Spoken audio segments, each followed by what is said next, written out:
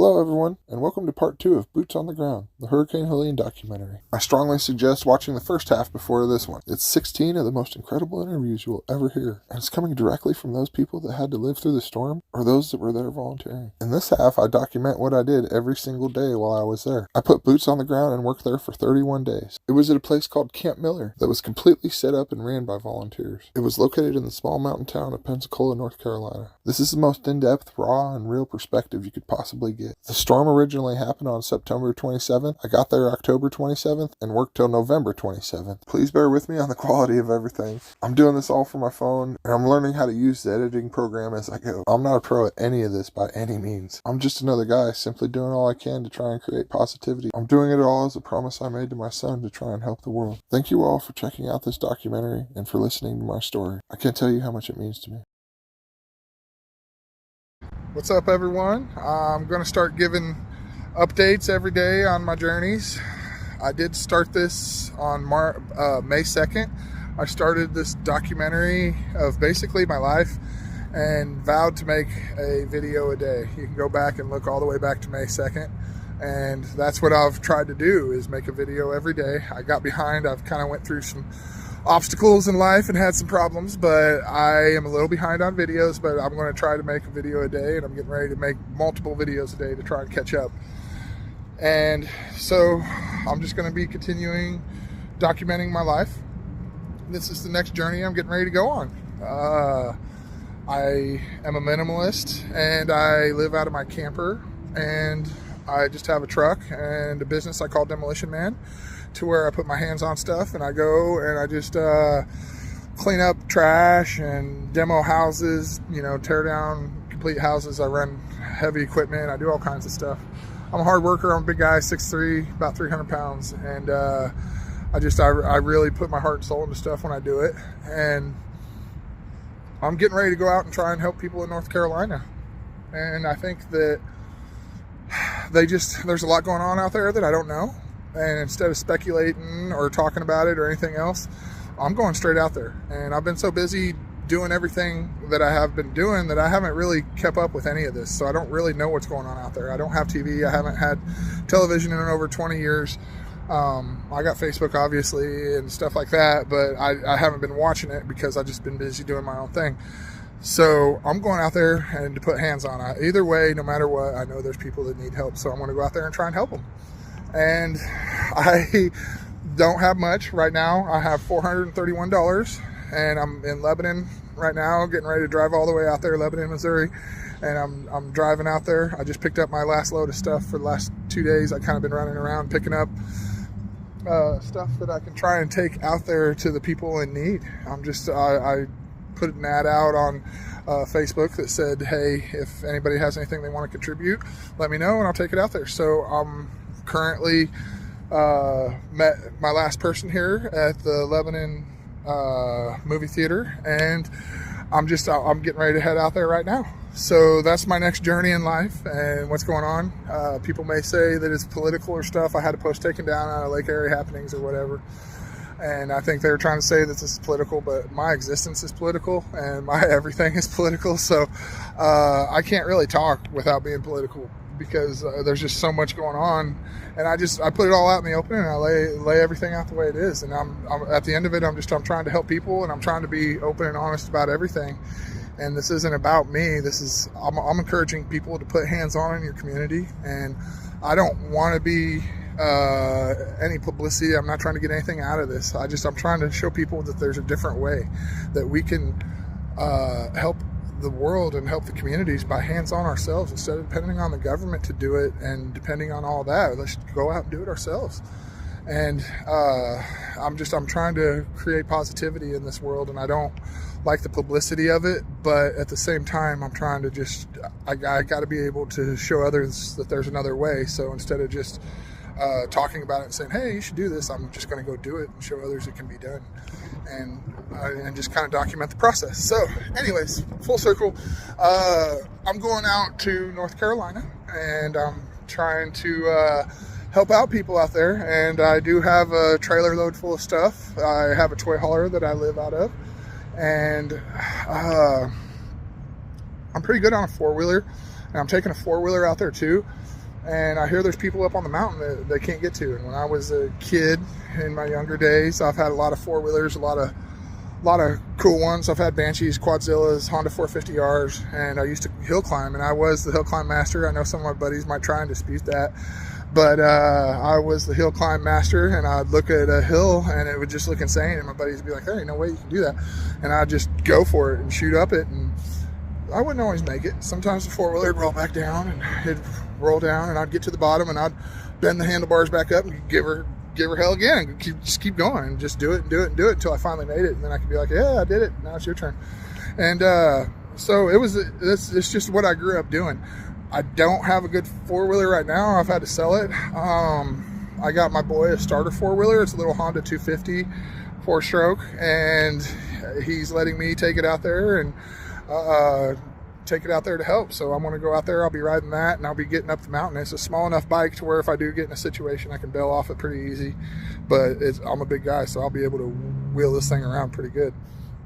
And my goal is to try and get up to where other people don't go and help out and just do anything I can. I want to put as much time hands-on as I can. My plan is to go out there and no matter what, put 3 days of work hands-on in. And from there, I'm going to need to obviously generate revenue because I've only gone out there with $431. So I don't like asking people for money. That's not my thing. So I always feel weird taking money and doing that. So I always just rely on myself and my own two hands.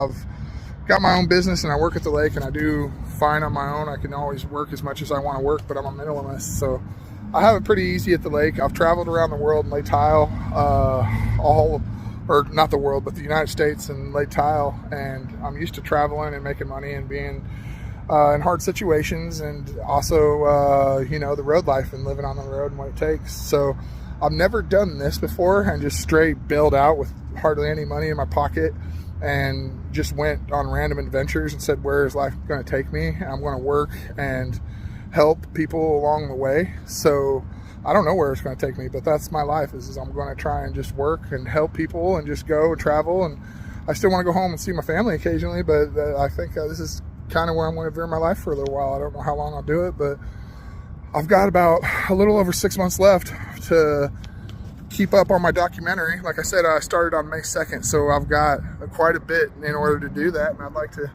just kind of make a documentary of just positive stuff in the world. I tell weekly comedy stories. I have a bunch of inventions. I have a whole list of this stuff already planned out, but once a week I do inventions and tell funny stories. I talk philosophy. I do all kinds of stuff, but that's on my YouTube page. I'm just, like I said, I'm trying to create positivity and a little different way of thinking in this world. I'm more freedom-minded, community-oriented, and I'm saying that we can basically do stuff without the federal government and do stuff on a local level, hands-on. And that's just a mentality and thought I'm trying to encourage. And I don't think it's a bad thing.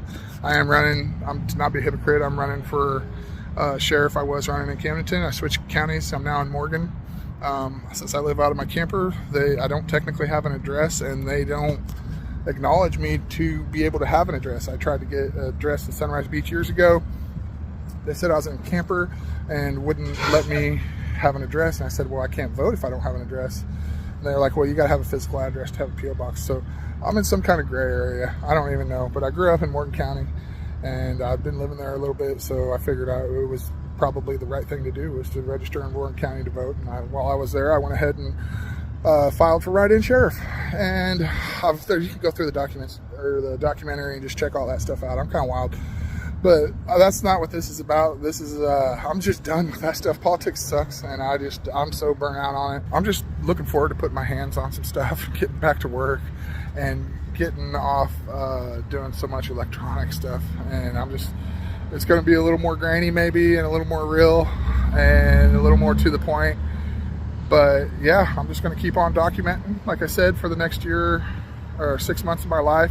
I'm starting right now going to North Carolina and just trying to help out people there and document what all's going on. I've heard a lot of different crazy stories, and I don't know. Like I said, instead of assuming or instead of trying to believe one way or the other, I'm just going to go out there and put hands on and help people out, try and generate a little work and then help people out, and I'll kind of document everything as I go.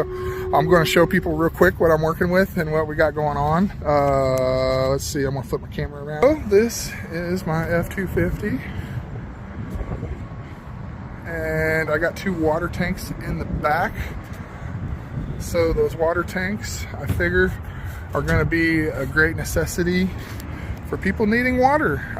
One of them is food grade. It had liquid smoke in it, so there will be a smoky flavor to the water, but it's better than not having water. So, and smoky flavor, it could be worse. It could be like ketchup or something. So I think liquid smoke is just the best of all worlds there. And then the other one, yeah, like I said, it's just an old one I had. There's the old four-wheeler. Like I said, I don't have a good four-wheeler right now. I've sold them, and I got my boy a four-wheeler, and it's good for him. It's a beginner bike for shifting gears and stuff. Hasn't got to a clutch yet, and I'm trying to get him there. But this is a good start for getting him used to gears. And front tires, a little bald. Don't mind them guys. I got faith they'll hang out. And I'm just bringing gas cans, got an extra generator. I do got a generator over there in my camper and a gas can. And then I got my homie. He's a good helper, aren't you, Eli? You good boys. Yeah, had to get him. And then, what do we got over here? Yeah, hose for the water. That's a bunch of hose. I got ramps, I got pumps, I got battery powered pumps, and I have non-battery powered pumps that I can run off the generator. And this is a toy hauler camper. So before I show everyone what the inside looks like, I'm going to show what it looked like before when it was nice and clean, because it's a little full and cluttered with stuff right now. And she is loaded. I mean loaded. I could probably go all the way to the roof, but I think it would be too heavy.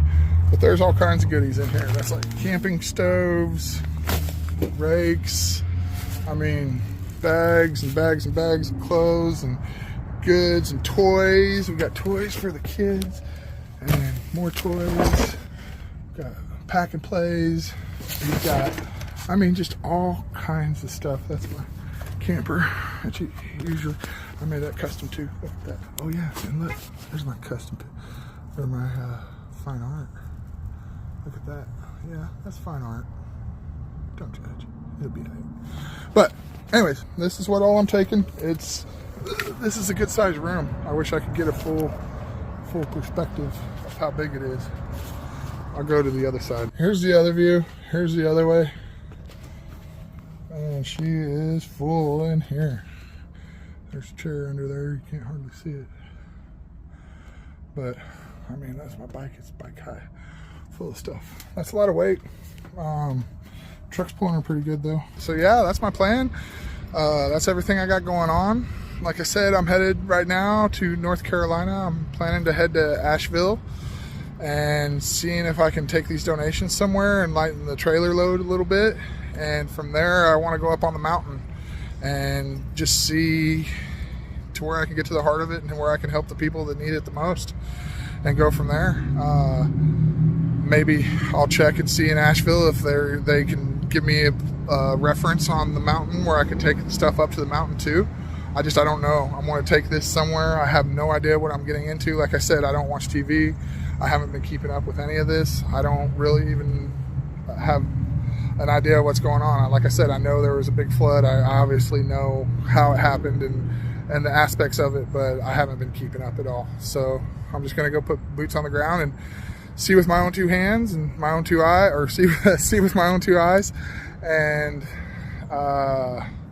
check it out from there. And I want to, like I said, make a documentary of it and just show everybody what's going on. And who knows where I'll go from there. There's no guarantee I'll stay there. I could go anywhere. It may not be in a place that got hit by a disaster. It may, who knows what it is, but at the end of it all, I'm always going to try and have a main theme of trying to help people somewhere in some way. Of course, I want to be working too, so it can't always be that theme, but that's just what I want to try and stick with. I'd obviously like to have a little bit of freedom to hang out and do stuff, but it's just going to be an adventure. Who knows where it's going to take me? And I just have putting faith into the universe that this is all going to be all right and all going to be good. I personally am not really religious, but I try to have a good heart and just treat others the way I'd like to be treated. I think the golden rule is a great thing, and do unto others what you want done unto you. And I just try and help people as much as possible. I'm just starting a new adventure, and I don't know where it's going to take me or where I'm going to go, but I'm leaving with $431 in my pocket and probably, $20, $30 in change. And just trusting the universe and knowing it's all going to work out. I have no worries whatsoever. It's weird. Most people would be worried and stressed, and I live my life that way. Like I don't have retirement. Somebody was talking to me about having a retirement fund the other day. I have nothing. I think it might even be a little scary to depend on the system, because I don't think it was going to be there. So what people might be depending on, it might not be there. So there's a flip side to that coin as well, because what if you depend on something and then you don't have it, to where I've just kind of planned on not having it the whole time and prepared as such. There's just a different mindset, and I think different than most people, but it's just, like I said, I have faith in that the universe will always work out and it'll always be okay. So I'm just rolling out and seeing what'll happen and seeing where the wind takes me. So to be fair, I do have amazing friends that can help me get home if I'm stranded. So I do have a backup plan if all else fails. I appreciate it, everybody, for keeping up and keeping along. And I really, really appreciate every single person that has donated and helped load this trailer down so I could take stuff out there. That really means a lot. I know there's a lot of people out there needing help, and you guys are just absolutely amazing. And I can't thank you enough for helping load me down and helping these people out here. So, yeah, I just appreciate everybody for keeping along. Thank you guys. Keep posted. See where we'll go, because I have no idea what's going to happen. What's up, everyone? So I am headed to North Carolina to try and help out there, and I'm just kind of documenting my journey and following along with progress as I go. This is just a little update. I drove all day yesterday. I left Lebanon about 1 o'clock yesterday. Drove pretty good. I got to the other side of Nashville last night about midnight. I did stop in Cahokia for a minute, and it was just slow going. I kind of took my time, stopped here and there to walk the dog and take breaks and stuff. But yeah, I'm a little over halfway, and I've spent $200 exactly in gas to get to this point. I do have a full tank. I did leave town with a full tank. But yeah, $200 has gotten me here, and I spent $10 on some pizza and some coffee and a banana, and another $1 on a soda at another stop. So altogether I have $11 invested into this, and I also had a chance to fill up my diesel gas can through it all too. So it got me this far, and also filled up my 5 gallons of diesel fuel. So stay along with the journey. I'm going out there kind of broke. I'm hoping I know for a fact I'll be able to work for 3 days. I have food and supplies, everything I need to basically, I think I could probably come pretty close to being able to live for a week without having anything.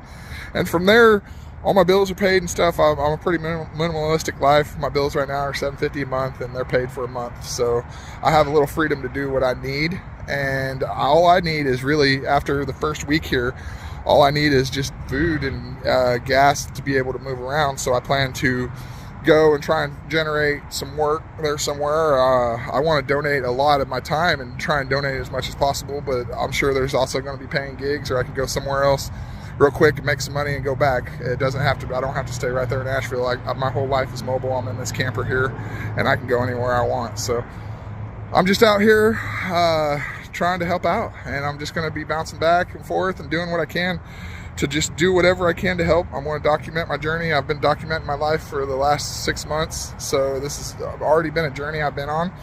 this isn't nothing new, and I appreciate everybody keeping up, and yeah, I'm just trying to help the world and create a little positivity, and I want to try and show others that it can be done this way, and that we can just put our hands on and put the boots on the ground and just do the best we can to make the world a better place. So I appreciate everyone out there. Thank you guys, and please subscribe and follow along, because it's going to be a pretty wild journey. We're going to see what we can do to really help some people out. So thank you guys.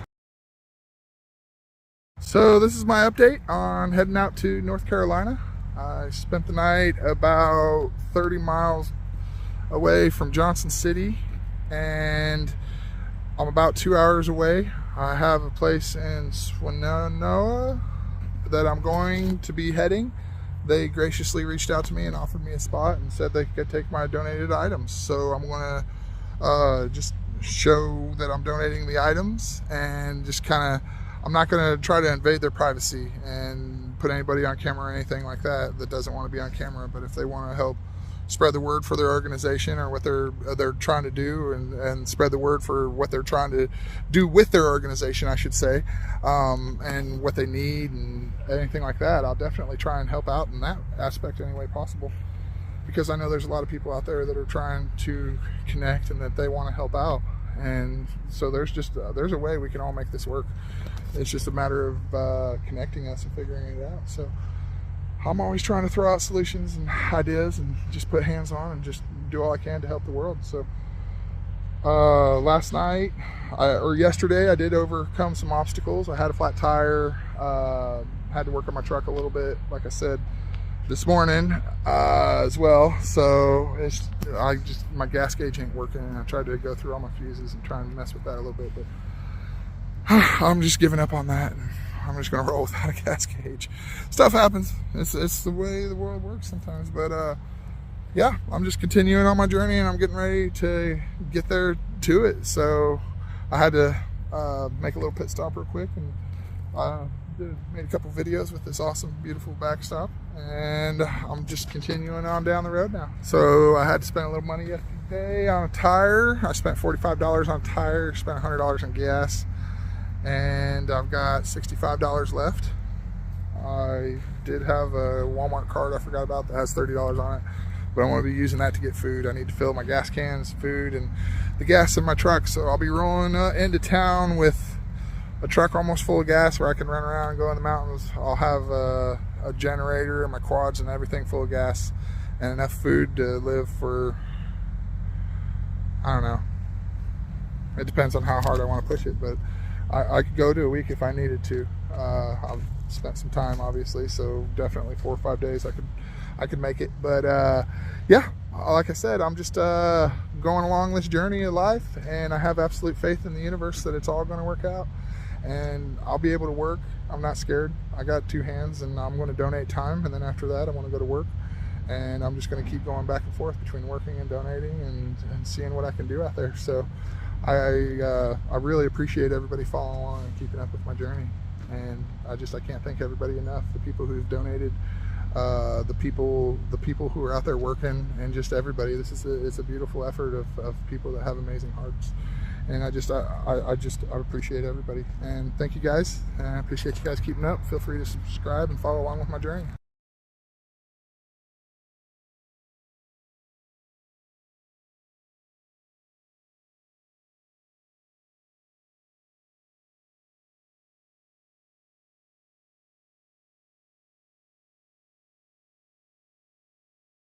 I finally made it to North Carolina.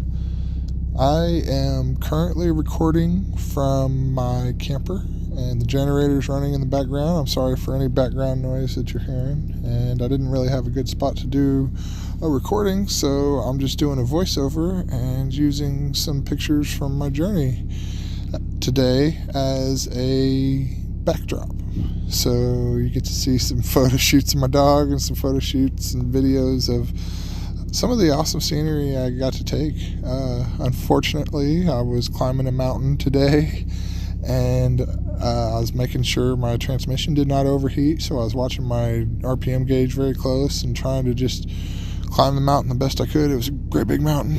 Right before Asheville here, and I was so busy watching my RPM gauge that my truck overheated. And once I realized, I was like, oh no, I got to pull over. And I just so happened to pull over right at a scenic outlook. And it was just the most beautiful, majestic place ever. And me and my dog were able to chill out and take a break for a couple hours. I wanted to let my truck cool down. I just wanted to just give it a good break. And so we took a break for a couple hours, and the truck just kept driving like no problems, and we just kept rolling on. So it's a great thing. Old 7.3 holding strong for me, and it's really done me good this trip. Besides the minor technical difficulties, but man, I've been working it. It's about a 12,000 pound trailer I've been pulling. I'm a little over 20,000 pounds, I think, with everything I got. It's a heavy load going over the mountain, but I made her, and I'm here.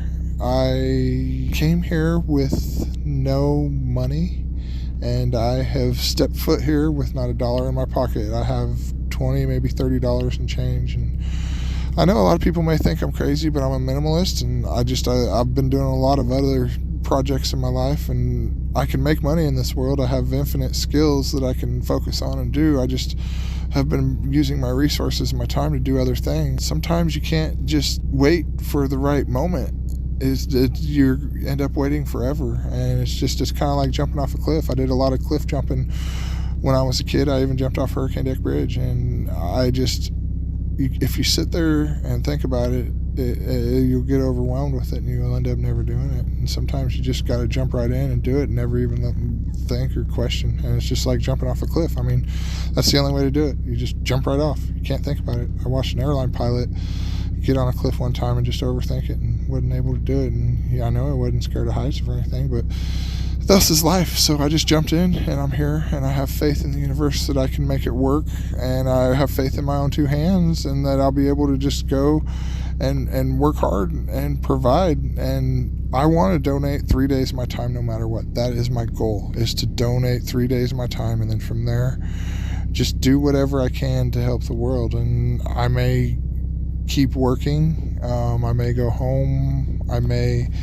I'd like to stay out here and just work here and try and work and donate and go from there. Ultimately, I'd like to work here for a month, maybe 2, but we'll see how it works. I have my pride doesn't ever want to let me ask for donations or anything like that. So I'm trying to just do the best I can, and I want to try and maybe direct donations to those in need here, and just make it to where people can directly donate, and I can put hands on and boots on the ground and actually find people that need help, and just figure out a way to make the two people meet and the two possibilities and necessities meet. My goal is to just basically put 3 days hands on and go from there. My most important part was just getting here and doing it. And sometimes in life you got to do it, and that's kind of the point I'm trying to get at, is that you just got to jump in and do it and not think about it. In which case I did, and I overcame some obstacles getting here, but I'm here, and I got enough supplies and gas and food and everything to make it for 3 days for sure, a week if I push it. I know I'll be all right. I'm just trying to show that, hey, it can be done, and just do it. That's the only thing you can do in this world, is just go for it and do it. Showing up here has been hard, because you look and everything coming here was fine, except for like some of the freeways were blocked off. So that was a big deal, and it made traffic real bad on the other freeways that were open still. And then when I actually started to get down here, I'm in Swinoa, and I'm across the street from the Harley Davidson dealership. And it was one of the worst hit areas right here. Coming in, it was just everything looked great and fine until you started to look in the landslides and the trees.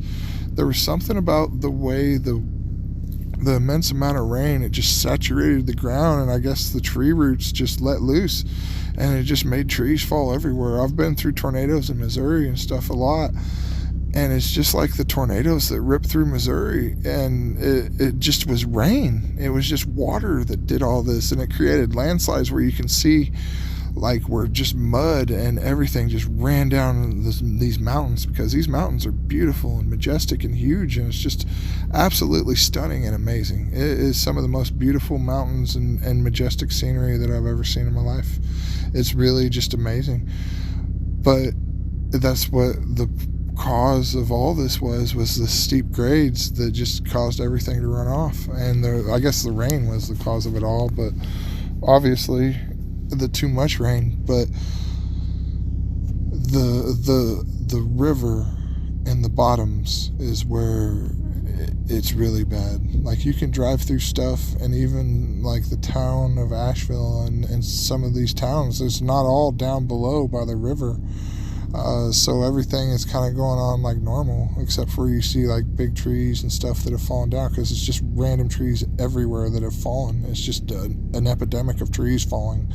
It's crazy. But what the river bottoms are is heartbreaking. It's really just it's wiped out everything, and civilization has kind of developed down there, and because it usually doesn't flood there, and it's not meant to flood, so everybody knows where the floodplain is and has developed life on that. And sometimes, the rivers flood and they're used to that, and they're like, oh, so they build up a little and they prepare for such. But the river came so high, it overwhelmed, and just it's basically wiped out parts, anything that was there in the new floodplain that's 20 feet higher or whatever has just been pretty much decimated. And some of it hasn't. Like, some of it just looks like normal. Like, where I'm staying right now is technically everything was underwater where I'm camping, and the river bottoms are just annihilated. And it's hard to fathom how annihilated it is, and how much force that water had. And even the places that flooded out on the sides, there's a neighborhood up the road that was all underwater, and there's people living there in the houses that were underwater. And I know from mold and a remodeling perspective that those houses are going to be gathering mold very quickly and not safe to inhabit.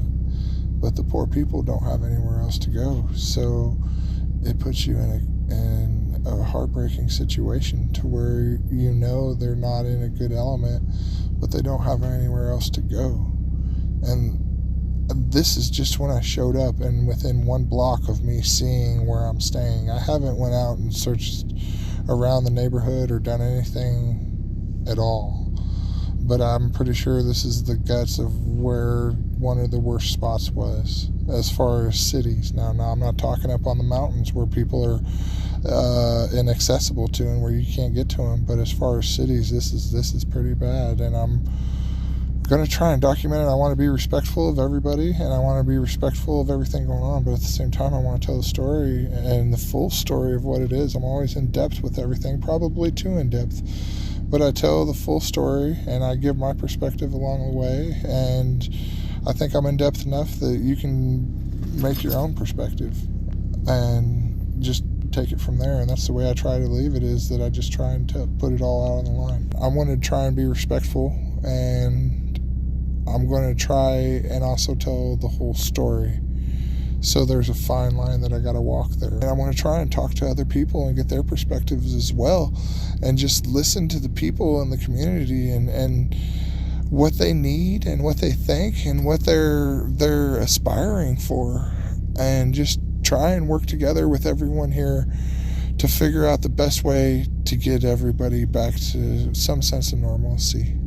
So yeah, that's my plan, and that's what I'm trying to do, and I'm going to go out and get to it. So I appreciate everybody for keeping up. I'm going to try and make videos and also try and work, so I'm going to be very busy. I just wanted to thank everybody for keeping up and for everybody for supporting me and the positivity and all the encouragement that I've been getting from everyone. I really appreciate it, and I greatly appreciate the donations that people sent with me, and we have an amazing community, and I just appreciate everybody. I love y'all. This is going to be a summary of my first day. So I woke up, I drove and tried to find somewhere to donate all my goods. I hit a couple churches. They were not taking clothes. They were taking some goods, but there's certain days they were doing it. Most places were closed today since it was Sunday. But I did find this place called Silverados, and they were awesome and just absolutely amazing to work with.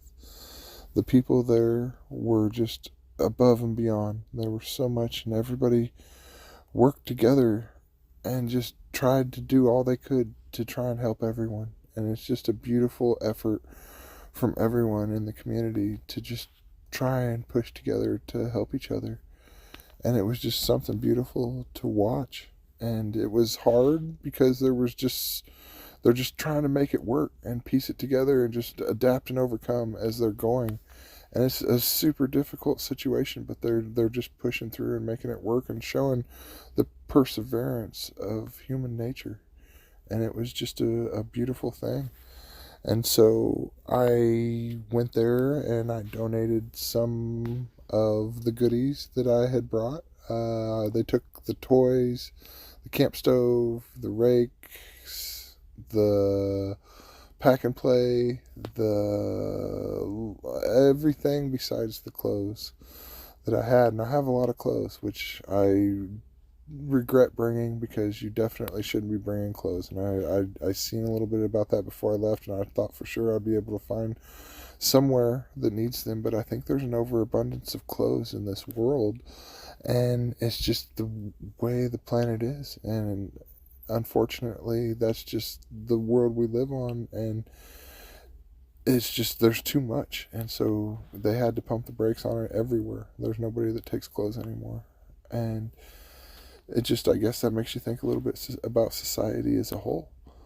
But everything else they were taking and just trying to redistribute, and they were doing it all at once, taking it and redistributing it, and it was just a great thing.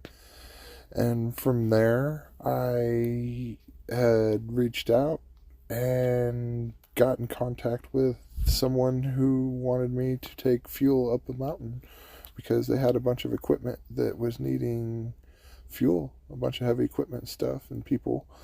And so I volunteered, and that's where I was wanting to go anyway, is up on the mountain. And I just, I wanted to scope it out first. So I went up there and I scoped it all out, and I think I want to be going up there for the next while. I'm going to try, a mandatory 3 days, but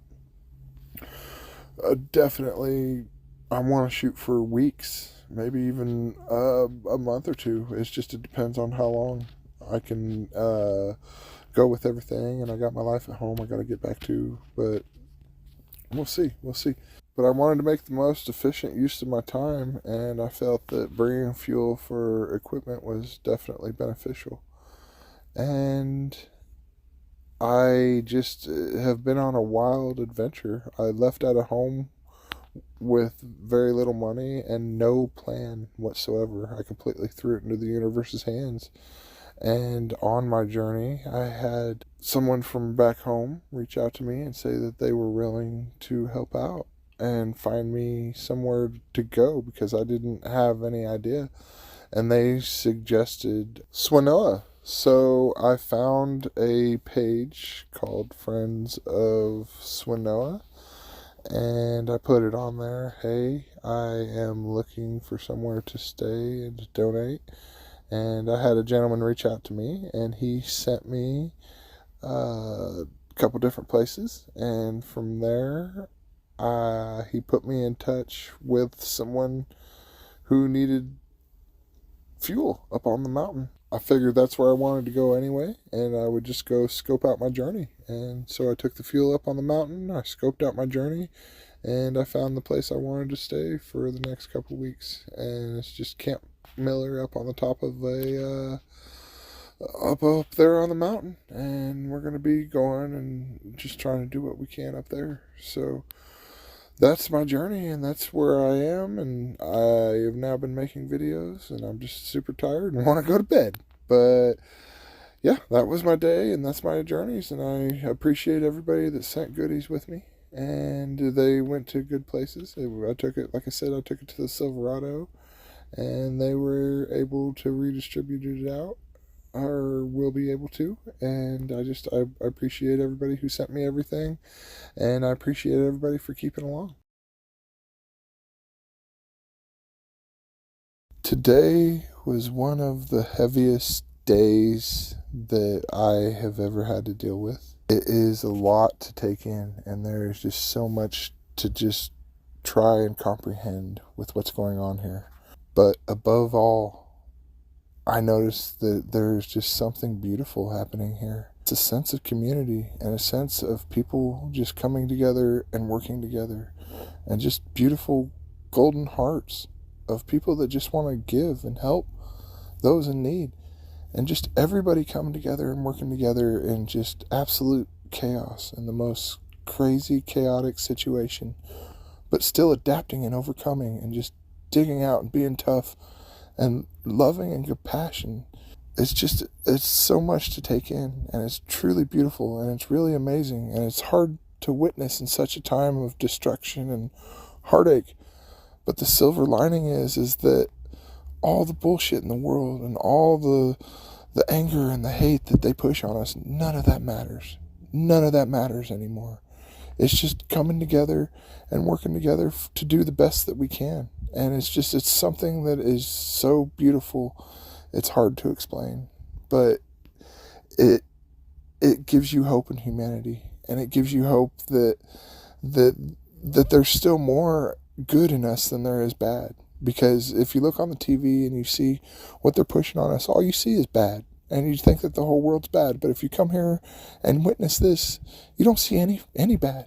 You just see people loving each other and caring for each other and just working together, and it's just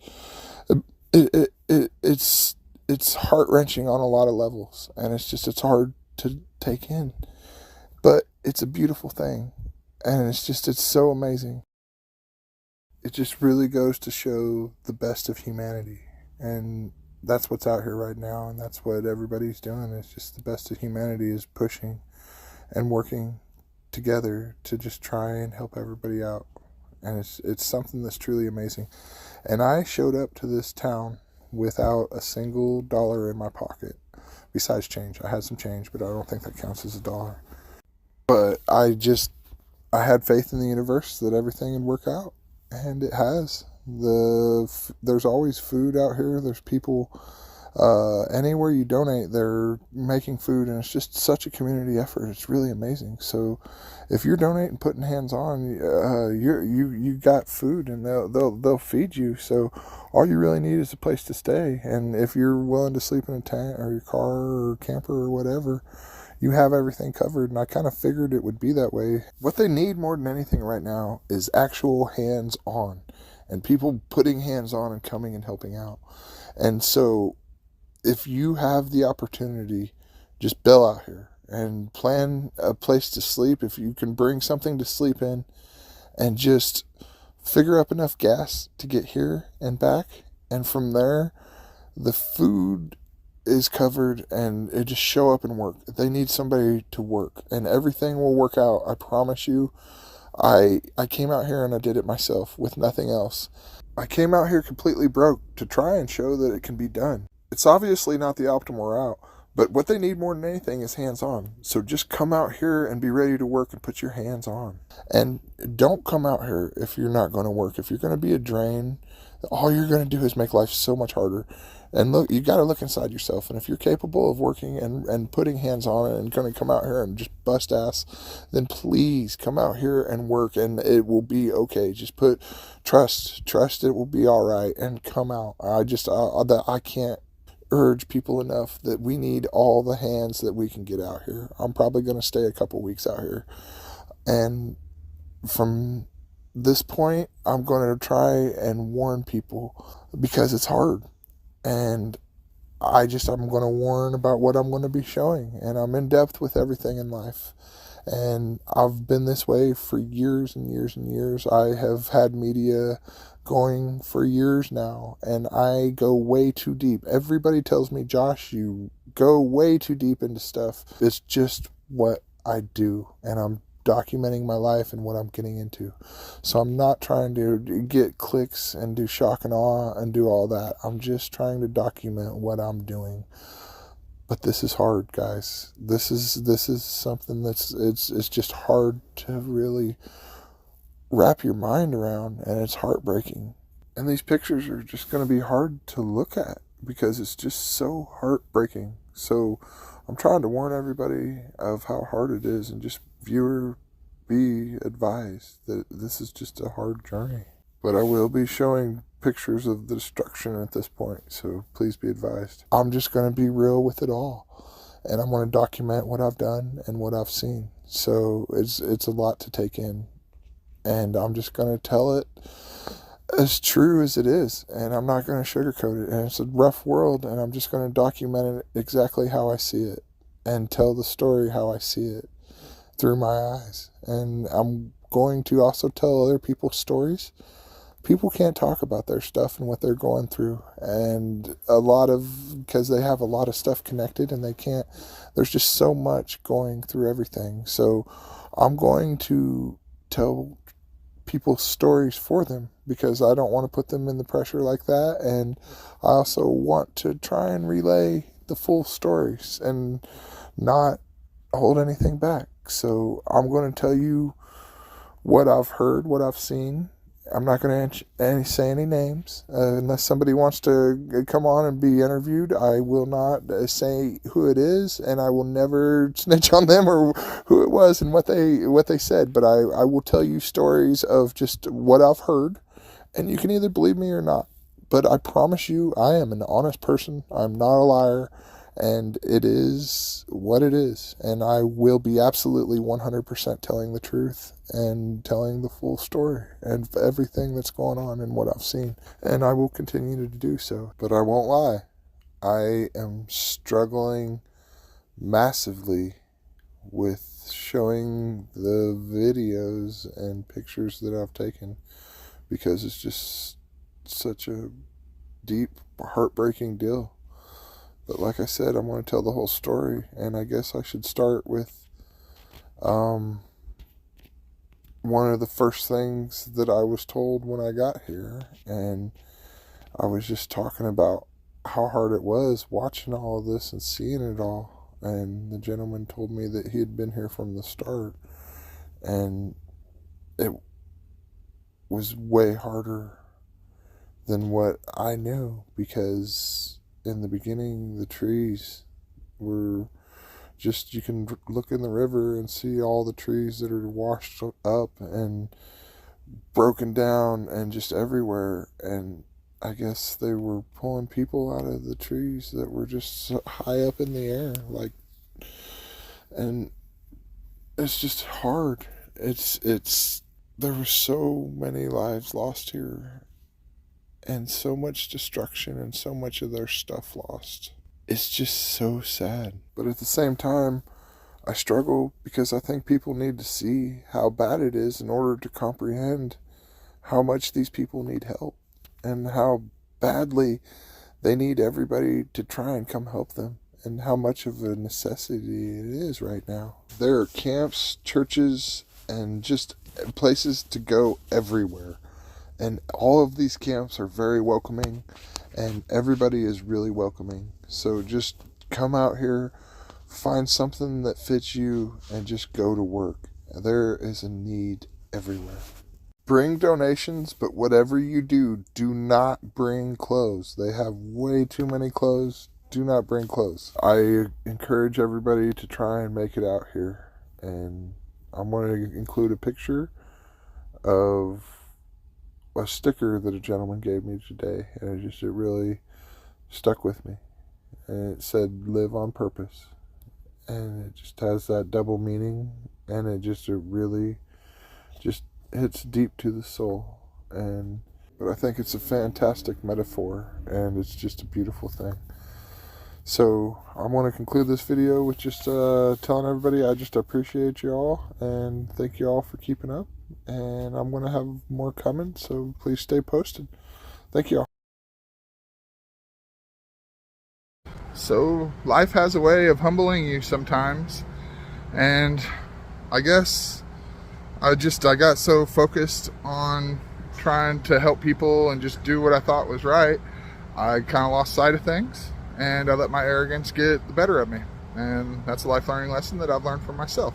Yeah, I guess what I'm getting at is I came out to North Carolina here to try and help, and I wanted to bring stuff, and I told myself that, hey, I'm going to bring whatever I can to try and help people, because I know that they've lost everything and that it's just they're going to need everything. And so I put a post out to try and have people load me up on stuff, and these gracious, awesome people did, and I'm so grateful for it. And it's amazing that the community wanted to help out and do so much. But what I didn't know, and what I had seen even a little bit before I left, is that they didn't want clothes. And I think even since I left and got here, it's become more of a thing, but I could be wrong. But it's just more of a thing than I knew, and they don't want clothes here. It's become from wanting clothes and needing things to a nuisance, and now they have too much of it, and it's just they don't know what to do with it all, and it's becoming a bit of a pain for everybody to try and deal with, because there's just so much of it. And there's even people like going and dumping it in parking lots and just leaving clothes places. And I'm not going to do that. I'm going to go find somewhere that's going to take them. But it's become a journey that was a lot harder than I thought it would be. And so that's what I'm trying to do this morning, because I got to lighten the load on my camper. And because I'm getting ready to go up the mountain, and I got a lot of clothes on here, and I got to lighten it. And it's my own arrogance of thinking, hey, I'll make it work or whatever. And sometimes life throws you that curveball. I'm a determined person, and I'm still going to make this work. But I should have maybe listened a little bit more. But at the same time, my same stubbornness is what brought me out here. So there's 6 in one, half dozen in the other there. But every little bit counts and helps, and more hands make less work. So it's just a matter of trying to get people out here to try and help out. There's endless work out here and endless people that need help. So I guess I'll give a quick little video, or a quick little showing of what I'm talking about, and the clothes. That is the extra clothes I brought. I did bring a bunch of goodies and goods for, like, I brought toys for kids. I brought all kinds of random stuff. Rakes, cook stoves, pack and plays. Just people loaded me up with all kinds of goodies. And there's blankets, there's good clothes in here. That's what's killing me, is that this is all good clothes and blankets and coats and stuff like that, and they don't need it, and I don't understand. I thought for sure that somebody'd want it, and it's hard, but it's a life learning lesson. They have all they need when it comes to clothes, so please do not send any more clothes, and send goods and stuff if you can. Help donate or whatever to whatever cause you want, but above all, try and come out here and just put hands on, because that's what they need the most. So I got lucky, and I was able to find somewhere to take the clothing that I brought, and it's going to a good place, and I'm really happy about it. So I was able to take it to Goodwill. That semi-trailer, they fill semi-trailers like crazy, but this is the Goodwill in Swinoa, North Carolina, and this is across the street. They pretty much are just dumping out clothes. Yesterday I came here, the Goodwill was closed. I thought it was all the same organization, and there was just a pile that was 10 times as huge yesterday, and they were just digging through it, and I wasn't about ready to just dump it and leave it and do that. But over here at Goodwill, they put it in semis that have a method to the madness. I don't know if they're sending it somewhere else, or if they're storing it, or what they're doing, but they are putting it. I put it in that semi right there, and it's just it went to a good place. So I appreciate everybody that donated. It worked out for the best in the end, and it worked out. But I still recommend not bringing because they have way too much clothing, and I would not recommend bringing clothing. They need other stuff. Everybody will take other supplies, important stuff, but clothing just seems like an abundance. I think that's a thing in the world. We just have too much of it, and maybe need to figure out a way to reuse it or do something with it. But I appreciate everybody. Thanks for keeping up. And I really, really, really appreciate everybody that donated and had the kind heart to just put those clothes together and send them with me. And it all worked out. So I appreciate everybody. And I really thank the Goodwill for being able to take the stuff, because I came here early, told them my story, because I wanted to get up on the mountain to Camp Miller in Burnsville. And I'm wanting to get up there as quick as possible, and they let me come in before they were even open. And they weren't open yesterday, so that's why I was a little hopeless. But yeah, it all worked out. I am doing a documentary of my life and recording a video a day, and I've recently come up to North Carolina to try and help donate some time to the victims of Hurricane Helene. And it is very rough. I am up on the mountain. I started in Swanoa, and since then I have come up towards Burnsville and specifically Pensacola. I am in Pensacola in a camp called Camp Miller way up here. And it's heartbreaking to see what these people are having to go through. It's just absolutely devastating. But I'm just doing everything I can to just try and put hands on and help out here. And so I came from Missouri, and I'm doing what I can. Like I said, this is going to be the documentation of my second day out here. I woke up and immediately went to work.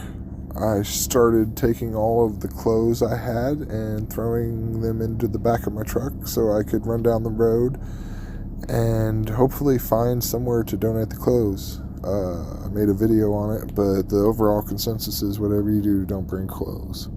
But I was fortunate enough to take them to the Goodwill, and the Goodwill, even though they weren't open, I talked them into working with me and accepting my donation of clothes, and it went to a semi, and it did go to a good cause, and I'm very glad that all happened.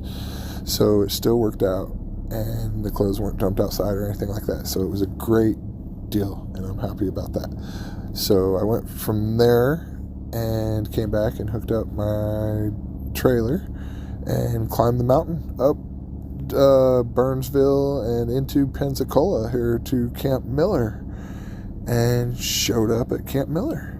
They were pretty organized, but they also had a lot going on, so it was a little hard for me to find stuff to do at first. But I eventually got teamed up with someone, and we were able to deliver a generator up on the mountain to a family that desperately needed it, that had no power.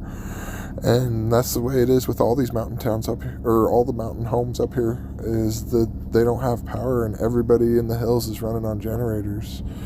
And it's a really tough situation for everyone involved, but we're digging through, and everybody's making it work, and it's a beautiful thing.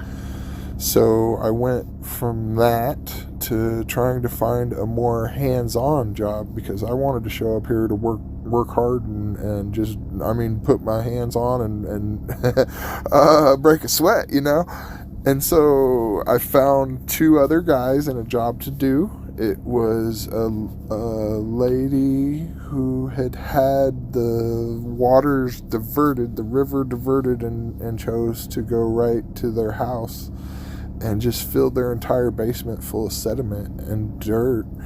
And it was about 2 to 3 feet deep through the whole basement. And so the mud needs shoveled out, and the sheetrock needs tore out, and the carpet needs tore out, and it's going to sit there and mold. And it's been a month already just sitting in there with 3 feet of mud in there. There was a group of 19 retired soldiers that had come and shoveled out the first probably, close, I want to say 5/8 to 3/4, somewhere in there. And there's it's probably 3/4. And so they got a lot of it done as the shoveling, but there's still a quarter left, and there is one room that's really bad, and it's kind of small, and it's going to be an adventure. So I was able to get 2 guys rounded up, and we went up there in that basement, and we just worked hard and shoveled wheelbarrow load after wheelbarrow load for about 5 hours. And I ran the wheelbarrow a lot. I did a lot of shoveling too, but I'm a bigger guy, and so I'd have the 2 guys shovel, and we had 2 wheelbarrows, and they would just shovel one wheelbarrow, I'd wheelbarrow it out, come back in, get another one, and we just did wheelbarrow after wheelbarrow, because you had to wheel it up this ramp and then kind of duck down at the top, and it was just all real hard to get to, and just it was difficult. And like I said, I'm a bigger guy, and I can handle the wheelbarrow a little better. I would say I did about 5/8 to 3/4 of the wheelbarrowing, and the other fellas did some wheelbarrowing as well, and I got to take turns on shovels. So we all got to have a little bit of fun in that adventure. We just made it work out, and we went in there and sweated hard, and it was a dirty, nasty, terrible job. But, we dug through, and we got her, I don't want to say we got her done, because we still got a lot to go.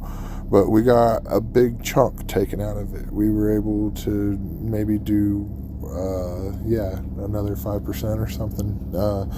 So you can eat an elephant one bite at a time, and it's just a matter of just plugging away. And I'm going to be doing other jobs, but I will be going back to her place every chance I get to break a sweat and put in some good work, and to just plug away and take another bite of that elephant. So I'm not going to include the outside pictures of the property.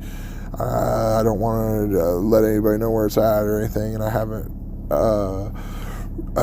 asked her for permission. She's a very sweet lady, and I'm sure she wouldn't mind, but I'm just going to keep the pictures of the basement. That way nobody really knows where we're at or what's going on. And I'm trying to be respectful of everyone and everything. But at the same time, it's part of my journey and what I'm doing, and I put a little hands on, and we got to the 2 guys that helped me work. They were just phenomenal. They worked their butt off, and they didn't know each other from Adam, but I promise you, everyone in the camp thought they were twins. They looked exactly alike, and one of the guys rescued a cat, and I might tell a different story on that for another day, but it was just a cool little story. And yeah, it's just it was a good day of hands-on labor-intensive work, and I came back and I took a shower because I was all covered in mud. We all were, and we really worked hard and got her done. But we slept good that night. I know I did. I don't know about those guys, but I know for a fact that I did. And it was just another part of the adventure. So that was my second day out here in North Carolina. I'll be doing a video like this at least once a day. I'm a little behind on videos, so I'm trying to catch up a little bit. But originally 6 months ago, I said I would do a video a day, and I've tried to keep up with that. But unfortunately, I'm behind, so I'm making a couple more. This is going to be a summary of my third day in North Carolina. I woke up a little sore from the work the day before, but it was 7-ish, and I got up and I did my morning thing, and I was just getting ready to go out and talk to the people in camp. At 8:30, I guess they give out missions to people to go do wellness checks, to cut down trees, to do anything that needs done. Electricians, any trade, heavy equipment, anything. Anybody, they are the network hub for the community, and they have a command post here to where they just keep track of all the people that need help, where they are, what exactly they need. It is so detailed. It is a great thing. They are just really doing amazing things, and I can't say enough. But they give out missions at 8:30 in the morning, so we go find out what our mission is, and it's suited to our trades or whatever it is. And I was getting ready to go do that, but I got a text from Daniel Baymeyer. He is a friend of a lot of friends back home. I haven't had the chance to meet him yet, but he's a great guy who's coming out here to donate time. He was out here before me and had already come to this area a little bit, and we had been in contact, and he said that he was going to come up here to where I'm at, which is a blessing to these people. It's just absolutely amazing and absolutely what they need more than anything. And he is bringing a crew of guys. They're going to be cutting trees. They're tree guys, and he's got skilled tradesmen, carpenters and stuff, and they're just I don't know the guys, but they're just they got to be amazing people to be coming all the way up here and doing what they're doing. It's just an absolutely amazing community I have. And so he reached out and said, hey, what do you need? And what do you guys need up there? And if you guys haven't seen my clothing video, I brought a bunch of clothes, and I immediately realized it was a bad idea. So I said, I don't know what we need, but I'm going to go talk to the camp manager and the camp people in charge, because they have everything super detailed, and they have like a master command post where everybody just goes and reports and gets updates, and just a master list of everything that needs going on, and they update it to the minute. I mean, once you go do a job, you come back, you report, and they modify the list. It's just a really smooth operation. And so I went into the command post, and I was like, yo, guys, what's up? What do you need here? And they were like, well, we pretty much have all of our needs met. The community is a great thing. I mean, the planet, and I guess everybody donating is a great thing, but there are certain items they had that they're not being able to get. And it was power washers. They're needing power washers for like doing mold remediation and stuff like that. And so we got power washers, and then we got 7.5-inch log bolts. They're called ollies that we were needing, and we need 3 and 4 foot diameter culvert. And so he said we need that desperately, and he also said we need gas desperately, because all these homes up in the mountains are running on generators, and they don't have any power yet. And we are basically the gas depot for these people who, some of them can't, I mean, they don't have cars. Their driveways are completely blocked off and just run off the mountain. They can't even get in and out of their driveway. You have to literally, there's this lady the job I did, I have to go across power lines to get to her stuff, and it downed power lines, just walk right over them.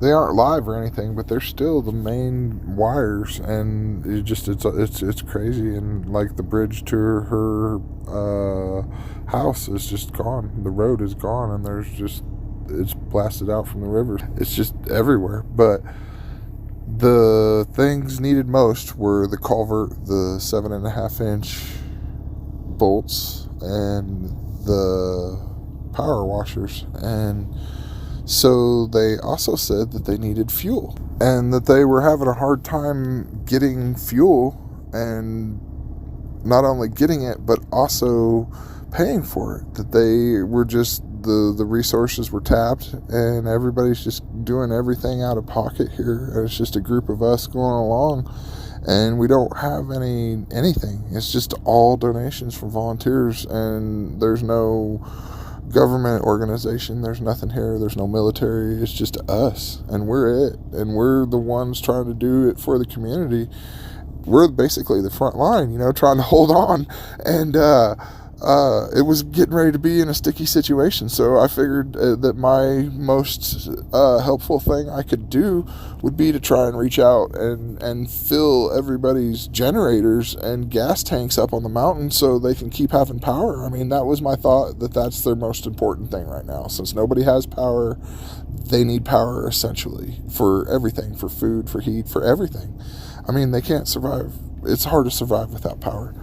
So I immediately decided to reach out to my community. I have a fortunate community, and they are just so gracious and just loving, and it's just the most amazing community in the world. Everybody comes together and works together, and it's really a great community. And I knew how great my community was, and I've already had a lot of people that have reached out to me and tried to donate money, and I'm stubborn, and I refuse to do it because I know I'll always be all right on my own.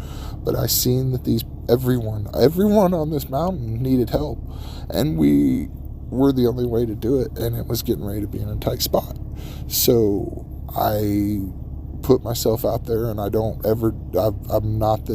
usually don't do it, but I asked my community for donations, and I just made a big post and said, hey guys, if anybody can create a way to help, we need it. Whether it be culvert and lag bolts or log bolts or pressure washers, whatever it is you could do, or money. And I gave a GoFundMe and a Venmo and said, please help out if you can. And I'm up here in the mountains, and I'm trying to do what I can, and I don't have service. There's only the Starlink at camp, and besides that, there's no service up here. It's remote. But yeah, I put a post out to my community and said, hey, would you please help out? And I gave depots around the lake. I live at Lake of the Ozarks in Missouri, and I gave depots around the lake in every town to where people could go drop stuff off. I don't know what exactly is going on, what everybody has, but those are the spots and the depots. And lo and behold, I made that post at 1. It took me about 5 hours to work up this post and ask my community for help, and I put it on public forums, and the community just they really just shared it so much. It's amazing and how beautiful it is. And I went, and from there I went back and shoveled some stuff by myself for an hour or so, all by myself up on the mountain, and tried to talk to her about plotting out some other ways to get all the trash and sheetrock out of there. The original plan was just to throw it out into the yard, but I have an idea to get an excavator up there so I can get my truck all the way to the door, and we can throw the sheetrock in my truck and dispose of it and not make a big mess everywhere. So anyways, I talked to her about that, and then did about an hour manual labor by myself in the dungeon down below in the mud. But after that, I'd seen earlier, I'm part of a Burnsville hub, and they had a county meeting, and somebody on the hub was saying, hey, there's a county meeting tonight. Is there going to be anybody that goes and records it? And that is what I do at home. So I figured that would be what was needed here, and that was part of the reason I came out here, was to document everything. And what better way to document everything than going to the county meeting and just seeing everything that's going on firsthand. That is the best way to document it at all. So I was just a fly on the wall, and got to record, and I recorded the whole meeting. I'll be posting that. And they talked a lot about Pensacola up here and what was going on. And even the gentleman Brian that runs the camp was there at the meeting, and I didn't know, because I was like trying to verify I had the right address for him and stuff, but it ended up being the right one. And I couldn't get a hold of him all day, and nobody knew why, or I guess some people knew where he was or whatever, but I didn't know. They were just like, yeah, he's busy. They didn't specify or whatever, but he had been talking to the city officials trying to get gas up here and saying, hey, we need gas. I don't care, military, FEMA, is anybody listening? So that was brought up in the meeting, and they say they're going to bring back gas, but it's one of those, we got to see, because I think that he's been told that before. Regardless, I wasn't able to find him, and I still had the 250-gallon tank that I brought from home. Right before I left, 2 hours before I left home, I bought a 250-gallon tank for $100. It was food grade, and it had liquid smoke in it. And my idea was that if somebody needed water, it would have a little bit of a smoky taste, but it would still be efficient to get water. But at this point, I realized that fuel was much more important. And so I was going to donate it to the fuel situation, and I was trying to get it fueled up, but it was $800 to fill up, and I don't have any money, so I didn't have a way to fill it up. I just had the tank, and that's another reason I was trying to get a hold of Brian. Couldn't get a hold of him. So lo and behold, we're both at the meeting, or at the meeting, I guess, and I look back and I see him just back there. I'm like, oh man, I've been looking for you all day. This is great. And he's like, oh yeah, cool. And I told him, how I had the tank in the back of my truck, and I'm like, hey man, this is the tank if you want to fill it up. And he's like, cool. And so we go to the gas station and we're talking, and I'm like, yeah, I reached out to my community today. I don't know if they were able to do anything. And he's like, oh, well, let me check. And he looks, and my community had donated thousands of dollars. It's a beautiful thing. And that was at like 8 o'clock tonight. And from the time of 1 to 8 o'clock, my community rounded up thousands of dollars. And in 6 hours, my community was able to fill that entire tank that I had brought from home.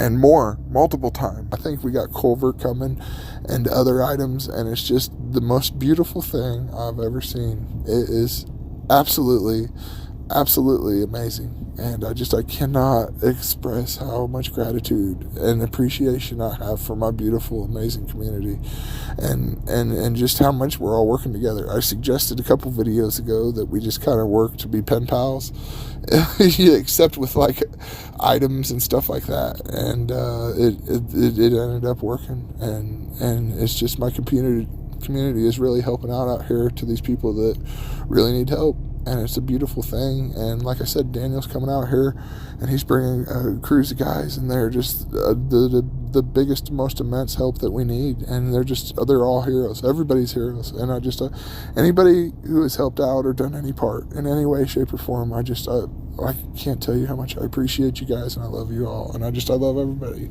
It's a great thing. But yeah, through that, I did record the video because that's what I do. So like I said, I'm going to be posting that.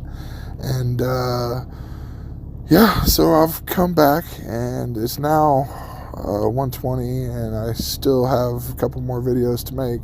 So I don't think it's technically day 3 anymore, even though it's rolled into day 4, but it's still part of the same day because I haven't slept, went to bed. Anyways, I probably do need to go to sleep eventually, but I'm not. I'm pushing through, and I'm going to do these videos and just keep working tomorrow, and I'm going to just work my heart out while I'm here and do everything I can to help these people and just keep plugging on. And I appreciate everybody so much, whether it be the people here in camp putting their hands on, busting their ass, and putting their hearts out, and just sacrificing their whole lives and families and everything they have on their life. They just put on hold and just jumped out here. And everyone from my community, and anybody who's donated, or anybody who's done anything in any way to help these people, it's a beautiful thing, and everybody coming together. And it's just, like I said, there's a lot of ugliness in the world, and they try and divide us a lot, but don't let it fool you. The humanity is beautiful, and we have a lot of love and compassion, and this is a great world with great people in it. And it doesn't matter what you believe when we just come in and work together, and it's just a beautiful thing. And I think that it hurts because it's such a tragic situation created all this, but the silver lining is you get to see the best of humanity, and I've never got to witness anything like this before. It's amazing. But yeah, so that is my story for day 3 and what I've been up to. And I'm going to be documenting this. Like I said, I do a video a day, so if you guys want to subscribe and follow along, I'd appreciate it. Love you guys. Thank you. I want to preface this video by saying that I am currently up in Pensacola. They do talk a lot in this meeting about Pensacola, and I am up here donating time. I came from Missouri, and I'm just doing all I can to try and help the people up here in this poor community and the poor terrible things they've had to witness. It's so heartbreaking.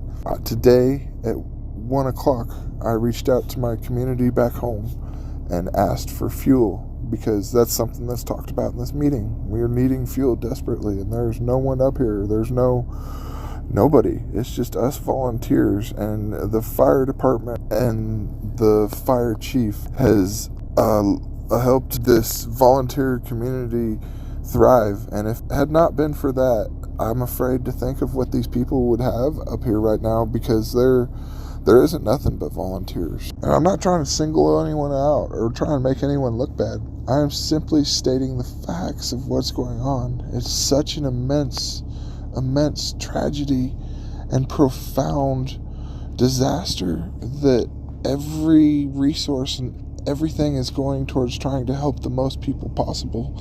And in this situation, it's just the cities. I mean, that's just how it works. The bigger the city, the more people there, the more they're going to try and push to get that done, which means that the small, tiny little itty-bitty little towns like Pensacola, up where I'm at, that Google says has 535 people, and they're just last on the list, and that's the way it is. And there's just nobody up here because there's no available resources that is at least on any level that we're seeing.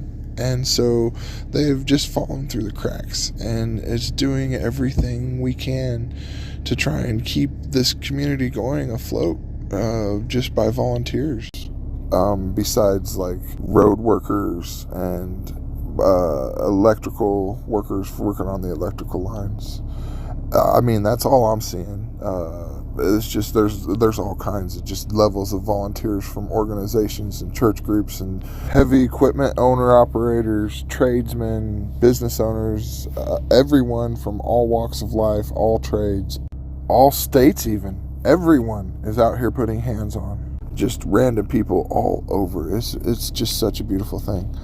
But point being is that we were running out of gas and had no funds for gas this morning, and I made a post out to my community at Lake of the Ozarks, Missouri, and asked them for help, and my wonderful community came together, and just by 8 o'clock, when I got done recording this meeting, we went to the fueling station.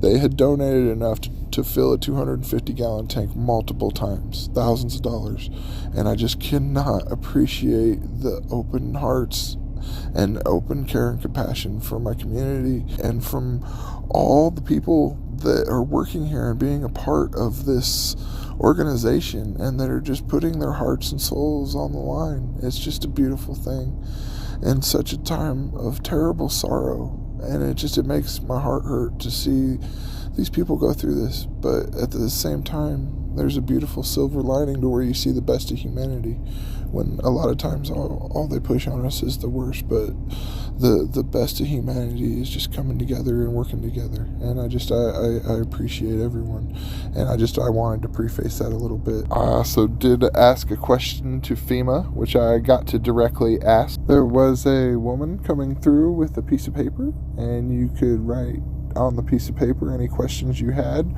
for anyone up there. I had talked to multiple people who gave me firsthand accounts of saying that FEMA had came and taken their goods. Now, I wasn't there, so I can't confirm nor deny, but I did figure it would be worth asking the question and seeing what their response would be. So my question was, how can FEMA take a person or group's property without violating the Fourth Amendment? Which, for those that may not know, the Fourth Amendment protects us from unreasonable searches and seizures and ensures that there is probable cause and that a judge signs a warrant before our property can be taken, and due process must occur before our property can be taken. So, if it was happening, they would be violating the Fourth Amendment. But their response was that they are not taking anyone's property.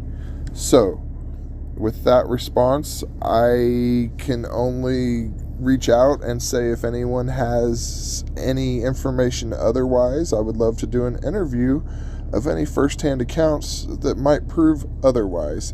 Beyond that, I don't know what else to do about the situation because they said they didn't do it. So if anyone has any information, please feel free to reach out to me and I would gladly give you an interview. But back to me writing the question. A kind young lady behind me, when I was writing it out, seeing I was struggling, and she offered to hold my phone for me. So she held my phone for me for a minute, but she said she might have unfortunately been holding it upside down. So if you have any upside down video, I apologize. But yeah, this is what I think is the first county meeting out here where this disaster has happened, and it has all the officials involved, from the military to the sheriff and the school to FEMA, everyone involved, the commissioners, everyone that has been involved, road department. You get to hear from everyone. It was a pretty efficiently run meeting. And yeah, so this is just me using my First Amendment right and recording it all and just trying to keep everything open and honest. That's what I do. And you can go back and see my previous history through everything I've done. And it's what I try to always do, is just keep everything as public as possible, because that's what the First Amendment states and that's what it's here for. And these public meetings are supposed to be open. So I just try to keep everything open back home, and I'm doing it here as well. And I just appreciate everybody for following along. Feel free to subscribe to my channel. I do daily videos, and I plan to keep doing it. Thank you, guys.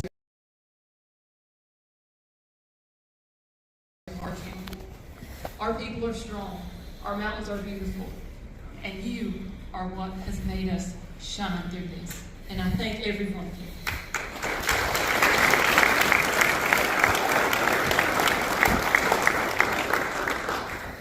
I also want to give thanks to our Lord and Savior, who kept a lot of us safe. And even though we did lose some people in this war, His grace has carried us through. And His wisdom is helping us lead and guide our county into this recovery effort. Tonight's meeting, our goal is for everyone to leave with the most up-to-date information we have to assist the community in getting the necessary resources to recover. To provide clarity, I want to give you guys some updates on efforts that have been in the county thus far. Over 1,000 homes and several businesses have been damaged by the storm. We've had an estimated 1,500 people who are currently without power. FEMA has allocated over $8.1 million and processed over 5,000 registrations for Yancey County alone.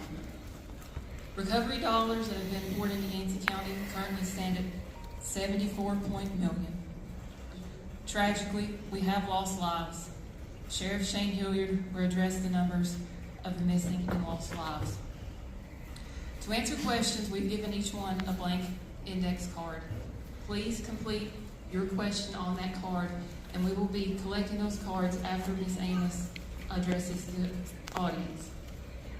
We also have community resources after the meeting that if you have questions or you need help with FEMA assistance, if you need help with the Red Cross assistance, and other community outreach programs have tables set up for each person to be able to get your resources that you need to help get you through this. We are a community, we are together, and we're going to stand together. With that, I would like to introduce our panel members. Jeff Whitson, County Commissioner Chair. Lynn Austin, County Manager. Jeff Lovin, CEO French Broad. Shane Hilliard, Sheriff of Yancey County. Niles Howell, Fire Chief. Russell Fox, Burnsville Mayor. Captain Long from the National Guard. Tyler Shelton, DOT. Antonio Lopez, Nicole Dyson, FEMA. And Ms. Kathy Amos, Yancey County School Board. And now I'd like to turn it over to Jeff. To this point, moving forward. But the first thing I'd like to do is lay down some ground rules, as we do the second Monday of every month with the Commissioners meeting. We want to let everybody know exactly how things are going to work and how this is going to be handled. We're here tonight for your cause and to give you the information. It's not a meeting for us. This is a meeting for the public. And we want you to be able to attain the resources that you may need to go forward. So tonight we would like to, and I do want to say, and I'm trying my best not to get emotional about this, but this community and this county has come together like never before. There's no divides at this particular moment. And that's not what this meeting is for. That's not what this meeting is about. It's not a political meeting. It's not in any way, any shape or form to divide our community. This meeting is to facilitate information and to connect resources so our county can progress and move forward.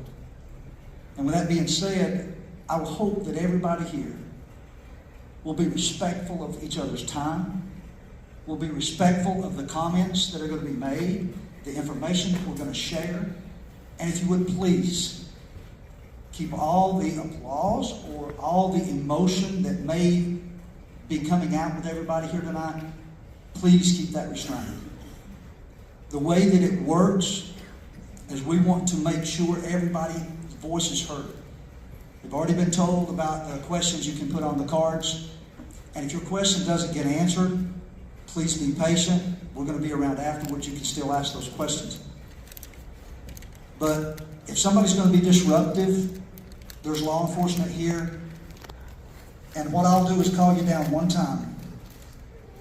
If you can persist to be disruptive, I'm going to ask you to leave. If you do not leave, you will be escorted out. And my desire and my prayer is that there's nobody here like that tonight.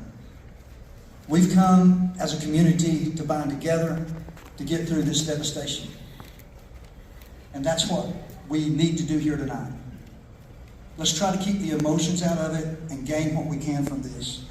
Our purpose here tonight is to give valuable information in a public setting. But I want to start off this evening with my gratitude to the people of Yancey County. It's impossible for us to be this far where we are right now along in this process if it were not for those heroes, those citizens of Yancey County, and all the communities that we have taking the initiative to pick up and to move forward and advance where we are today. It would be impossible for us to be where we are if it were not for our people, for the citizens of Yancey County. Before the last raindrop fell, people were getting out and they were helping their neighbors. They were putting the communities together, communities working with communities, neighbors working with neighbors. There were no divides. And I can tell you, I've always been proud to be part of Yancey County, but I've never been more proud to be a citizen of Yancey County than I am right now, seeing the efforts go forth with every single individual in this county. Very impressive, and I appreciate that so much. Now, besides the info here tonight that we're going to try to give you from the panel members, we're going to be able to facilitate some of our nonprofit organizations that's going to be out in the hall. I know everybody saw those. Give you those resources and make those available to you so it will make your journey through this devastation a whole lot easier. So take advantage of those folks that are out there tonight. Now, if you will, give me just a little time. Let me give the initial details of the county's preparation and response to Tropical Storm Helene. On September the 25th, that's a Wednesday before the storm, the county officials were briefed on the coming tropical storm. There were various scenarios of the travel pattern, and at that time, we began to follow emergency protocol for preparation. Our emergency manager, Mr. Jeff Howe, had been in constant communication with the state emergency management organization for several days. They were tracking and advising of the storm's pattern. On September the 26th, Thursday night before the storm, all county officials met in the emergency management office to attend a conference call, which was a video call, with the state emergency management and the state meteorologist. Immediately following the video, on that call, a state of emergency was enacted and declared for the entire county and the town of Burnsville. Later that evening, a shelter-in-place order was given to further safety efforts. Every emergency management plan of action protocol was followed and put into action. With all necessary protocol followed, it did made Yancey County eligible for the EMAC system. That's the Emergency Management Assistance Compact. I like to call it the Emergency Mutual Aid Compact. And what that is a system that was enacted and ratified and voted on in 1994. What that does is bring the resources from all 50 states, not from the federal government, from the state level. All 50 states get to gain resources by a state of emergency. And I want to say that these resources have been invaluable to our efforts and the progress that we've made so far. It's a mutual aid compact agreement with all 50 states that the government gets to call in those resources from different teams and different places and all the different things. And they're called emergency management teams, IMT teams. When the storm started, as we followed the protocol that was necessary to enact these resources, our governor made the call to enact the EMAC system, which enabled all the other states to start sending us resources. And before the first raindrop fell, we had a swift water team from the state of New York that was already here on Thursday evening. So we see the importance of following protocol. We see the importance of what that we were able to do. Now we're able to gain assistance, wisdom, and knowledge from these IMT teams from across the United States. They help us understand and manage and direct the resources that we need to be successful in this recovery, including search and recovery, finance, operations, tactics, logistics, and administration. And I want to tell you from the experience since day one, when these teams began to form and these teams began to come in to assist us, not one time did they ever come in to dictate us. Not one time did they ever come in and push us into anything that we did not want to do. Every single team, and we've seen several members of these teams from across the United States, they have come in and this is what they've said without exception. They have said, we're here to help you. What do you want us to do? How can we assist you? And their help and their knowledge, their wisdom and their understanding about the storms that they have been through in the past has been invaluable to our position that we're in right now. And every single one of them without fail, and there's many of them here tonight, that can tell you that we have made those decisions and we've put those protocols in place and we have jumped through all the hoops that we had to jump through, and that we are weeks and weeks ahead in this recovery. And I'm going to tell you why. It's because of the citizens of Yancey County. These folks that's come in here to help us and give us the wisdom and the knowledge and understanding about what we need to do, we're not the ones with a shovel and a chainsaw and a skid steer and a tractor that was going out before the rain quit. So we couldn't be where we are without y'all, without the people of Yancey County. And I'm telling you, that humbles my heart. And I've never been more proud.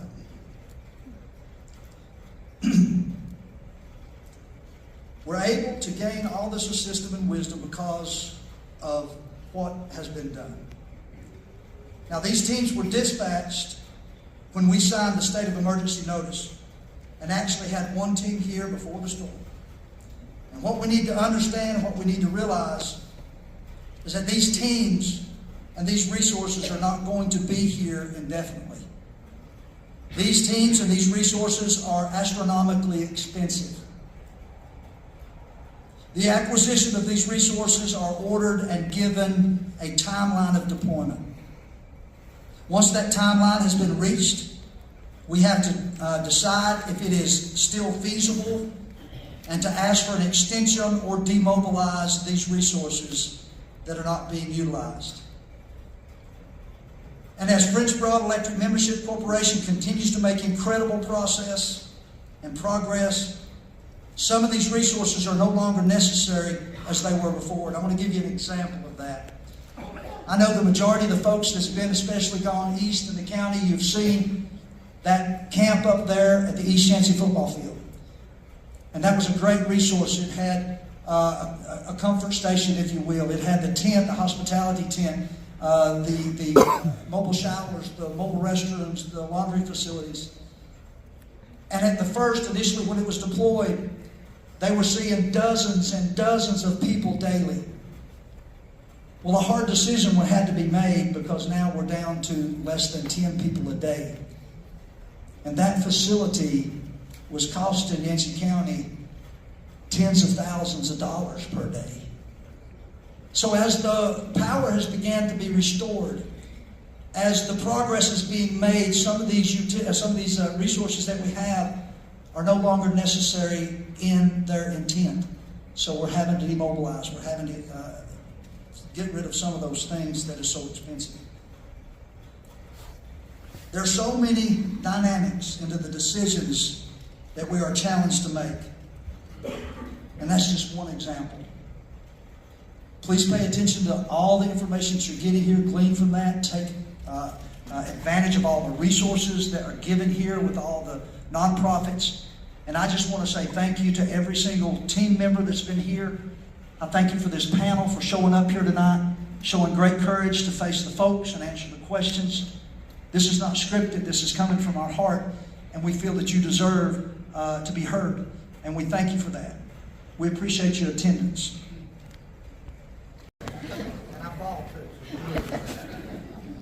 So now we'll hear from Jeff Levine, or Levin, sorry.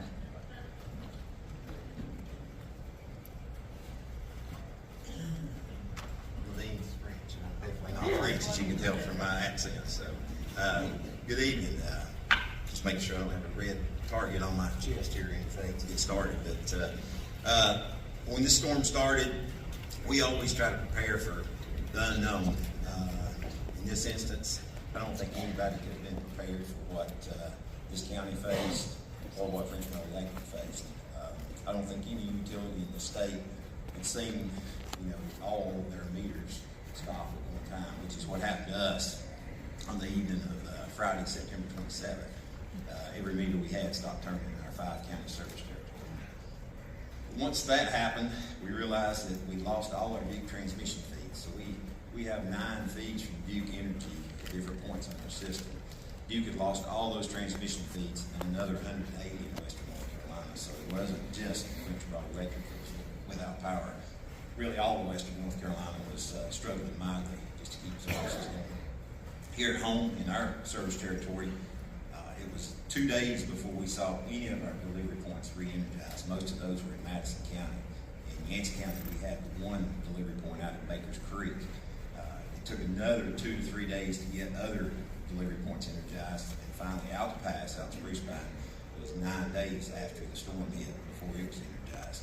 So one thing that happens to us when we don't have any power coming into the system, it's really hard to know where our problems are. And so we struggled, the obvious, where there were broken poles in town, and we knew of places, that's where we started working. But there were a lot of other areas we just didn't even know about.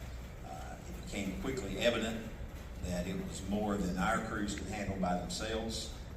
We reached out to our statewide organization, who immediately responded, and it wasn't just us, it was Rutherford EMC, Helene EMC, Blue Ridge EMC, Surrey EMC, basically any electric membership corporation as well as Duke Energy west of I-77 was asking for help, as well as folks in Tennessee and in Florida. And what really happened was everybody geared up for this storm to hit really hard in Florida, so a lot of the help went to Florida waiting on the storm. And so when we started asking for help, there wasn't a whole lot available immediately. Matter of fact, the first crews that we got came from the coast, one of our sister co-ops over at Jones Onslow. They sent 3 crews. So we were asking for help from day one. It took till about day 4 or day 5 to actually get any, and then another week before it could really start rolling in. Once we did, we ultimately had 55 crews helping us and over 320 linemen. And those folks are here today in Yancey County, and that's one of the reasons you're seeing us make great strides in the last week or so, is having all those folks in and then having the DOT do such an outstanding job that they've done with the roads. Here in Yancey County, it's a little different. Let me back up a second and talk about those crews a little bit more. As we started bringing in crews, one of the things that hit us quickly was logistics. When you bring in 320 people, you got to feed them 3 times a day, you got to have a place for them to sleep, and you got to have showers. And we weren't equipped for any of that. Thank goodness Yancey County and their folks really stepped up, went to the state, got us some really magnificent facilities out at East Yancey Middle School, where our guys have been staying, being fed and showered. They got laundry there, all the necessities that they need to come. Because these guys are volunteering to come. Yeah, they're getting paid well, but they don't have to be here. And a lot of times when things aren't comfortable, they're ready to pack up and go home. And so we wanted to make sure that they were comfortable, and all of them, to their credit, have been super committed. We've had guys, some of them been here from the start with our guys. A lot of them have rotated out, they work a week, and they send another crew in to replace them. But they've been outstanding, and thanks to the county and all their assistance for making sure that we could get those logistics going. Because without them, I don't know what we would do. We just weren't equipped to feed that many people and house that many people. We were using hotels and everything else. Our communications was down, no cell towers, as probably everybody knows. Our radio system was down. We were having trouble keeping fuel for our trucks as we started rolling because none of the gas stations were open and running. Water and sewer was out at our office, as it was probably everywhere in the town. So those were really struggles we had early, and kind of overcame those one by one. Again, in Yancey County specifically, which was our hardest hit county, Mitchell was second. Mitchell was hit really hard too. But Yancey County, if you look at the geography, I think it explains a lot as to why this county was hit so hard. If I compare it to Madison County, which is twice the size geographically, we have over there one main river, the French Broad River, and it's mostly running through a gorge. You got the town of Marshall, which was destroyed, and you got Hot Springs, which was, had a lot of water in it. But everything else in the county was fairly well spared except for the wind damage. And Yancey is just the opposite. You well know you got the South Toe, the North Toe, Cane River, all those rivers, and they come together in the northern end of the county and flow into the Noachucky. There were so many areas that were just heavily damaged. And one of the things that we've done over the years here in Yancey County is our power lines, by and large, follow the roads, and the roads follow the rivers. And so when that happens, and you have one of these floods, it took out everything. I mean, there's miles and miles of line going down Cane River, miles and miles of line going down Pensacola. And so we didn't have to repair things. We actually just had to start rebuilding in many areas. And so that's what we've done. You take Pensacola, for instance. We left Bowens Creek and pretty much set every pole, replaced every pole, all the wire, all the taps that came off of that. We built them out one by one. Same thing for down Cane River. We've made huge strides down Cane River in the last week. It's been tough. If it hadn't been for the DOT doing such an outstanding job of building the road back and giving us a shoulder to put the poles, we wouldn't be anywhere close to where we are today. So hats off to them, hats off to Chris Beaton and all that he's done to help Yancey County and help us in other counties as well, but specifically here. Our roads, as they were rebuilt, we were able to get lines coming right behind them. You've probably seen a lot of these crews, they're one step behind the DOT. As soon as they get that shoulder built, we're coming right behind them and building our three-phase line and trying to get the power back on to everybody as quickly as possible. So far to date, we've replaced over 2,000 poles in 5 counties. We've replaced hundreds of miles of line.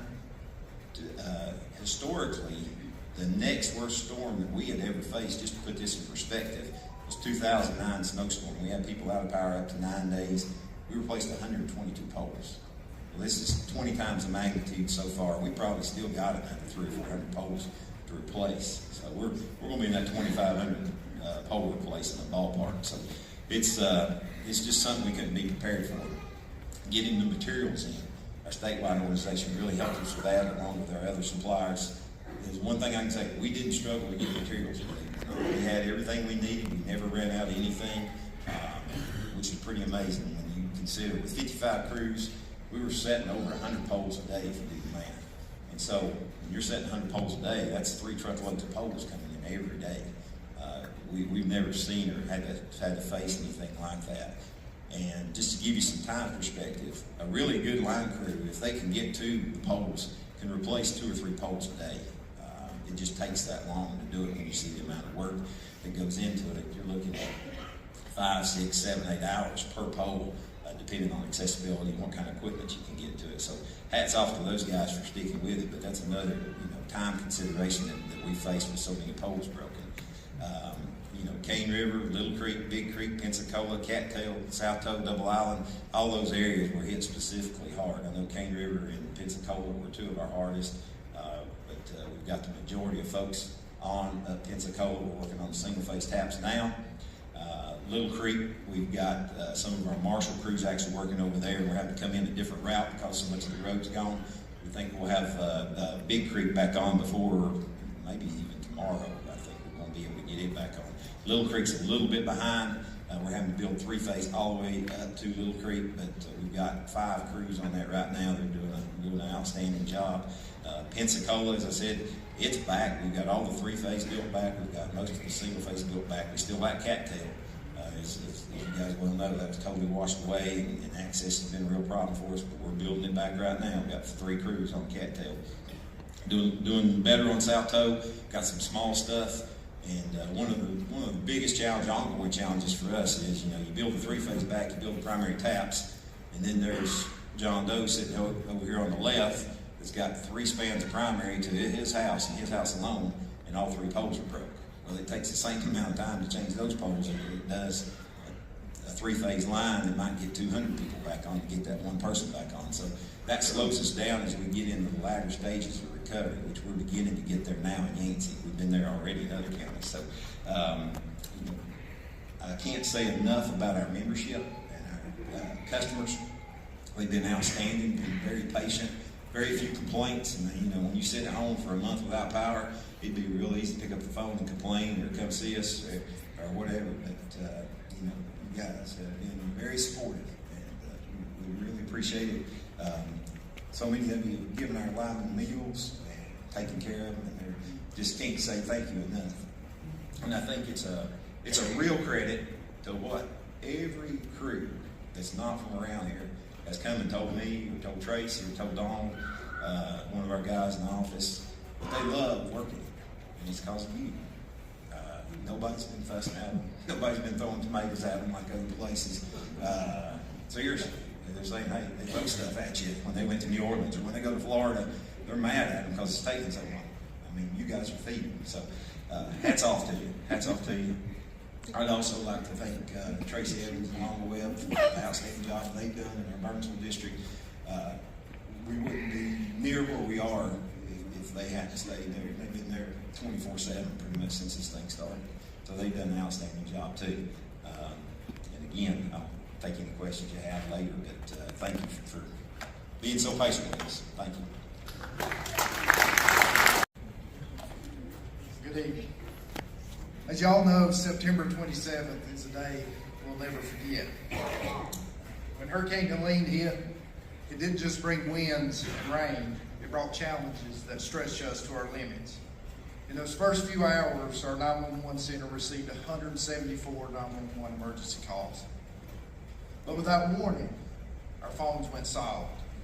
Like everyone else in Yancey County, we lost cell service, our radio communications were barely functioning, and yet despite these obstacles, our deputies, along with our local first responders, EMS, and community members, were out going road to road with chainsaws in hand, working to clear block paths and open roads and get help where it was needed the most.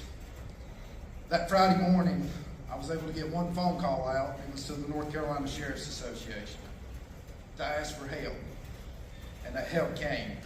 Deputies from the surrounding counties began to arrive with vehicles and equipment. They didn't hesitate, they jumped right into action.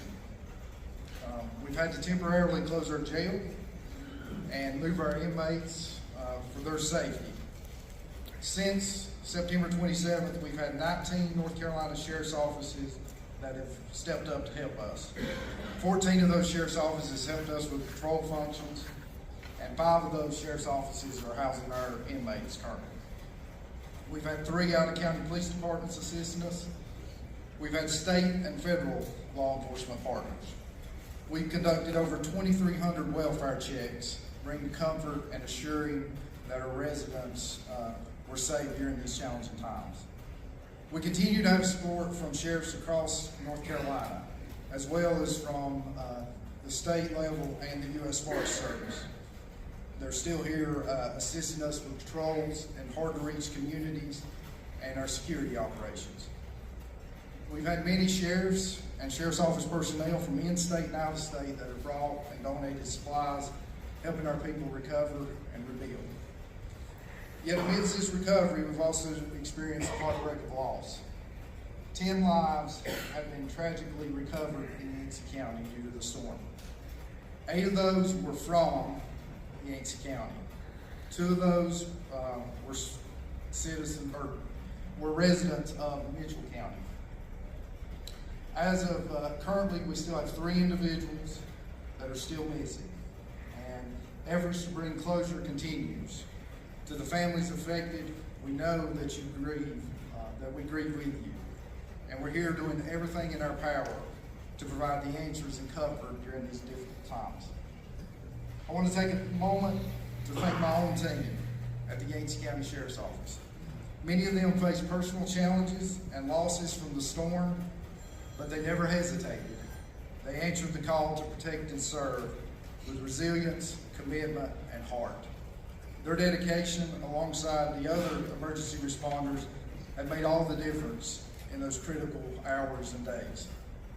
As sheriff, I'm forever grateful to the law enforcement partners And I'm so incredibly proud of this county, how it's come together, supporting one another through every difficulty. Yancey County's strength lies in its people, and we have shown the world just what we're made of. Thank you for everyone that has been a part of the response and the recovery. We still got challenges to face, but together, thank you, and may God bless our county. Yancey County. As many of you already know, fire departments end up being the pillars of most of their communities. When bad things happen, that's where people flock to. And there's no exception this time. As this disaster occurred in the beginning days, first 10 days, there was an average of between 10 and 30 fire department members who worked tirelessly in those hours, those initial hours and days following. We also had many volunteers made up of family members and friends of those firemen who came together to support not only the firemen but the community as well. They did so by preparing daily meals, organizing donations, performing clerical duties, and even cleaning the facilities where many of us were housed for several days. Initially, as some of the others have mentioned, our task became clearing roads and highways and homes of the trees that had fallen to allow citizens access to outside world and to allow rescuers to get into them and to allow emergency response. One of the first tasks we were assigned as a department was to clear the road to Phillips Knob, and you may think that was kind of strange, but our communications towers from Communication Center is located on Phillips Knob, and so we had to clear that road quickly in order to keep the communications that we had available operating. So we completed that task the first day that we began operations. At the same time, rescue occurred of neighbors and visitors. That began along with the tree clearing. People began to request welfare checks on loved ones. These were performed as requested by these fire department members. I want to remind you that all of your fire department members in the county are volunteers, and they do this without pay and just because they love their neighbors and want to help out. As the tasks were performed, one of the other tasks that came quickly to bear because of this lack of communication was identifying hazards. Many hazards were specific to certain areas of the county: undercut roads, washed out roads, downed utility lines, landslides, and many of the departments marked these for the residents in their area so that they could be aware of the other dangers that were hidden. I just made a list of other tasks that the fire departments provided during this event we faced. They assisted EMS in many of the carryouts and many of the tasks that they had to do. They housed and fed fire assistance teams that came from across the state. We had, I believe, if I counted correctly, 6 different fire departments from across the state that spent time with us for 3 weeks, just backfilling. In other words, they came to support us in the fire protection of the community while we were out doing other tasks, and they jumped right in and helped us along with the other tasks we were doing as well. And it was a great support to those of us that needed them. We also provided housing, and we also fed some of the sheriff's office teams that were called in to do search and rescue and security. They stayed in some of our stations, spent the night, and we fed them 3 meals a day. We housed in the community health centers and the field hospital, and most of the communities, that's where you went for first aid, was to the fire department. We provided storage for fuel, for heaters and cooking devices. We received and distributed donated goods in the beginning and continued to do so on a limited basis even now. And one of the tasks that Burnsville was assigned with, being the city involved, we did not have water due to the fact that the intake had been washed away. And so we placed and daily refilled non-potable water tanks at 5 multifamily residences, 2 nursing facilities, 2 group homes, the command post, EMS space, and the health department, so that they could have some sanitary facilities to live in until we got water restored. In addition to all these tasks, the fire department's also answered their regular calls, the fire calls, motor vehicle accidents, and other things that took place in addition to things we were dealing with as a result of the storm. And again, I just want to say that I appreciate the opportunity to kind of speak for all of them and to tell you that I'm very proud of them. They worked hard, and they continue to work hard, and we're grateful. Good evening, ladies and gentlemen. My name is Russell Fox, and I'm the mayor of Burnsville. I hope that everyone's doing well.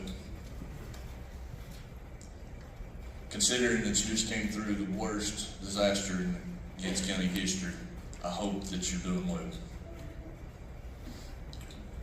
Before I go into the water and sewer infrastructure, I would first like to thank the ones that have gotten us this far in a short amount of time. We've received outside help from all over the country, including local, state, and federal levels. And I can assure you that it will take all these resources to get our town and county back. But the reason we're ahead of initial schedules is because of the locals. Jeff hit on it initially. All these people know it. I don't want to leave anyone out, and if I do, I'm sure I'll hear it when we get done. But the ones that I saw out there every day initially, from the day of the storm, are the reason that we're ahead of schedule. I can assure you that. Some of those, it's not limited to just these, I assure you, but some of the ones that I saw are the first and foremost are your local landowners, homeowners with chainsaws and equipment. Sheriff Shane Hilliard and his staff, EMS Director Christy Bryant and her staff, all 8 fire departments, their medical clinics, and the volunteers that cooked in those fire departments for everyone, hundreds of meals a day. French Broad Electric, local grading contractors and loggers, Town of Burnsville staff, specifically Shane Dale and the Public Works crew. They worked nonstop around the clock. Yancey County government, Jeff Howe, Derek Murphy, Emergency Management, many, many more. But that's the reason that we're where we're at today, I assure you. I saw them every day. As far as our water and sewer update, I don't know, I sound like I'm screaming, but if I am, I'm sorry. We were out of water for 17 days as a result of our raw water intake being completely washed away on the King River. Shane Dale, Public Works Director, and I visited the river the morning of the storm. He and I were both blown away.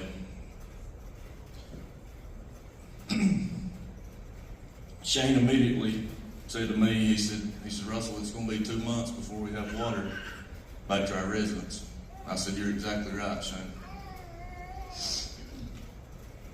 He immediately started reaching out to engineers that day as he could with phones. I mean, that made it so much more difficult. But the day of the storm, he started reaching out to our engineers.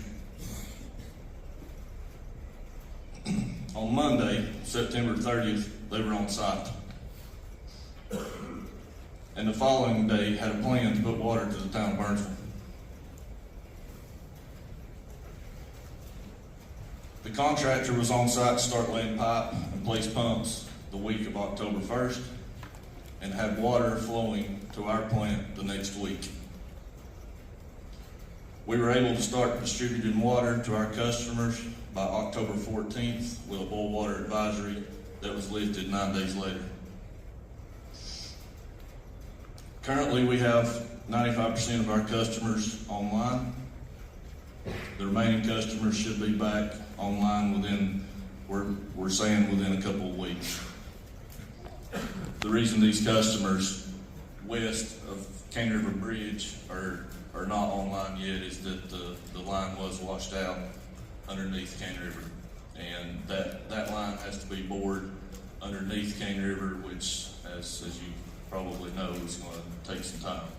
But that process is going to start tomorrow. The contractors will be on site tomorrow to start that process, and we'll get it to the west part with Alltech and Blue Ridge and Cane River Middle School.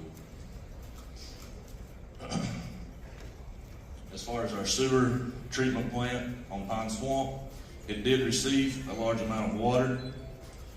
The blowers, belt press, and electrical system all suffered damages, but emergency repairs were made and started very quickly to get the plant operational. Town crews, along with contractors, have worked tirelessly since the storm to repair both water and sewer lines. Most of those have been repaired. The town of Burnsville suffered severe damage to our water and sewer system. But overall, the town was blessed compared to other parts of this county. And I've personally struggled with that as the mayor, but as a resident of Yancey County, I've struggled with that because my home's fine. The town of Burnsville, for the most part, is fine. I had to make it a point every day to drive to Pensacola at some point late in the evening. I didn't want to interfere with the road construction, but I had to drive up there every evening. And I still do it. I want to thank everyone everyone involved here. You guys have done a phenomenal job. Restaurants are open and operational. Now we start the process of long-term recovery. And it is going to be long-term, but we will get there, I assure you. Thank you. Good evening.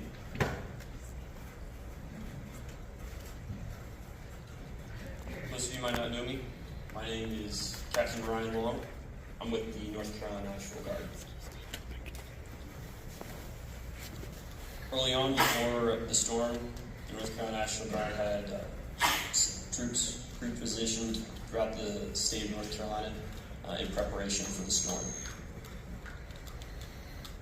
18 of our soldiers actually pushed their way up through Little Switzerland into Yancey County and were on ground within Yancey County on the 28th. I myself and 5 others joined them in Yancey County on the 30th. I've been here ever since. Within 6 days, we grew that small group of 23 to over 220 National Guardsmen on ground.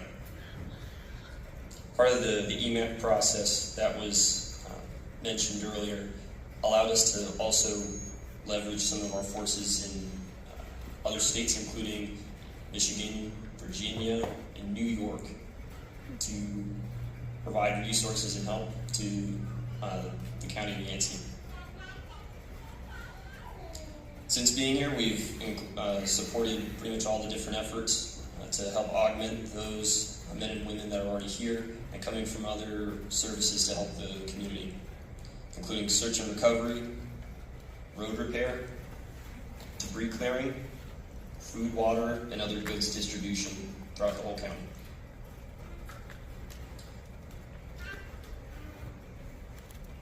One of the differences that the National Guard has over any other service within the military is the honor of being some of the first men and women on the ground to help when our country needs us. And that's something we don't take lightly. The vast majority of the over 250 men and women that we still have in Yancey County today with the North Carolina National Guard are from every single county within this great state. In conjunction with the members of this community, we've had the pleasure of serving over 20,000 people with food and water and other goods. moving over 7,000 tons of debris throughout the county, 7,000 tons of fill material to support the DOT, including large boulders, rocks, gravel, fill dirt, you name it. And over 10,000 man hours just in Yancey County. And with that, I just want to say thank you for allowing us to be a part of your recovery. My name is Tyler Shelton. I'm the County Maintenance Engineer for NCDOT for Madison and Yancey County. I don't really know where to begin because I don't know if there's really anything that could have prepared us for this storm. We've had floods in the past. One of my predecessors was recently mentioned, Chris Deaton, has experienced a lot of floods. I'm glad I have his support during this. I just want to personally say that, so thank you. On September 26th, on that Thursday, we showed up at our office off of 30 Bakers Creek Road at 7 a.m. We usually do. We had to evacuate our office that morning because the Cane River is flooding to the roadway and slowly into our yard. We tried to find a higher ground, somewhere where there wasn't any power or utility lines in the way if they were to fall during the storm. So we waited through the storm near Mount Heritage High School until approximately about noon that day. And by the time that the rain finally settled, we tried to return to our maintenance yard, and the Cane River was over top of the bridge. I mean, we were trapped from the west. We tried to go east. Water's in the road in town. So we literally had to wait for most of the day on Thursday just to walk back through the debris on top of the bridge to get to our equipment and start making our access throughout the county. I'll try not to tell too many specifics, except for a few locations later on in my speech. But as you guys have seen, several bridges across the county, large concrete structures that are just laid waste in the aftermath of the storm. US and NC routes, some of our primary main thoroughfares for a lot of communities, are completely gone. And again, my position is county maintenance engineer, so I don't think maintenance is quite exactly covered in this. So I will say I have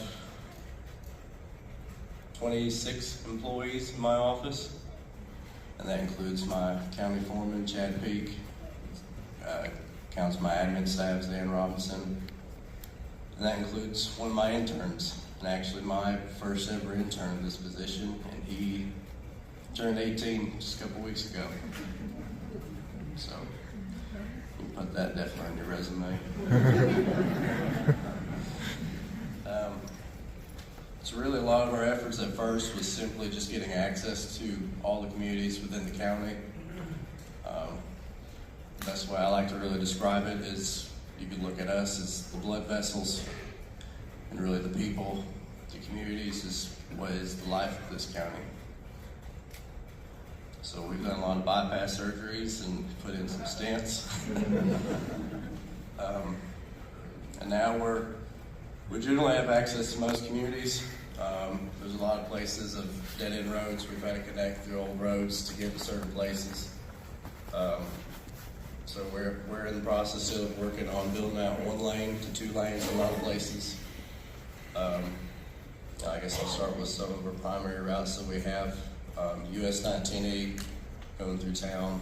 We spent the first couple weeks stabilizing the bridge where the Cane River crosses, and we've done some extensive work near the roadway into the bridge in Newdale as well, where the Toe River crosses. As of now, both of those bridges are stable, functional for the most part.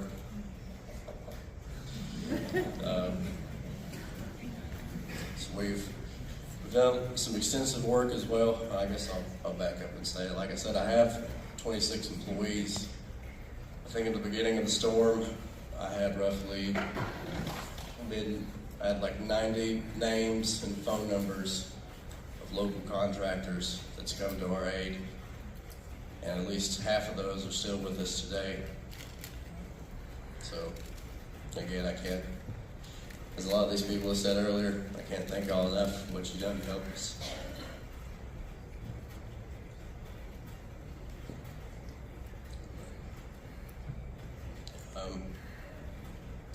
So I will say 197 North generally has 2-lane access. We are still stabilizing some efforts in certain areas.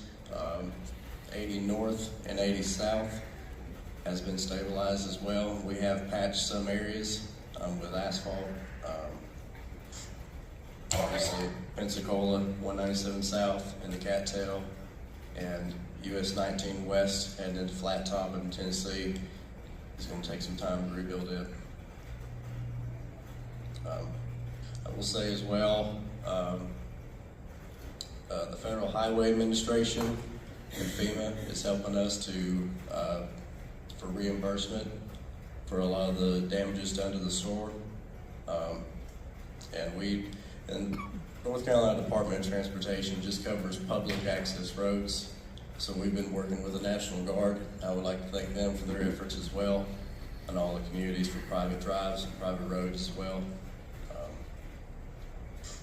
Some of the specifics that I did want to add, for this week, we do have several temporary bridges that are going to be installed in certain locations, and I would like to make the public aware of that.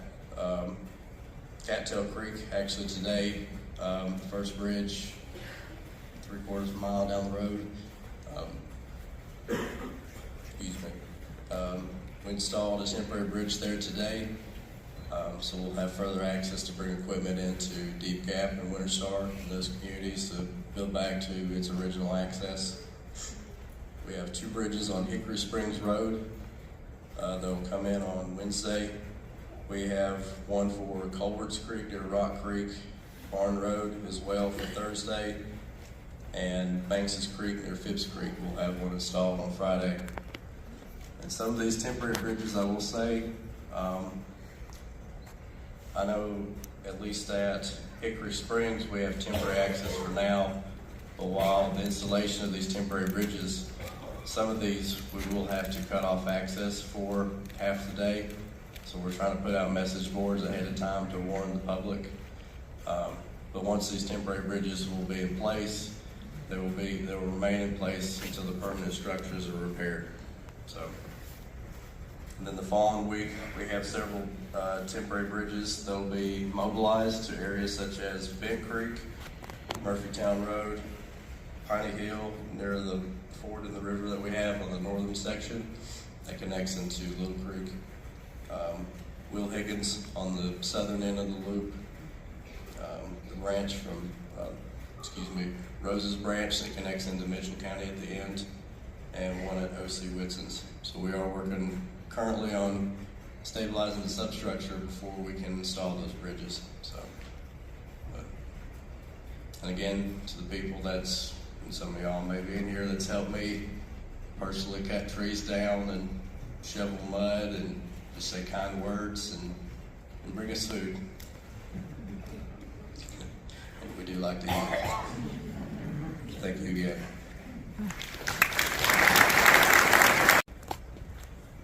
Good evening, Yancey County. My name is Antonio Busquets. I am one of the female representatives assigned to support Yancey County, a county that I quickly learned is a very special place with very special people. Before I begin, I would like to first introduce the FEMA team that is here today to support with any program questions you may have along the way. And so I will start with our individual assistants, Nicole, who's here with me. Our disaster survival assistants are our staff that go and support outreach efforts and help folks register. They will be here today. They are at a table out in the hall. So if you need assistance with your registration or any case management, they can help and support as well. Our National Flood Insurance Program is represented by Anastasia, as well as our mitigation program by Michael, who are here today as well. For small business administration, Arlise and John. For public assistance, we have Rachel. And for our voluntary liaisons program, we have Deborah, who's also here supporting. Thank you, Deborah. Just a quick overview of the efforts that have happened here in Yancey County. We have had staff deployed in the field in Yancey County supporting outreach efforts, canvassing efforts, going house to house, door to door. Those are our DSA staff, Disaster Survivor Assistance. They have done, they've been located at the library as well in Burnsville, at the public library supporting. They've been doing outreach at the fire station in coordination with the fire chiefs to make sure that we can reach the communities that have been impacted. We have our Disaster Recovery Center, which is now open next to Fred's. It's open from 8 a.m. to 7 p.m. 7 days a week. There you can, it is a state and federal disaster recovery center where you can find support from FEMA, but you can also find support from the state. The Small Business Administration is also there present. Red Cross as well. So it's a center for assisting you in the recovery efforts as you continue forward in this recovery. So far, there have been, for Yancey County alone, 5,092 registrations with FEMA, out of which it's been awarded for that amount. $8.1 million have been awarded for Yancey County in individual assistance alone. I'm from Puerto Rico. The reason I bring that up today is because 8 years ago, a storm, Category 5 hurricane, hit our island from the southeast corner of the island to the northwest corner of the island. And I, as you, had to live through the process of response and recovery. I had to leave my wife and my son and help support my community recover. And during that time, there was a Army support, and one captain came to me once and told me this phrase, which I want to share today. He said, "Please don't let or never confuse the importance of the mission with the proximity of the fight." And I'll repeat it. He said, "Please do not confuse the importance of the mission with the proximity of the fight." The first responders are all of you, the community, the people of Yancey County, who stood up in the moments of need. And what that phrase really means in the context as he said it was that as soldiers are in the front lines,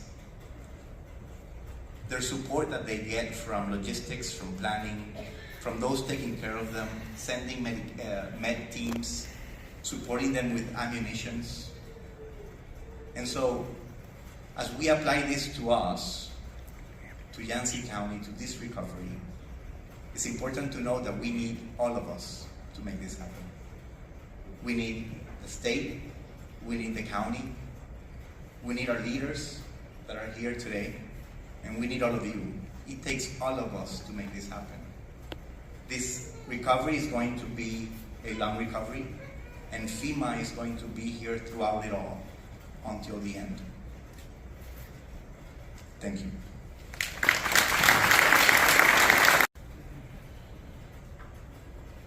Good evening. My name is Kathy Amos, and I am the school superintendent here at Yancey County Schools. I really want to start by thanking everyone who is here tonight and speaking. It has truly been a group effort, and I really want to express my heartfelt gratitude to each of you, each of the teams, because we've been doing this important work for our community and our county. Our school employees, and many teachers, principals are here this evening. I cannot thank them enough for helping to collect and distribute the donations at each of our campuses. They volunteered at the Red Cross shelter at Blue Ridge Elementary School. And it's just amazing work that has happened through all of our employees. I must say that we are the second largest employer in the community. We have over 420 employees. We have 2,135 students, pre-K through 12. We spent the first 2 weeks. The first week in particular, we came here to the high school trying to locate our students, our employees, making sure that they were okay. We did lose an 8th grade student in East Yancey. So it's been very difficult for our school family and our school workers. I do want to add that we continued then in assisting however that we were needed. We are pleased that our school campuses have been used from the linemen at Fernsville that we're housing to the dryers and showers that were at East Yancey, the Red Cross at Blue Ridge. We know we've had donations at Cane River and at South Toe. Everyone jumped in and did everything that we needed to do to support our community, and so I thank you for that. I was like Shane, started making calls to my superintendent friends, teachers across the region, letting them know what it was that we needed, how they could assist us, and they stepped up in so many ways. I still have superintendents from all over the state that are contacting us about what we need. But as you can see, the infrastructure has been a real challenge for us in the school system. You've heard each of the reports. We've talked about, could we go to remote learning?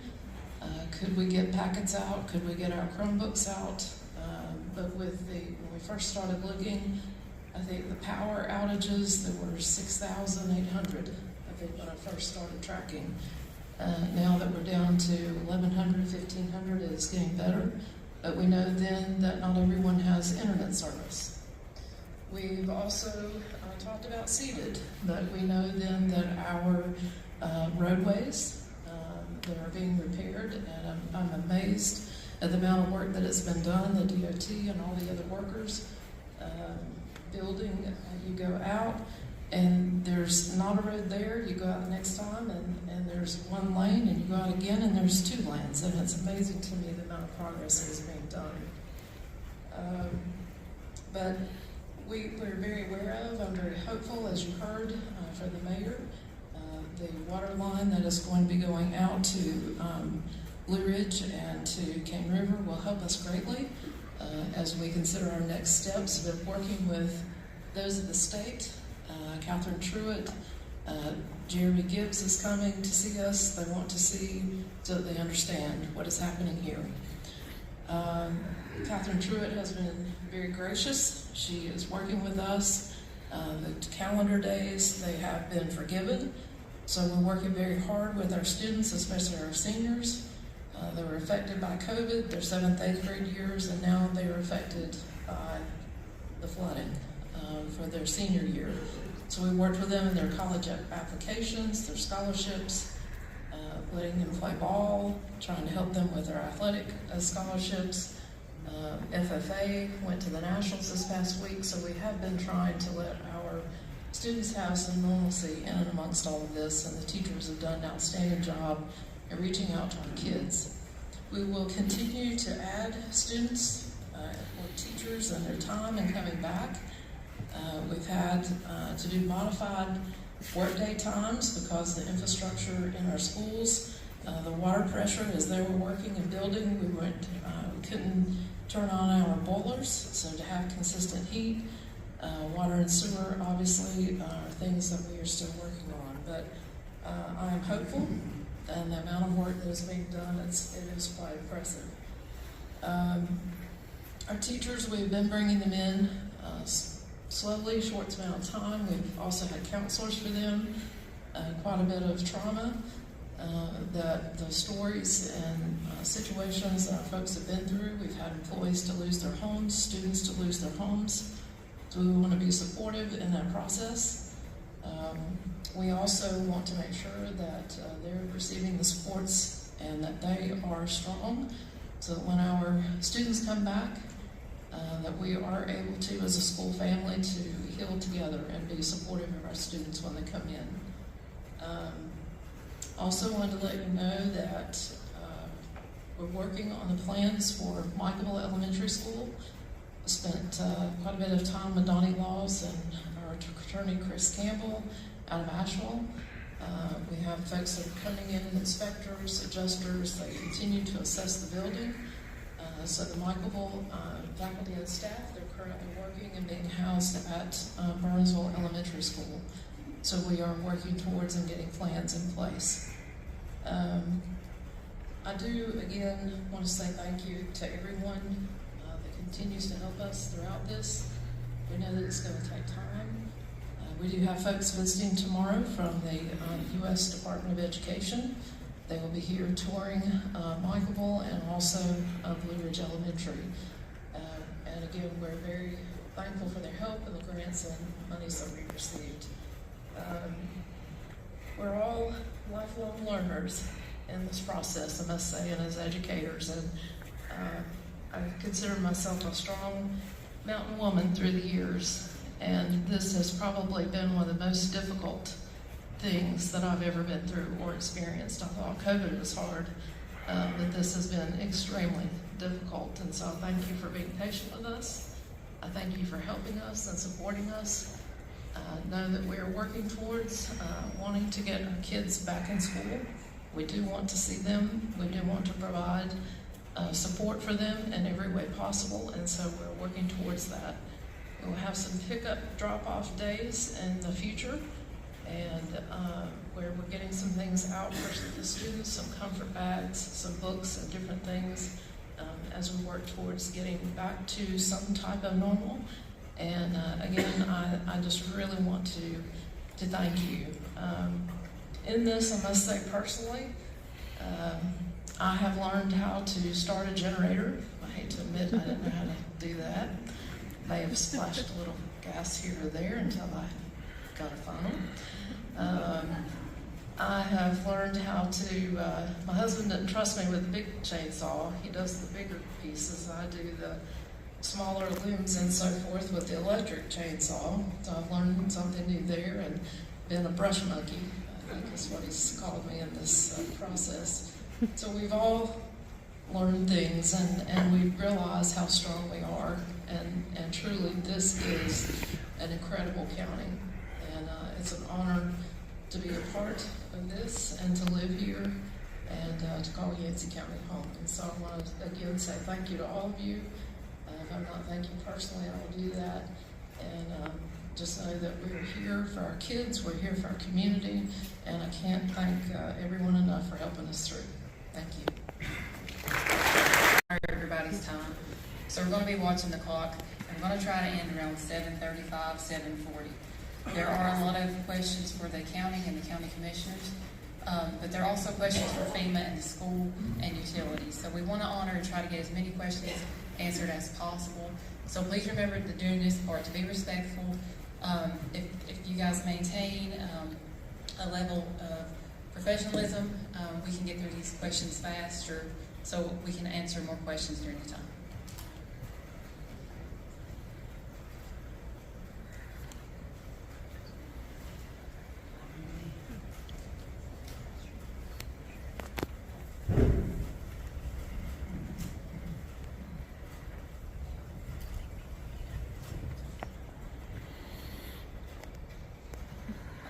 We'll start with Jeff, if you don't mind.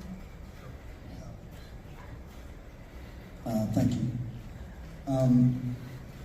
The first question here: where can Funshine Camp be held in the summer of 2025? This came from Miss Lucy Wilson, and we have had a discussion about Funshine, doing some things in the town center for Thanksgiving and Christmas, having an event for them. The campground at Huricane Hall, of course, is still in question. There's a lot of questions going to be done about the campground. So at this particular time, that's a work in progress. It's not a cop-out answer. It's just a reality of where we are. Affordability and sustainability of that particular facility is going to be long-term. So I can assure you this, conversation's already been made about this particular group of people that are so special, and we are definitely going to move forward with some type of event somewhere for those folks.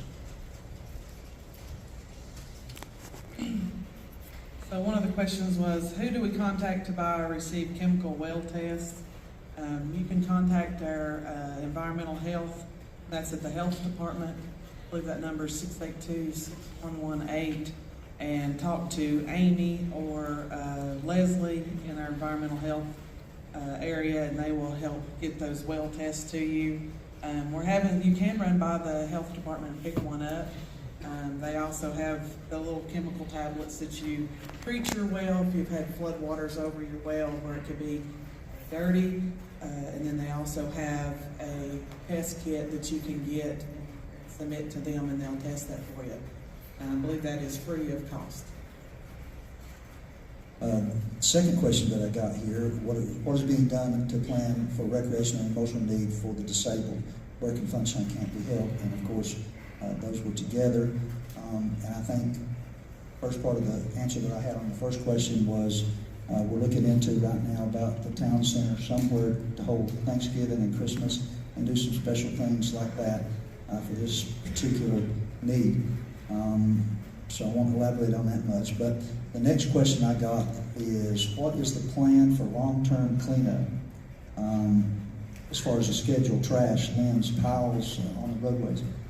So we have secured through the state plan with SDR, Southern Disaster Recovery and Southern Debris Recovery, and they actually started boots on the ground today. Those positions have been facilitated, working with local contractors for all the debris cleanup. And I know Captain Long and his crew with the National Guard have done a tremendous job so far getting that particular process ahead. As far as the schedule, it's going to be long term as far as getting onto it. But the debris pickup and the trash pickup, which is construction and debris, is going to be facilitated on every state maintained road in the county, and that process started today. Well, a big question we have is the tax reassessment. That was a big undertaking this last year, and I think Danny McIntosh is here. He'll attest to that, as all the commissioners will as well.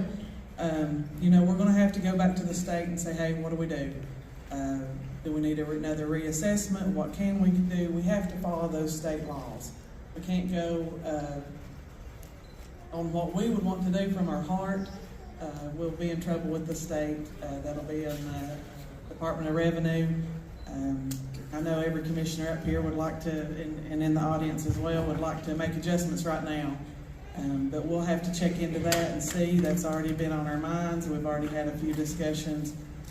So just hang tight. As soon as we get some information, we'll definitely pass that along. We realize this is the issue of what was there is no longer there, or where you had a river on your house or in front of your yard, and now it's behind your house and your house is gone. We realize that there's big topography changes in our area, and don't be surprised if we may not have to have a readjustment or a reevaluation. So just hang on, and we'll see what that state tells us. Be glad to pass that on. There's two questions I have that's very similar. What is the money being donated to the county going toward, and how long will that be distributed? And then the next is what kind of transparency is planned regarding monetary donations coming into the county. The money that we have been given, and I think our finance officer here, Randy's here, I think we're up to a little over 20, how much we got, $22,000 so far. And that's what has been donated so far. That particular money is going to be John Miller with the Reconciliation House. We'll be using that money to give to what they do every year, which is to go to the low-income winter fuel needs, and all those winter necessities for the folks that have been devastated. So that's where the money's going from, the transparency. Every single dollar is coming through and into the county, into that fund, and it's going directly to the Reconciliation House for distribution. Seems like we have quite a few here. One, Jeff, and we'll... So the one I've got here is when will French Broad be in Green Mountain with their fiber optic high-speed internet? Well, if I had $1 for every time somebody asked that. Yeah. As you can imagine, our internet infrastructure was dismantled about the same capacity as our electrical infrastructure. But the difference is once we get the poles set and all the electric built back, the fiber optic comes back really fast. So we're really only about 2 or 3 weeks behind where our electrical is with the fiber. Green Mountain specifically is part of our relief grant that we got from the state last year. So we're actually working on that. We pulled a lot of cable, not only in Green Mountain, but the relief, and it spilled over into Poplar and Pigeon Roost and Beulah as well. So a big area, Jacks Creek as well. So we have a lot of cable that was installed. Some of that has been damaged and be reassessed and reinstalled once we get repairs made to our fiber internet customers that are already online. So to be specific on time, that's a little difficult, but you know, we're thinking that grant area would be another 8 months or so, getting folks ready to be hooked up. We brought in more crews than we already had, so that may even speed things up a little bit more. But with the grant pushing us on a 2-year timeline, I don't think we'll try to ask for an extension. That will keep our feet to the fire to make sure we get as much in as fast as possible. Into the community, and how can we be a part of that? So we do have, I know everybody's been accepting a lot of donations, and we're getting them in every church and every place we can stick them in the fire departments and different things. But we did secure a warehouse over in Spruce Pine at PRC. That was the biggest one around that we could use. Altec had been gracious enough to let us use their space the first couple of weeks, and they said, hey, we got to get back going, or we're going to be losing our people, losing our business, and that kind of thing. So we moved out of there, looked at Glen Raven. They was gracious enough to give us a little space. We put everything we could in there. Then went over to PRC, and they guaranteed us a little over 3,000 spaces there that we could put pallets in, 3,000 pallet spaces. Don't know what the current count is, Captain Long, right now, but last I heard was over 2,800 pallets. So some of that has come out of the fire departments and come out of the churches and come out of just what's been delivered here to Fred's, been delivered to different places in the community. That is your stuff. That the county is responsible for all those donations. The only thing that the National Guard is responsible for, or the feds or the state in any way, is the federal distribution, the federal water and resources that they've brought in, which is the MREs and the water. So I'd like to thank Captain Long and his folks for moving all the distribution sites to one site. They have done all that for us. So we appreciate that. We appreciate the school system, Miss Amos, and the school board for letting us use here at the high school. In summer, you can attest to every room downstairs was full. We just got in tons and tons of stuff, as you guys did as well, and we're very, very blessed. But what will happen is, as you guys need this stuff back, if a fire department would like a pallet of water or certain cleaning stuff or something, if you'll relay that to us, we'll be sure that we get that pulled out of the warehouse. We tried to package it and wrap it in by sections, if it's personal hygiene, if it's baby supplies, diapers, stuff like that. Cleaning supplies, toiletries. We'll try to get you what you need. We can't say that whole pallet's going to be toilet paper, but it might be toilet paper and hygiene items. So if you'll just let us know, this is the people's stuff. This is the people of Yancey County stuff, and we'll be glad to get that to whatever distribution sites you're working with that you need to push it back out to the community. We're really just trying to keep it from freezing, keep from losing stuff. And a blessing has become a burden a little bit. in some regards. It's just where do we put it all? When do we stop it? How do we keep the clothes going and how to best serve our community? We realize that we put you guys first and foremost in our minds and hearts when we're dealing with those donations. They are the people's donations. The county is the ones responsible for those donations. So if there's something you need, please let us know.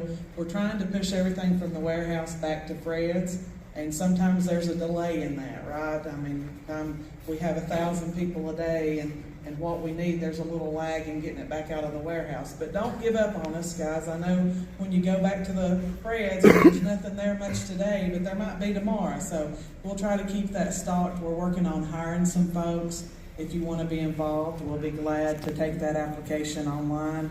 You can get it, you can turn it into my office, you can email it in to us, you can bring it by Fred's, just whatever works for you. And I believe that pay is, we're working with FEMA and the state, is around $14 an hour. Need forklift drivers and that kind of stuff, make a little bit more, up to $18 an hour. So if you need a little extra Christmas money and want to help your community and want to help us out, by all means, please turn in an application. We're needing about 30 volunteers, or paid applicants. So we appreciate that. But this is your stuff. It's not going anywhere. We're just trying to house it and keep it safe until we can get it out. We'll be glad to keep a count on that and let you guys know what and where, what we got left, because it is your stuff.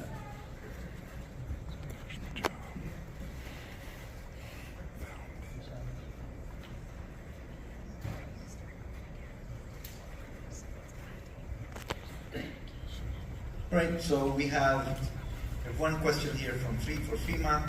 Given the whole community approach outlined in FEMA's guidelines, can you clarify what directives are determining FEMA's presence in certain counties and visibility of their resources in the ANSI?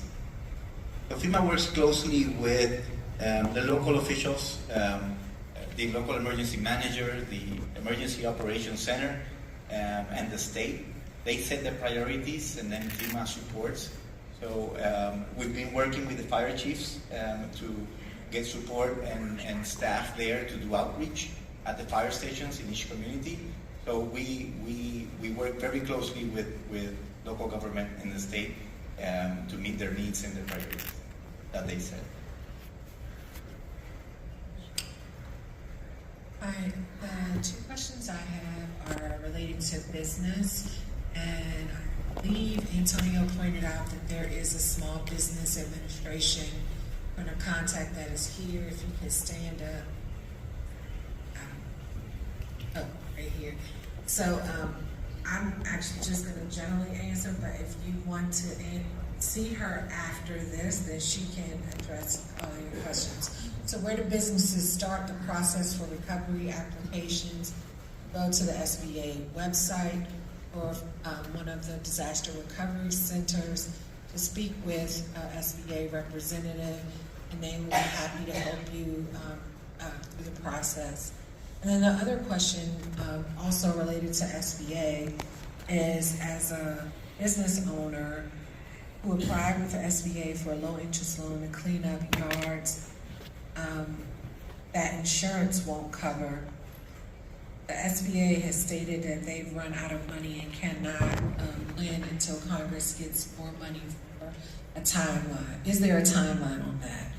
I'm not able to answer about the timeline, but I do know that they are working through that process now with Congress. And SBA has encouraged people to still put their applications in so that they can be evaluating them and have them ready when that funding is available.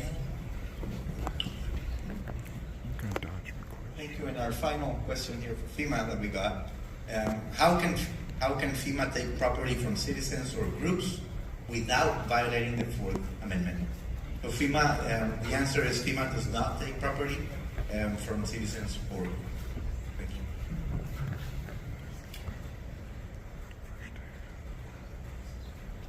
Thank you. I've got a couple of questions here.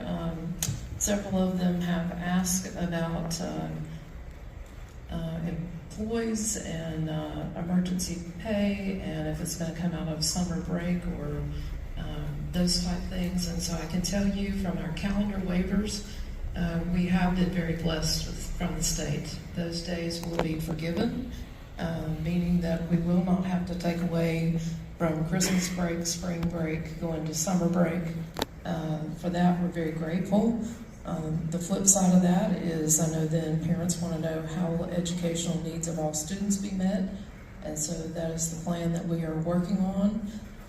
We are still continuing to serve our students, especially at the high school, with Mainland Community College. Our college classes are beginning. School of Math and Science classes are continuing. We are having the discussion of the infrastructure needs are still not met, and then looking at packets, or for students who don't have roads or utilities, can't attend school. We are looking at community learning centers. Do we have retired teachers or tutors that can help us in this process, or also community bus stops for sections we're used to not riding certain roads, either due to flooding or ice or snow on the roads. We know that this is much more extensive, and so we will do everything that we can when we get to that point with our plan overall. When will the students of Yancey County return to school? That is on here a few times. That is the million-dollar question. We are working towards that. We are trying to be patient with everyone in the infrastructure. We want our roads to be worked on. We want our water sewer to be back.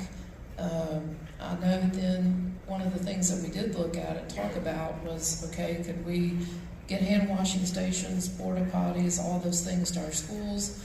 Believe it or not, I was shocked at that answer. The answer is yes, but for what cost? To have porta potties and so forth at our schools was going to be, I believe, $1.7 million, and for 8 weeks. And so that is where we have tried to be cautious of that in our spending, and then also at the same time, what can we start doing to help our students in not losing time or losing educational time. So we've also been asked about, can we get a plan more than 1 week notice? And so the answer to that would be yes. We are working towards that with our principals, our teachers, getting input, our directors, school board members. Thank you for being here tonight. I know our children were affected personally by COVID, and now our daughter has also been affected with the flooding, and it is very hard as a mom.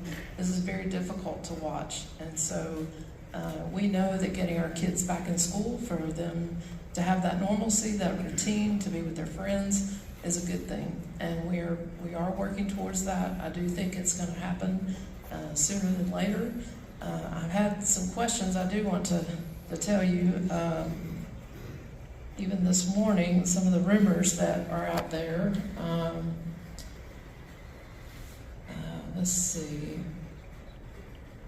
Well, we have to go to school till the end of June, so the answer to that is no. Well, we have to go to school 7 days a week to make up this time. Boy, that would be a lot of overtime. So the answer to that is no. And then also, are we going to be out of the school for the rest of the year and retain our students the next school year, meaning they just have to repeat the grade? And so the answer to that is also no. And so, all those suggestions or rumors are not true. And again, I'm hopeful in hearing that this water line is going to be worked on going across to Blue Ridge and Cane River. That will help us greatly. Those are kind of the last 2 schools that we have to really get back online. All the others, the damage was minimal. And so we are very, very hopeful. And again, we're working on that plan for Michael Elementary. I know that is being asked. We're assessing in that situation. I thank Melanie Bennett and Dr. Laws for all their work right now, and looking at what we need to do for those students and those employees. I can tell you that we want to pay everybody, we want to retain everybody, we want to keep all of our teachers in place, and again, get our students back in school as soon as we can and safely. And thank you for this question. Thank questions, and we'll turn it back to the county. I think we've got enough. I'll answer these real quick, and there's probably 4 or 5 more besides that.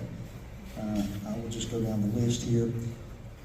This question here says, thank you to Chief Boone and the French Broad Electric Membership Corps.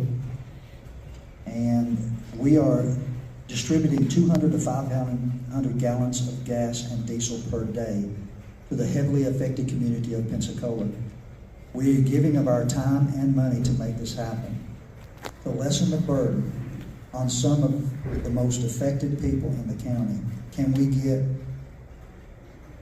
get a comment and assistance with fuel to support the volunteers and communities?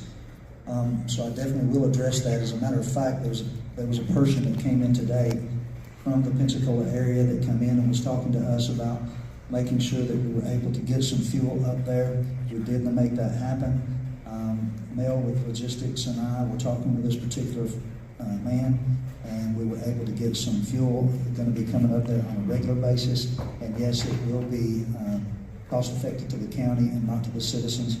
And then also the Big Creek on several occasions with Summers Taylor company that's down there working with the DOT on that road.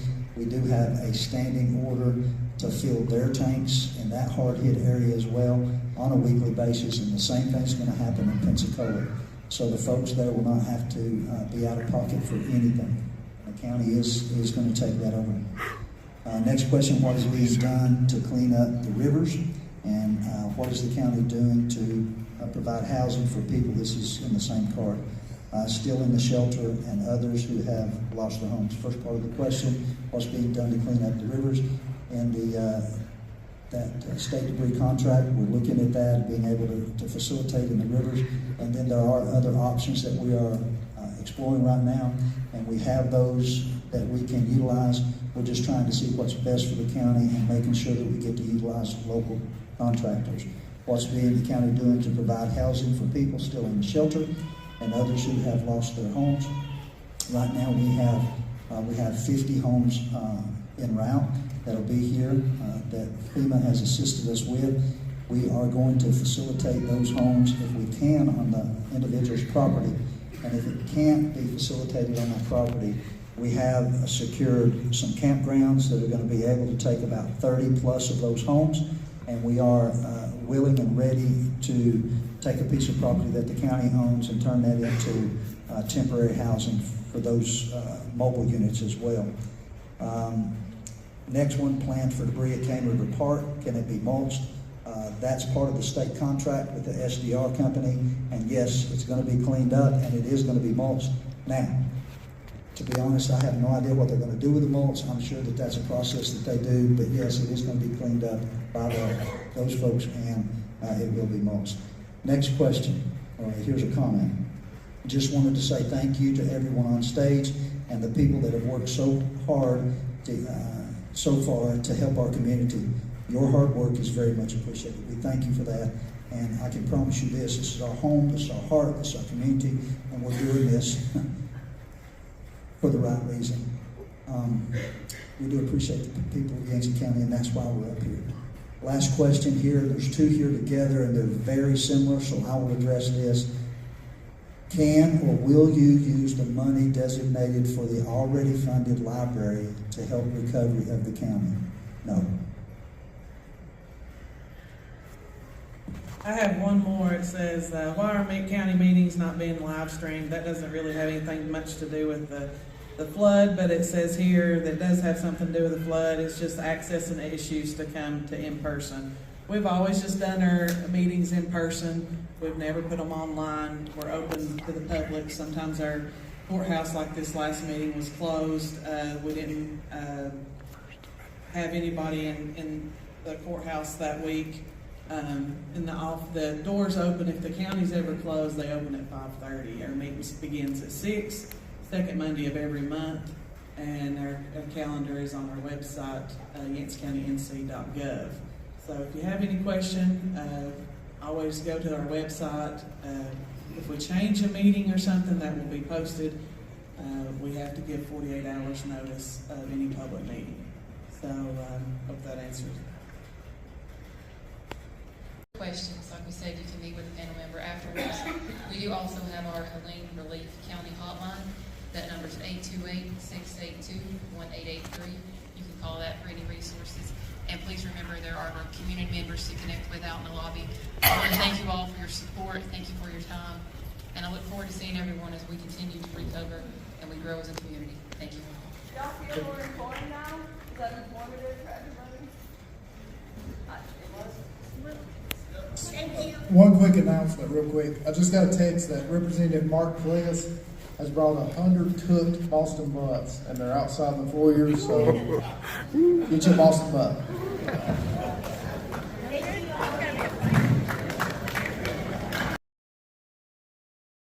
This is a breakdown of my 4th day here in North Carolina, up on the mountain in Pensacola at Camp Miller. I spent most of the day today just working on a house that had been really, really damaged. There was just basically a hillside that came down and washed through an entire wall of their basement. The basement, which the house was sitting on, was had cinder block walls, and the wall closest to the hillside, it just completely blew out the entire wall and filled the entire basement 6 feet high, full of just the most compacted rock and mud and sticks, and it is just a terrible, terrible mess. And the house is just barely hanging on and keeping from falling over. There's some bracing that has been knocked out. I mean, almost all the bracing in the middle has been knocked out, and then the entire wall on one side has been just demolished. And then, as you can clearly see, it's just entirely full. So what we're trying to do is get down to the concrete in the basement so we can brace sturdily on the ground and not be trying to brace on this ground that's like a sponge, and it just keeps sinking. The guy that's doing it has been doing it for a long time, and he really knows what's up. I'm glad it's him, because I would not know where to begin on this one. This is way out of my wheelhouse, and he is really good and really determined, and he's really been putting in a lot of days in there. But he's taking in that excavator and gonna dig out the inside of that basement and do everything he can to save that man's house. I'm trying to help him as much as I can, or tried to help him. I got other adventures to go on. We were able to brace up the middle with some posts and also get one of the original posts back in. So we're just slowly making progress and doing all we can to just slowly brace it up. I worked till about 10 o'clock, 10:30 last night with him, just trying to get that house saved and trying to keep it from falling. That was my adventure for my 4th day up here. Mainly spent it up there in that house, trying to just work to try and brace it and save it. So I appreciate everybody keeping up and following along. So I won't lie, I have gotten pretty busy out here and just got very focused and preoccupied with what I was doing. And I haven't really made a video in about 5 days. So I'm trying to backtrack and remember everything I've done and just catch up on some of this stuff. I did kind of document what I've been doing, so I've just been waiting until I had time to catch up, and today's laundry day, and I needed a day off. So I'm catching back up, and this will be me going through what I've been doing the last couple days. So it's a little bit hard to remember what I did way back then, but I know for sure that I mucked out the basement, and I helped get a road in to the basement so we can clear out the sheetrock and all the other insulation and carpet and all that stuff and take it to the dump. The plan was to just throw it right out the window and leave a big mess that would get rained on and be a big mess for later, but I wanted to try and get down to it so we could just go ahead and get it out. So I was able to talk a nice, just randomly driving by a crew that was from some other state, Donating Time, Illinois or something. We're from all over, and I randomly seen them sitting there, and they had one extra guy I noticed that wasn't doing much, and I was able to just ask him if they could come up here real quick for like 30 minutes and clear a little path. And sure enough, they were kind enough to come and clear the path and make it to where we can get a truck down to where we can get the sheetrock and stuff in the back of a truck, because before it was just pretty much inaccessible. And yeah, so from there I just did random little hands-on things all around. I try to do stuff and plug away, and it's just sometimes it's a bunch of small stuff and you don't even realize what all you do, especially 5 days back. But I know I was busy, and I've tried to be busy every day pretty much from sun up to sundown, and sometimes even more. But like I said, today's kind of my off day, so I'm catching up. And yeah, so I'll just post a couple pics, and I appreciate everybody for keeping up. Thanks, guys.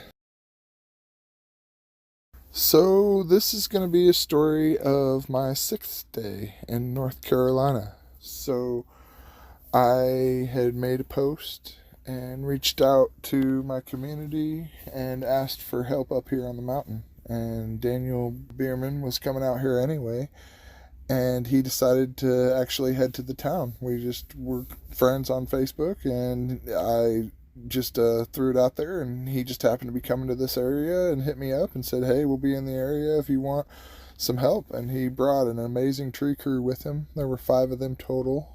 It was Kurt Label, and he is just the absolute wood guru. I mean, he is a tree genius when it comes to cutting trees. Kurt is just the absolute man. I've known Kurt for a long time, and he's got a heart of gold, and he's an extremely hard worker and gets stuff done like no other. And him and his crew came out here and just absolutely did amazing things. But this was before they got out here. Making this video a little later. I'm going back in time, if you will. But this was before they got here. But Kurt brought 2 guys and a truck that's specially made and has a boom out on the back where he could do just amazing things with it and pull trees and winch off of it and stuff.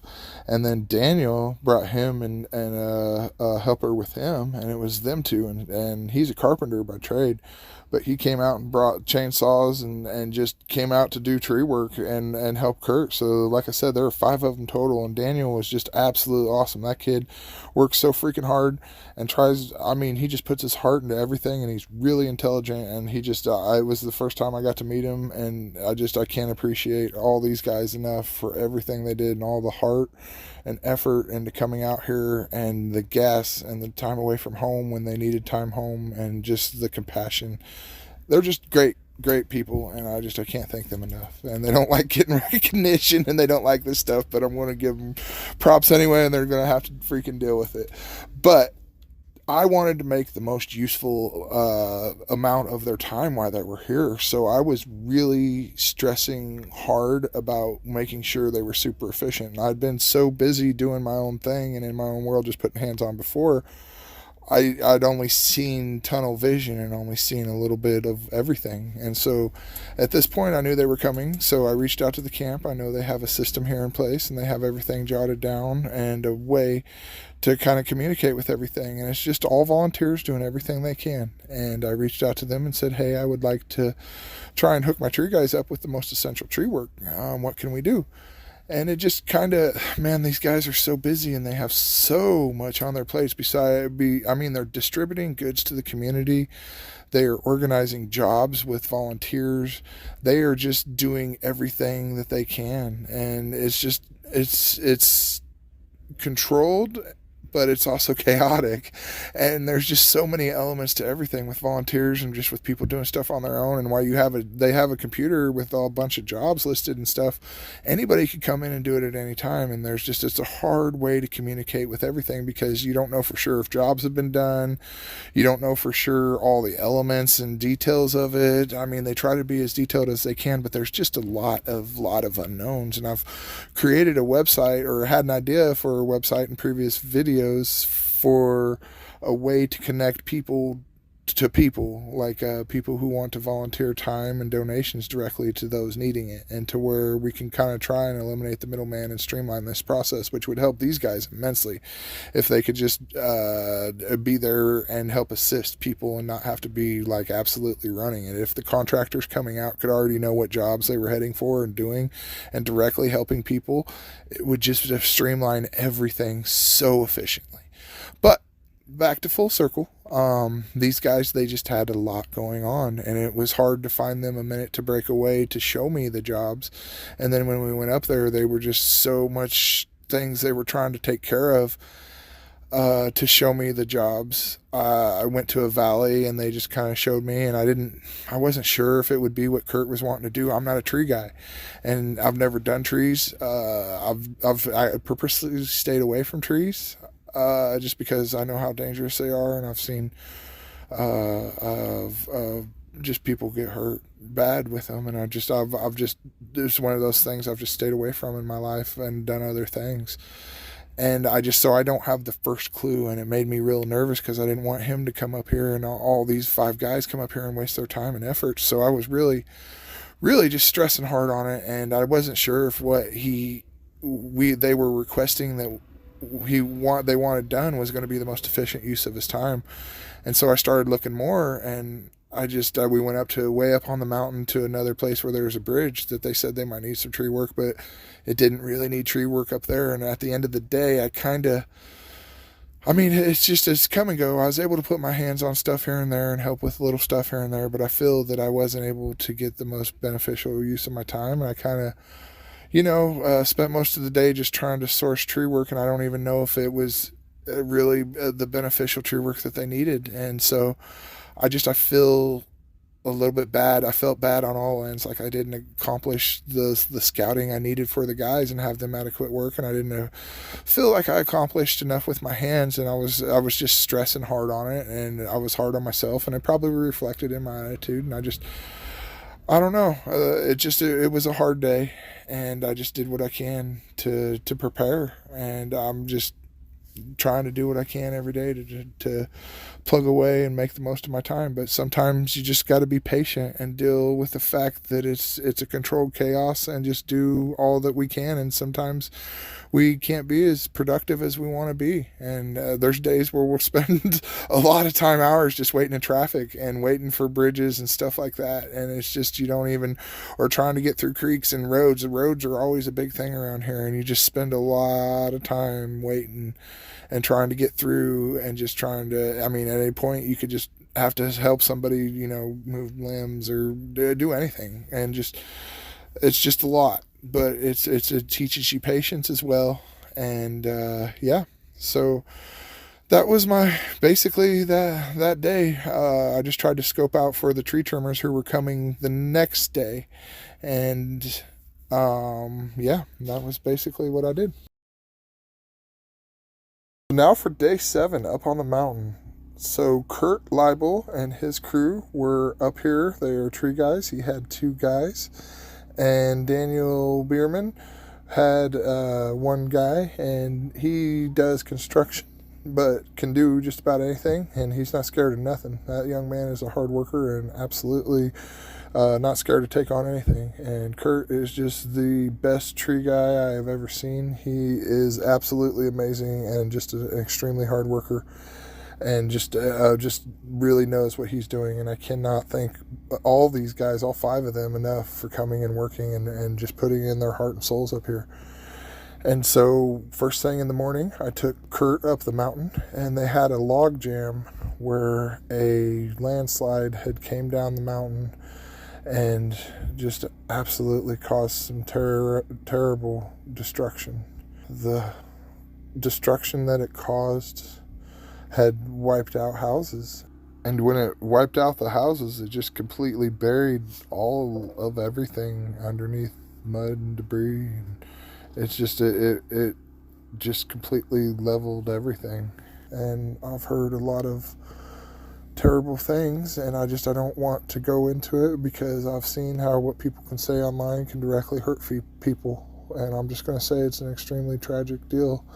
And I don't want to show pictures, but I can just say that the houses were leveled, and that it was just a heartbreaking situation.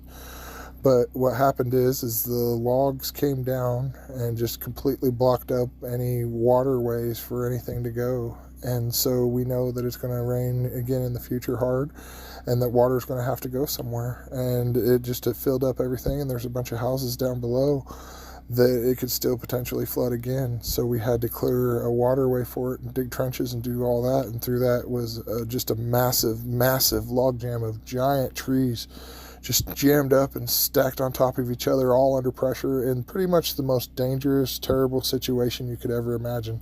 And Kurt and his crew got in there and cut those trees up and cleared that way, so they can dig the trench and make way for that water, and so it don't flood the community again. And it's just, they are absolutely miraculous. And Daniel was in there too, and Daniel and his crew, and they just absolutely made it happen. And they are phenomenal and extremely hard workers. And me and this community can't thank them enough for all the hard work that they put in. They're just heroes, really. And so I woke up first thing. I dropped Kurt off at the log pile and let him start. And then there's another job up on the mountain of an elderly couple who had their bridge washed away to their house and access to their house, and the front side of their house, basically the support and stuff washed away, and it was just barely hanging on to the side of a mountain. So there was another crew that was up there building a bridge, and they did think they were going to need tree work, but we ended up not needing to do that. But instead, we decided that we were, Daniel and his helper and me were going to try and shore the front of that up. So we just went up there real quick to way up on the mountain and just did basically a materials list for everything that was going to be needed to shore up the front of their house. And then I ran Daniel and his helper right back down the mountain, and they hopped in with Kurt, and they just went to town and had all that log jam and stuff cleared up by noon. It might have been a little later. It might have been 1 or 2, but they had it cleared up. I mean, it just, for as much work it was insanely fast. They're insanely hard workers, and it was really something to watch.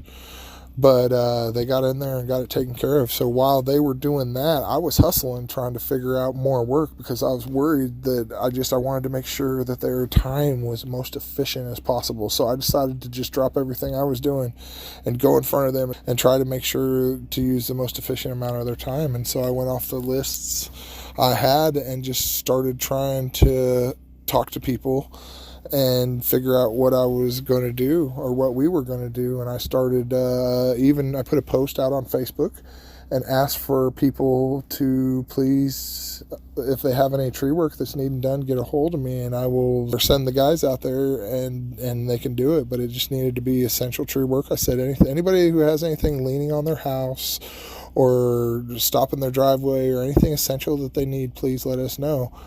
And sometimes the people it wouldn't be as pressing. And once again, I'm not a tree guy, so it was really hard for me to be a mediator in the middle. And that's why I wanted to try and create a website for trying to eliminate the middleman and just link the homeowner and the person that needs help with those that are donating time, and just making it as efficient as possible, like creating a website where somebody can see the work that needs to be done and contact the homeowner and just go straight there and just eliminate all the extra legwork. And anything we can do to make things more efficient is good. So that's what I just tried to do, is go in front of them, and I eventually found a house that had a giant tree on it. And so we were able to send them out there, and the homeowner was displaced. There were a couple, and they hadn't been home because of this giant tree on their house, and they were just scared to go home and scared to live in the house and didn't want to go in the house because of this enormous tree that was just on their house. And so once again, Kurt and Daniel and both their crews got in there and just absolutely destroyed it and took that tree off and had it most of the way done by the end of the day. And they were just absolute miracle workers. And so that was pretty much the most of that day. Was I just went in front of them trying to just make sure the most efficient use of their time was created. And I had what I thought would be enough jobs for them for the next day. and I felt pretty confident that they were good and set to go. So I had tried to scour and tried to go put eyes on every place, but I didn't just have a chance. There was just so many places and so much stuff, and each place seemed like it was 40 minutes away from each other. So it was a lot of trial and error and a lot of calling people and responding, and I didn't get to put eyes on everything, but I was able to reach out to people, and I thought I had a pretty good day planned out for them. It was just me doing what I could to try and help out, and like I said, I'm not a tree guy. I don't know what I'm doing, and I was just trying to do all I could to help everybody out. But it worked out, and we were still helping people, and it was a great thing. So I can't thank Kurt and Daniel and everybody enough for all the hard work they put in, and it was a great day. So one final thing we were able to do late at night was we were just realizing how essential it is that we need to just directly link the contractors to the homeowners. So the website idea, Daniel said he had a friend who was willing to work on it and help out with it. So we got in contact with him, and I ran ideas by him, and he said he could help out and was going to give her a whirl and try and do it. It was a little out of his normal realm of things. I forgot the gentleman's name, but he immediately went to work on it, and I've been meaning to get back with him. I've just been so busy and preoccupied with everything else. I haven't really had a chance to. But yeah, it's just trying to get the wheels in motion. And I'm sure there's going to be trial and error and things we can do to make it better, but we got to start somewhere and just get it going. So that's basically what we're trying to do, is just figure out a way to directly link the contractors to the people in need. And so the people in need can post their phone numbers, have itemized lists of things that they need done, almost like a punch list. And then each number on the punch list can have a correlated code to what trade it needs. So number 1 on house number 37 Broadway needs an electrician, which is trade number 357, and just go from there. And so anytime an electrician comes to town, they can look up the code number 357 and correlate it to every house and just see every house. And it's going to be good for homeowners to take pictures so they can look at the work. And then they could directly pick up the homeowner, make sure it hasn't been done, because we run into a lot of times where the work's already been done and it hasn't been jotted down, and it's just, there's so much stuff and it's so hard to control everything. And sometimes where some people may think that like a tree is going to fall on their house and crush their house, but it's been that way for a bunch of years, but it's really okay, and there's just a fine line. But somebody who's a professional and used to it can look at it and see in depth of what they're looking at, and then that way they can decide whether it's pressing or where they want to use the most efficient use of their time, and just figure it out on their own and go directly from the person who needs help to the person willing to help them, and a direct contact that's just efficient and fast as possible. So that's what we're trying to set up and trying to get going. And like I said, it's just a work in progress, and any help anybody wants to throw in there would be greatly appreciated. I got so many irons in the fire, I can't do it. So, but I appreciate any help I can get, and I really appreciate these guys and all they're doing, and I appreciate everybody who has the tenacity to try and help out here in any way, shape, or form, just anything they can do. And it's a beautiful thing, and it's just great to watch people come together. But yeah, we're just keep plugging away every day. But that was my day 7. So this is going to be my 8th day in North Carolina.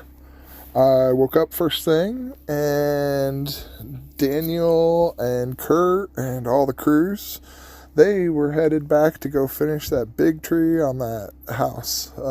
They had a couple hours of work left there.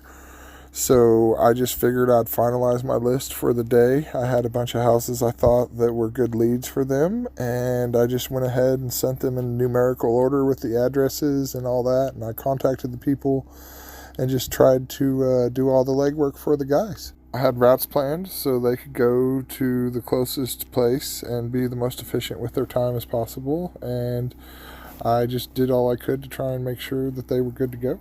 So I did all that with the first little part of my morning, and then I went to the job headquarters here at base, and I tried to source the lumber for the job up on the mountain for the elderly couple who needed their front of their house shored up. So I talked to the camp and I asked them if they would be able to provide the lumber and stuff like that. And Brian was like, sure, I can do that. And like I said, he's just a great guy and always ready to help and is great at organizing all this stuff. So he got me lined out on just the financial means in order to provide for the lumber and everything needed for the couple up on the hill, the elderly couple. I think they're in their 70s or 80s, and they've really been through a lot, and they really were struggling with where they were at and what they had going on. So yeah, he was able to fund that, and as I was getting ready to leave, they said, well, we got more materials that somebody else is getting ready to go get, and I said, well, why not, just have me go get it all at once and just save some time. And they definitely thought that was a great idea. So I took a quick picture of the materials lists that they were needing for the other job, and I took the trailer that they were planning on picking all the stuff up with, and I headed on down. It was a rented trailer, 7,000 pounds is what it could tow, 2 3,500-pound axles, and I just took off to the lumber yard, and this was on Saturday, and I left here about 10, and the thing is that when you leave, there's a good chance you can get caught in traffic, which I did, because everything is blocked off, and they're always working on roads. So I got slowed down a lot, and right before I left, they told me that the place closes at noon, so I actually had to turn around from a traffic jam because they said it was going to be a while, and then turn around and just take an alternate route over the mountain. Point being is I didn't roll up to the lumber yard until about 11:30, and they closed at noon, and I had a giant list, and I had a big list on my own stuff, which included concrete, bunch of lumber, bunch of nail screws, all kinds of stuff. And then I didn't even look at the other list. I didn't even know what I was getting into. And so I look at it, and the first thing on the list is 5.5 yards of concrete, which is basically 5.5 pallets of concrete, which I did the quick math, and it was 3,600 pounds a pallet. So it was basically 21,000 pounds on a trailer that could only haul 7. And that was before the lumber, which probably was another 3,000 pounds-ish. So there was no possible way. I immediately knew that I could not source all these materials and that I was in trouble. And so I just had to try and think quick on my toes, and I didn't know what to do, and I know that guys are from out of town, and we're just doing all we can to try and get everything sourced in here as quick as possible, because if we don't use the guys' resources when they're in town, we lose those. So it's essential that we keep people stocked and keep people going, and don't make sure that nobody is ever sitting on their hands and not working, especially when they come all the way out here. So I knew it was essential that we had to get this stuff, and I was pretty determined on trying to figure it out. And it was terrible for me to show up at 11:30 and try and give them this immense order, and I feel so sorry for the guys at the lumber yard. I had no idea. I thought they closed later, and there were so many elements to it, and I felt really bad to drop this order on them. And they weren't too happy with the entire situation, and they weren't sure if it was going to be able to work out. And so I asked to talk to the owner of the business because he happened to be upstairs. The name of this business is Summit Supply, and it's just a really great business run by a really great human being. I was able to go upstairs and talk to the owner directly, and I just kind of told him the scenario that, hey, we got guys from out of town. We didn't know that you were closing at noon today. I'm really sorry about the huge, immense hassle. But these guys are from out of town, and they're donating their time, and they're trying to work really hard to try and get these jobs done, and they're only going to be in town for a short amount of time. And if we could please just try and work out any way we could to get these materials. And he just immediately went to work to making it happen, and I cannot thank him enough for everything he did. He is truly a great human being, and he just he went to work and he lined up to where not only I could get all the stuff that I was needing, but he said, I got a semi-truck driver that can deliver the concrete for you. And so we were able to work out a semi-truck driver that was able to just load all the concrete on it. So it saved me 21,000 pounds of concrete, because we needed a half yard of concrete for what we were doing too. So it was 6 pallets total of what we had. So 3,600 pounds a pallet. Yeah, that's 7, 14, 21,000 pounds that he was able to take out there for me. And then from there, I went into the lumber yard and just I showed up in the lumber yard. It was past 12 when I showed up, and the poor kid working, he had a family and he had kids at home, and I could tell that he was just really wanting to get home to his kids. And my heart went out to him and the other guy that was helping load up all my lumber. And so I was able to tip each one of them $20, and it helped a little bit. And that's just the way I feel sometimes, is that you gotta grease the palms that are helping you. And those guys, they got thrown into a situation they didn't want to be in, and I did all I could to try and make it right, and so they just I feel they definitely deserve that.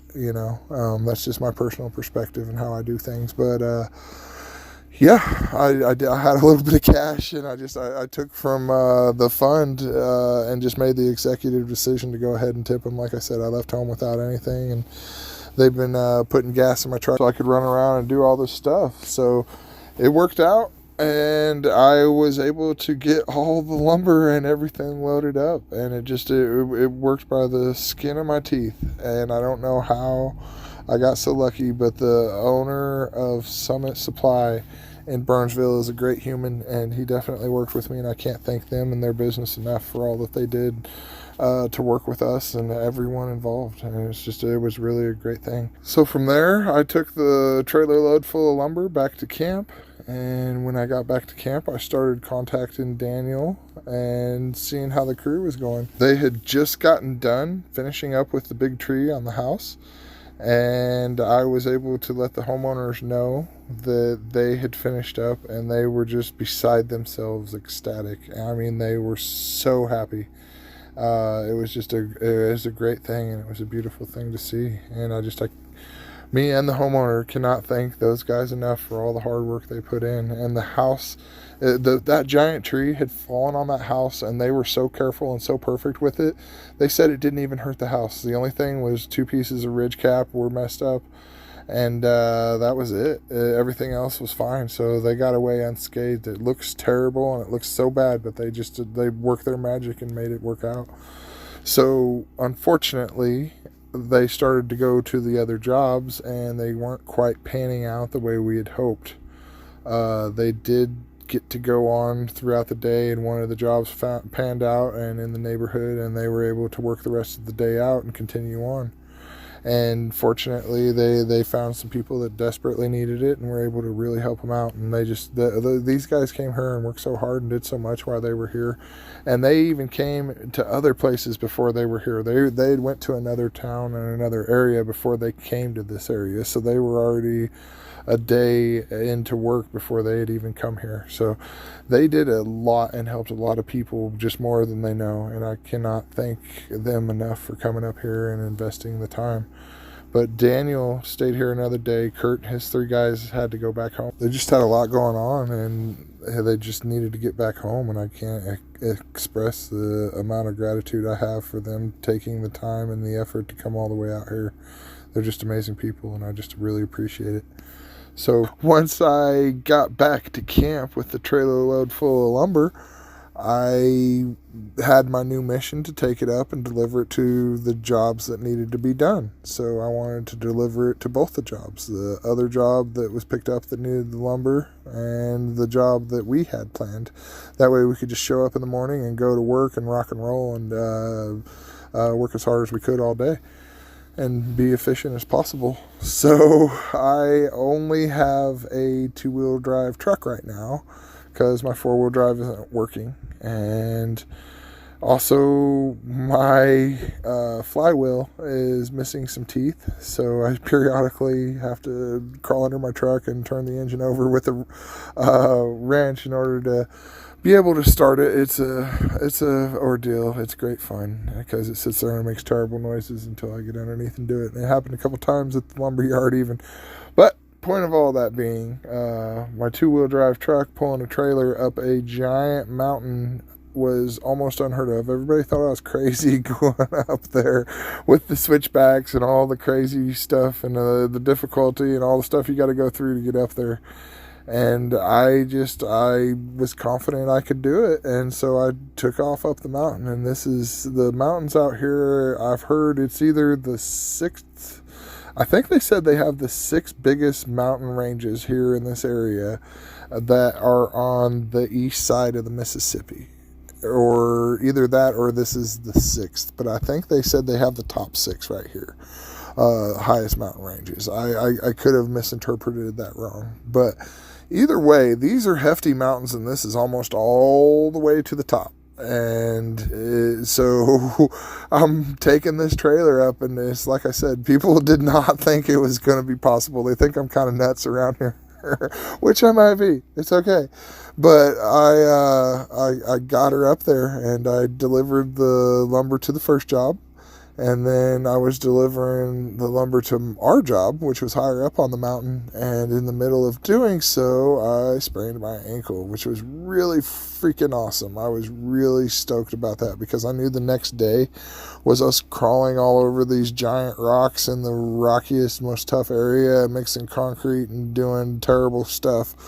So I knew I had a great day planned out in front of me. But yeah, that was pretty much how I closed out the rest of that day. And we came back and kicked it here at camp with Daniel and his helper, Jason. We just got ready for the big day next day. So that was the finale of my day and how that went. And it was a pretty exciting day. And I did manage to go up and deliver everything fine on the mountain in my truck and trailer. And just everybody thought I was kind of nuts, but it all worked out. So it ended up being fine and everything was great. So now for what we did on my 9th day up here. There's a very sweet elderly couple in their 70s or 80s up on the mountain, almost at the very top. And they have a cabin that was built in 1938. It is, I think, the 3rd oldest cabin on the entire mountain. And they just, they had a little stream in front of their house and a bridge that was going across it, and it really wasn't nearly as dramatic, but when all the rain hit, it really expanded, and so it ended up washing away their bridge and a shed and basically all the ground that the front of their house was sitting on. So their house was basically just hovering, suspended. And it was just a real precarious situation because it's such an old place, and the bottom of the floor was beams, trees, and it wasn't even any wood, it was just trees. It wasn't anything cut or milled. It was just solid, like a log cabin style, and that was the base. And so originally, right after they built it, I guess there was some kind of blast that happened and dropped it 7 inches. So the house wasn't level to begin with, but then it became even worse when the storm came through and washed away basically the front of it. So we undertook the task of trying to shore up the front of the house and put concrete footings in. And there was another group that was there working at the same time as us that had put in a bridge, and they were just absolutely miraculous. They were amazing workers, and the poor people, they were having to go down basically a cliff and scale down a cliff and then walk across this rocky river and then scale up another cliff in order to get their firewood and their supplies and their everything. And they were doing it and just weren't even really telling anybody. And so they just needed help. And so we did all we could to try and help them. And like I said, there was another group there that was building a bridge. I'm not exactly sure where they were from. I think they might have said Iowa, but they were all completely volunteer and all out of pocket. They paid for the bridge and everything out of pocket and just went up there and did it all on their own. It was really just a wonderful kind thing that they did, and came out and put all that work and effort and even brought heavy machinery. But we took on the task of trying to shore up the front of the house. Daniel Babermeyer was up here with one of his guys, Jason, and they just were up here working their hearts out, man. And Daniel, I know I said his name wrong in a different video, and I apologize, but this was just the first chance I really got to meet him and talk to him.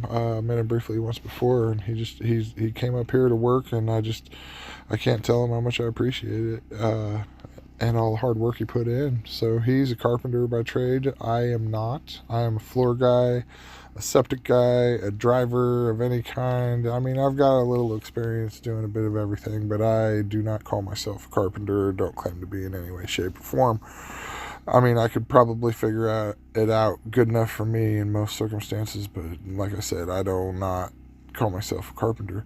So yeah, Daniel is a very hardworking, intelligent young man, and he knows his way around stuff, and so he just took the lead and pointed us on where to go. And even though I had a sprained ankle, I crawled all over them rocks and was able to pack stuff in and out. And my name was Mud for the day. I mixed concrete all day long with the wheelbarrow and shovel, and just filled in all the footings that they formed up. And yeah, we just worked together and just did great things on the front of that house and shored it all up and made it level. I don't have pictures of it before, but it was way out of whack. I can't even express how much it was just hanging on to the side of the hill. Maybe one day I'll be able to post some pictures of it before, but we know it's not perfect. We just did what we could with what we had, and there's just nobody else to do it. So we had to take initiative and do whatever we could to fix it with the time we had and the resources we had available. Daniel had unfortunately just brought tree work tools and like chainsaws and stuff like that, and didn't really bring anything to do carpentry work, as he was just planning on doing tree work the whole entire time he was here. I had some tools and he did have some tools still, but we were just limping along with the bare necessities and the bare batteries, and we barely had enough stuff and essentials to be able to make it happen, but we did make it happen. Plus, I feel I could have worked a lot harder if I didn't have a sprained ankle. We didn't have time to get to everything we wanted to. We wanted to build rails and shore up the steps and just do a lot more than we did, but we only had so much time, so we just took care of the essential stuff of bracing up the house and bracing up the deck and just making sure it wouldn't go fall away, and we just hammer drilled into the rock and poured concrete and made it happen. We were able to shore it all up and make it to where it wasn't going to fall off the hillside there. I can't thank Daniel and Jason enough, both, for their extremely hard work and just for coming up here and working so hard and just putting so much effort and heart into everything they did. They're just the absolute bomb, and I appreciate them so much. And yeah, he wasn't even planning on coming here. He was just doing his own adventure, and I kind of threw a call out, and he heard it and decided to come here. And I really appreciate those guys so much. They're just great humans, and it was a pleasure meeting them and being able to work with them and be a part of it. But yeah, that was my 9th day up here on the mountain in North Carolina. This is day 10 of my journey up here in North Carolina. So we woke up and Daniel had a big tree on a hill that was threatening a house that he was wanting to take care of. And I won't lie, I was super nervous about it. But he was brave enough to take it on. He called Kurt, and Kurt gave him some pointers on how to do it, and he just went in there with the team. He had a crew of firefighters local here that went up on the mountain and helped him, and they just all worked together. Him and Jason and that crew of firefighters just made it happen, and they just saved a house from the danger it was in threat of. Like I said, it was a monster hill, a mountain, and it was just headed straight for the house, just barely precariously hanging on behind the house. They had to use ropes and snatch blocks and tie it off and just use a whole team of guys to keep it from falling down on the house, and just really be careful and methodic about what they were doing. I went up there for a minute and Took him a snatch block to help go off of stuff, and I realized that they had plenty enough help. So I cut out and headed up the mountain to go take the hammer drill I borrowed from a homeowner back. And it was a homeowner that was repairing his bridge himself, and I got to do an interview with him. And I also had some extra concrete from the day before, so I took some concrete up to his job because he's the one that needed the 5.5 pallets. So I was able to drop the concrete off up there and give him his tools back and actually get an interview with him, which I'm very grateful for and I really appreciate. And I'll be posting that here next. So from there, back at camp, they were saying they were needing help with a dump trailer. So I came back down and got ready to go on that adventure. Daniel and Jason were here and had just gotten done cutting the tree, and so they were getting ready to head out. Today was the day that they were going home, so they were just packing up camp. So I got to talk to them for a minute and wish them well on their journeys and thank them just immensely for all the hard work they did. They are just extremely hard workers who just put their heart out there and volunteered with nothing back. And Daniel paid a lot out of pocket. He bought 100 gallons of fuel here. He he paid for the entire trip. He did everything, man. He's just a really, really great guy, and I appreciate both of those guys so much. So from there, I snagged up the dump trailer and went to go get some fill for up on the mountain. So they had houses that were in threat of being washed away from runoff, and they had a bunch of roads that are needing gravel so people can access them because they're just a mud mess right now, and it's getting ready to rain a little bit more, and it's just going to turn into a nasty sloppy mess. So we need gravel on all the roads. We need fill to help divert water so houses don't get hit, and just there's a bunch of stuff going on here. So I went to the gravel yard, the local gravel yard here, and there was a line of, I'd say, 10 to 15 dump trucks that had come from out of town, and they were just lined up needing filled up. And they're just working on with everything they can and being overwhelmed, and so I had to sit there at the gravel yard for about an hour and a half, maybe 2 hours. It's just you got to learn patience around here, and you can't get in a rush, and it's so hard when you put all this effort to come out here and then you just got to sit and wait in traffic. I've sat in traffic over an hour before, and I just had no other option. There's just no other way to get to where you're going.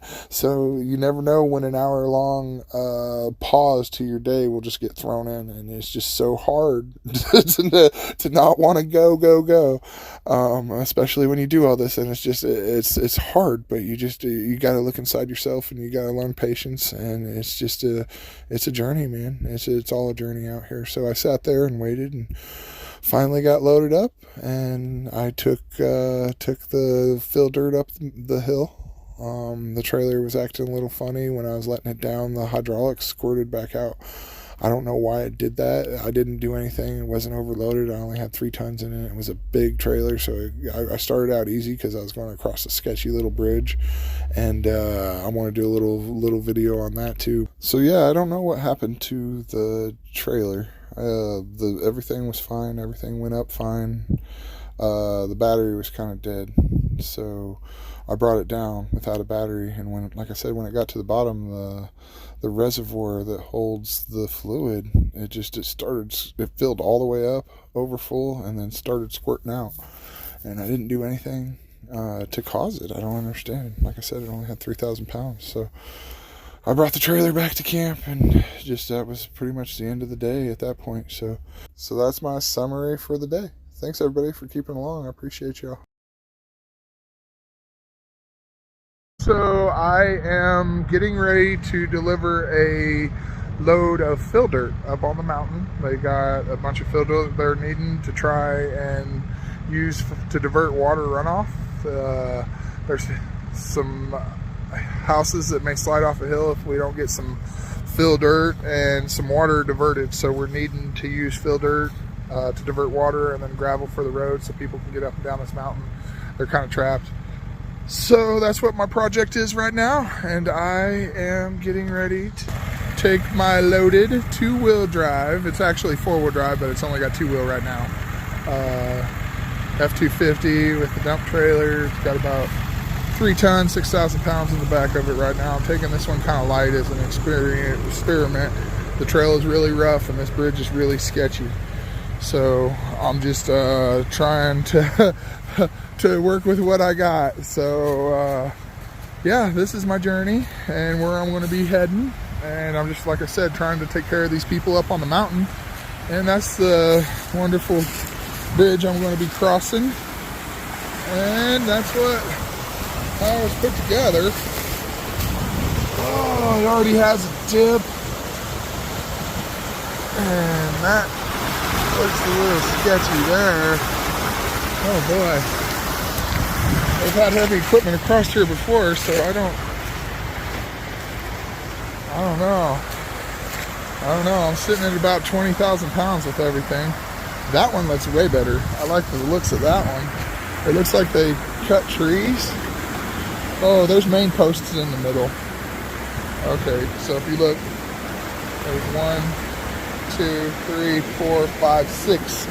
Looks like they put 6 trees across there. So even though that last tree looks sketchy, I just did it with trees. Even though the last tree looks sketchy, I think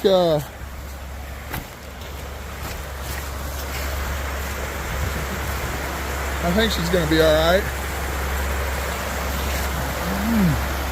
I don't know. Let's see. I want to look under it and see how they did it. Let's see, what do we got down there? Well, it'll either work or it won't. So that's the custom bridge work we got going on. So just another day at the office, another day on my many adventures out here. But yeah, just trying to get rock and fill dirt up to the people on the mountain who need it. People think I'm kind of crazy for driving a 2-wheel drive truck up these mountain roads and across this stuff. But it's just another day at the office for me. This one's a little sketchy because the trailer doesn't have trailer brakes and I only have 2-wheel drive. So if I don't make a hill or a corner, might be a little scary coming back. But I plotted the road and looked at it. It's doable with enough momentum. Momentum's the key in everything. So yeah, I appreciate everybody keeping along. Just figured I'd document my little journey here. I'll probably get a video when you're going across. So I appreciate everybody for keeping up. Thanks, guys. So if you watch, there's definitely some major flex in that bridge when I go across. It was a little sketchy, and I don't know if they had that much weight going across it. I mean, I know trees are extremely stout and extremely sturdy, but the other machines I had seen were only probably sitting around 8,000 pounds. Not, like I said, I was sitting about 20, but you can see it really flex. I wish I would have got a closer view. If I go across it again, I may get a little better view, but yeah, I made her, so it all worked out good. I basically needed a day off.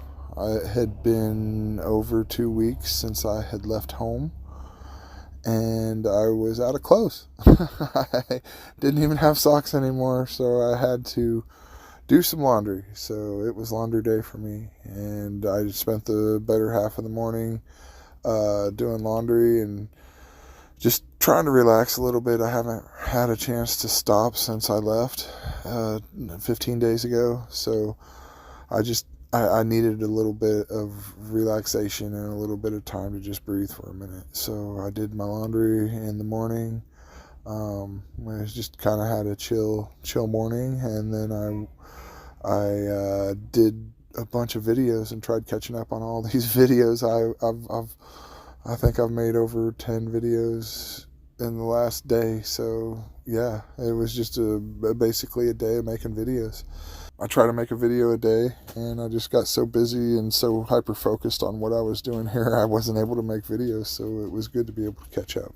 And from there, I went and finished my laundry, and once I was done with laundry, I went up on the mountain and to the elderly couple's house to get some lumber back down here. I know they had some other jobs they might have been needing some of the extra on. I tried to leave enough up there for them to finish their projects, but also take the extra. We had a little extra. We went a little overboard, so I brought the rest back down and took the forms off the concrete work we did up there to make it look a little nicer, and just came back down and continued to make videos and relax a little bit. So it was basically a day off. I spent all day making videos, so I mean, I was still productive. I still did something, I guess. So it wasn't really like truly a day off, but you know, it was a day off for my body, and it was nice to give my sprained ankle a day of rest and give it a break for a minute. And yeah, I just got to catch up on some stuff. So that was basically it. So I started the day with going to the office and asking the guys what they were needing done. And one of the things they said they needed done was to contact Heiko about using his property to hold gravel. So I wanted to help Heiko with the concrete work that he was needing done, and I was going to try and mix the mud for him. So I figured I'd just go ahead and go on up there myself and talk to him about it and try and mix the mud for him. And so I went up the mountain and I did not find him. He was not there. So I came back down, and when I got back to camp, I asked them what they needed done, and they told me that they had some culvert that they needed delivered. So I got 2 giant, I think it was probably 18. I mean, it's not giant. There's way bigger out here. I've seen 6 foot. But anyways, 18-inch culvert, 2 18-inch culverts that were pretty hefty. I loaded them in the back of my truck by myself.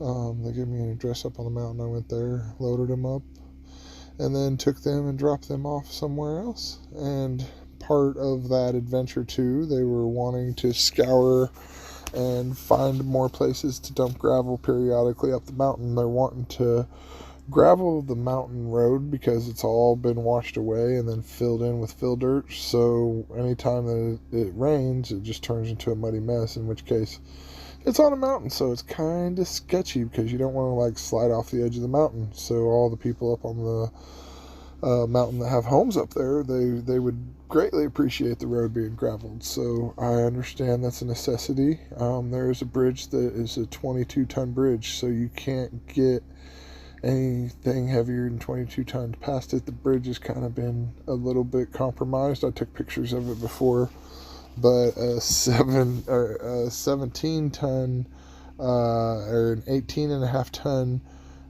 propane truck drove across the bridge today, so I give that guy props. He's pretty brave. That's pushing the limits, especially on a bridge that's yeah.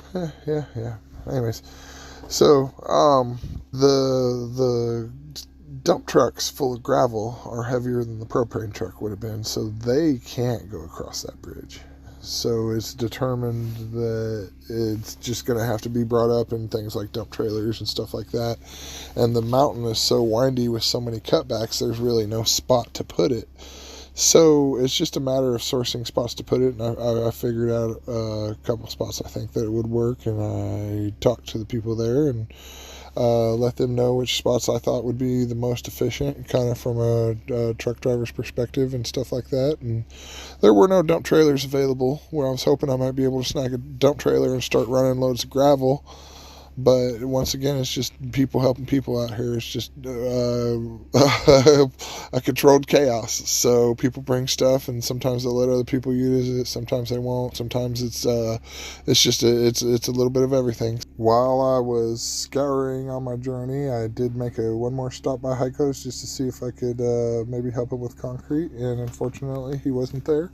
So after that, I came back down to camp and just tried seeing what they had going on. They didn't really have much. There was a gentleman needing a generator, so I loaded it up and got it all ready to go and take out to his property, but I ended up not needing to do that either. The electricians were heading out there to wire it directly into the panel, so they were able to take the generator out there to him.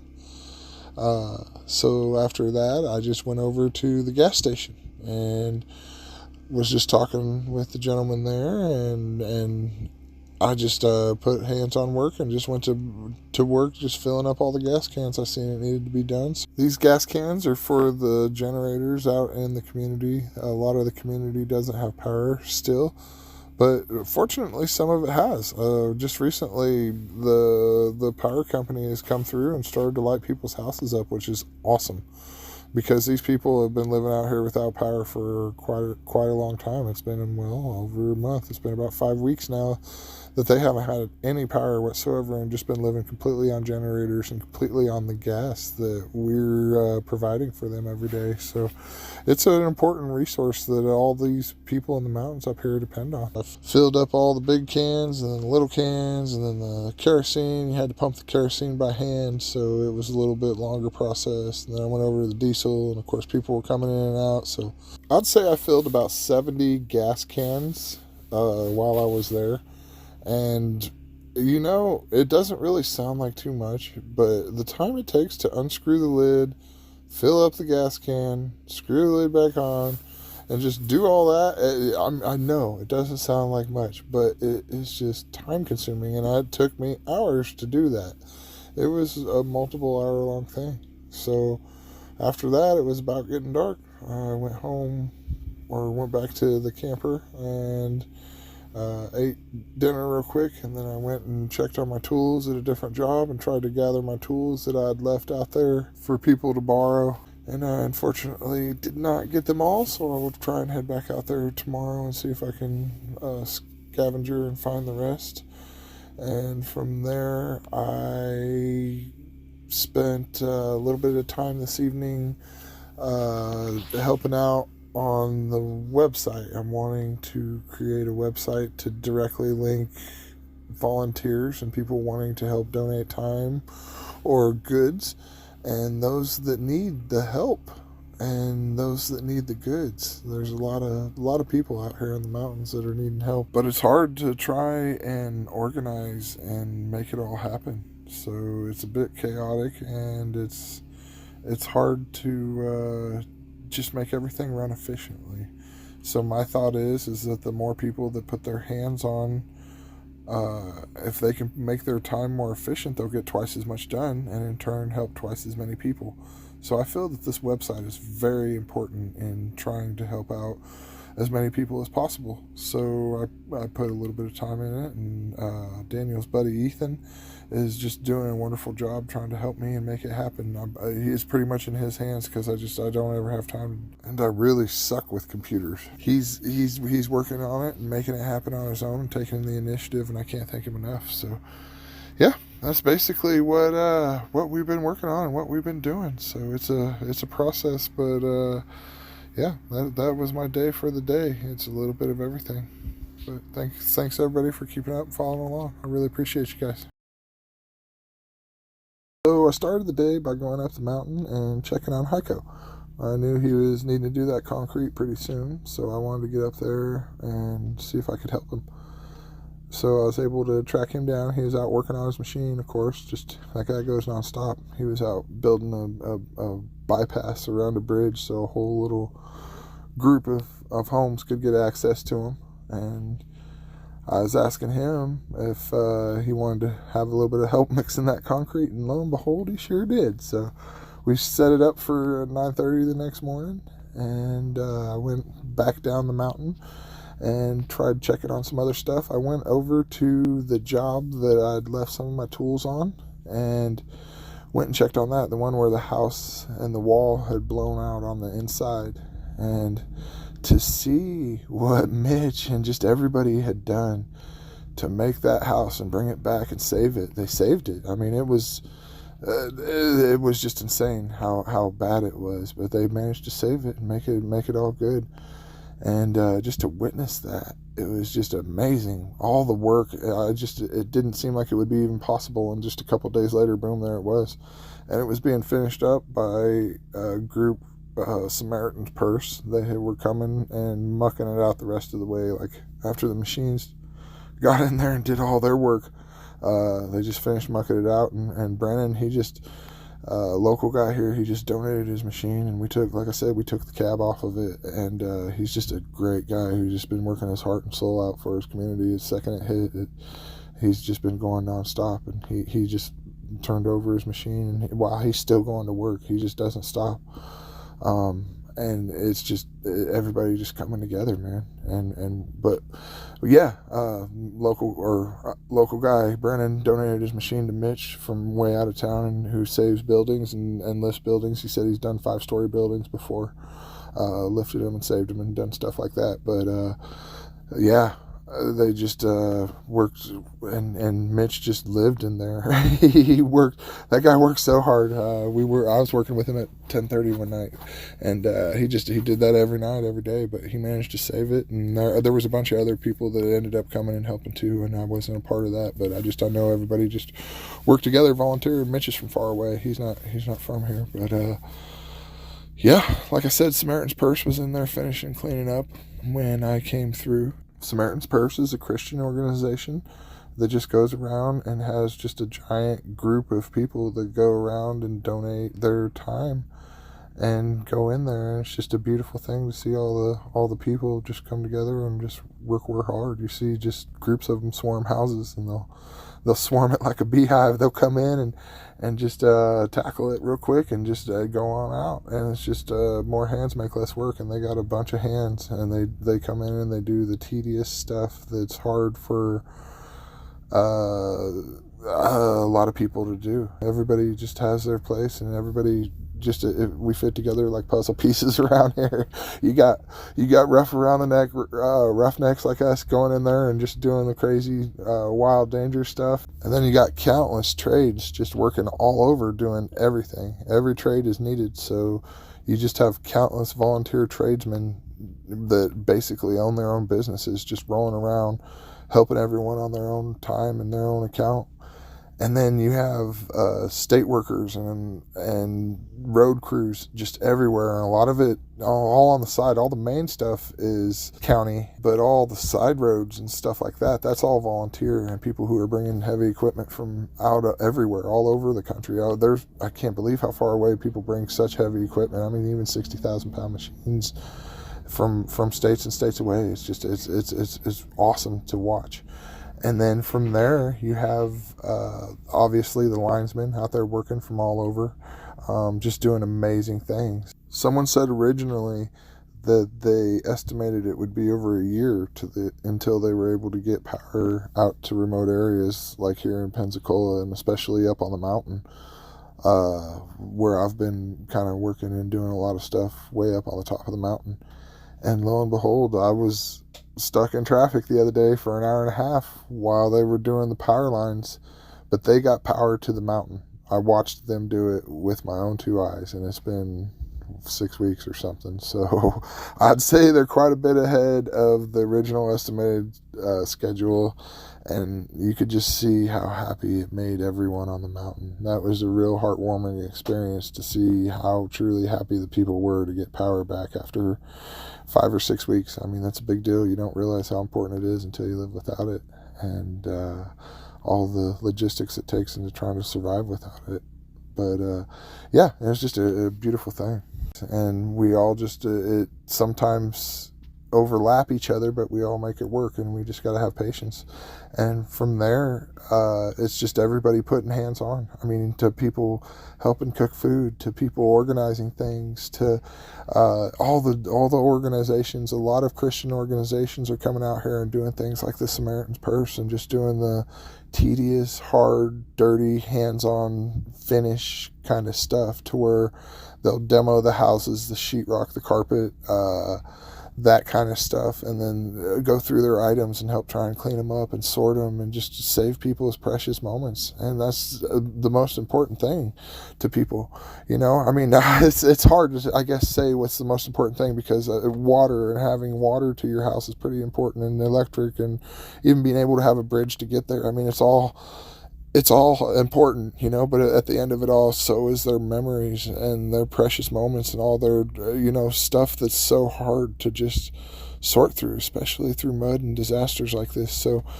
like I said, we all fit together, and it's all like a puzzle piece, and everybody just comes in and puts their hands on and just finds their place. And sometimes you may not be planning for what you're doing. You may think you might be doing one trade, and you end up just going somewhere else doing something completely different. But you got to be versatile, and you got to be patient. And those are the two most important things, because everybody's working on top of each other in just such a stressful, hard environment. And from a guy that's done trades my whole life, it's hard when you put all 10 trades in one place at the same time, and then try and just everybody coexist. But we make it happen out here. From there, I just rounded up a couple guys at camp. Glenn, the guy I got to interview with the Self-Sufficient Camper, he volunteered to come do some mucking out with me. And then there was another, just a real good guy here at camp that was just here ready to donate. He was a local guy and just ready to donate time. And so we all three went up on the hill and started mucking out that basement again, just eating an elephant one bite at a time. But I tell you what, me and those two guys really got a lot of stuff done. I mean, we tore out all the sheetrock in the big main room. We got the insulation. We got all the terrible, wet, nasty carpet. It was heavy, but it was just, it's another day at the office. I do this stuff all the time, but it was just the wet carpet is always so heavy. It's just hard, and then that stuff was compacted with mud. So it just seemed like it weighed a ton. We demoed out all the main room and finished it up, which was a great feeling to finally see that room done, because when I first came in there, it was a lot of work left. In total, we brought out 3 truckloads full of trash. Me and Glenn had gotten one before Stacy showed up, and once he showed up, he just went to town on that sheetrock, and we were able to get 3 truckloads total between the sheetrock and the carpet and the furniture and everything. I can't tell those guys how much I appreciate it. They were a huge help, and we really were able to make a lot of headway, and it was a hard, dirty job, and I can't tell them how much I appreciate them willing to get in and get dirty. And yeah, that was the end of that day. So I came back and slept pretty good that night. So this is day 15 out in North Carolina. I woke up, went to the morning meeting, and recruited a couple helpers to go up and help me with Heiko's concrete. I figured there'd be somebody there, and Stacy, the gentleman who had helped me the day before, mentioned that he would come and possibly do it. Now, I explained that we were mixing concrete in a mixer and doing it all by hand, basically, with bags and stuff, and he said he would, but you never know how people are. I know a lot of times people won't do it, but I'll be darned if that man didn't show up and was right there, and he even brought his brother with him, which those 2 old boys were just absolutely the workingest machines I ever met, man. So we went to go up to the mountain, and we're going up there, and it's just every day, it's just patience. Right when we were going up and supposed to be up there to work at 9:30, we ran into basically a roadblock where they had dug out a culvert and were replacing and putting in a new culvert for water runoff. And it was just, the road was completely dug up. There was no road, so we were completely stuck and had to sit there and wait. And so we were sitting there waiting for a minute and talking and trying to figure out what we were going to do. And I went up and just BS with the excavator guy, a big excavator, and I explained to him, kind of what we had going on, and he said he could sneak us through as long as we didn't tell nobody. So you guys can't tell nobody either. But no, he was able to sneak me through real quick, because it was kind of a deal, and there was a little road around where you could take a path around that I didn't know, but you would pretty much have to have 4-wheel drive, and I didn't have 4-wheel drive. So he just said, when I get it buried real quick, I'll let you try and pass by real quick. I'll give you enough of a shot. They were putting down 2 culverts, and he said once he got one down, he would just bury it enough to where I could sneak by. He was just a really nice guy. And yeah, the side he had done was closest to the hillside, and I go, and he had it ready to go, and I hammer down and go through it, and right when I went through it, my ass end sunk bad and completely slid sideways and towards the downhill side, and I was like, whew, that was a little scary. Got my heart racing, and I mean, she wasn't going anywhere. It was just too soft, and two-wheel drive. I hit it at ramming speed, but she just sunk and squatted and sat there. The big old F-250 just sunk like a rock. And I obviously couldn't go anywhere, so I gave him a head nod and said, "Hey, could you push me out with the excavator?" So he grabbed that big excavator and just gave me a little love on the push on up. I mean, it's an old truck, I don't care about it, but that guy was, you could tell he's ran a machine a lot in his life. I mean, he probably could have shaved my face if I wanted him to. He was that good. I mean, he was just, and it was a giant machine. It was a 80,000 pound machine. He just made it look like butter. I mean, it was easy.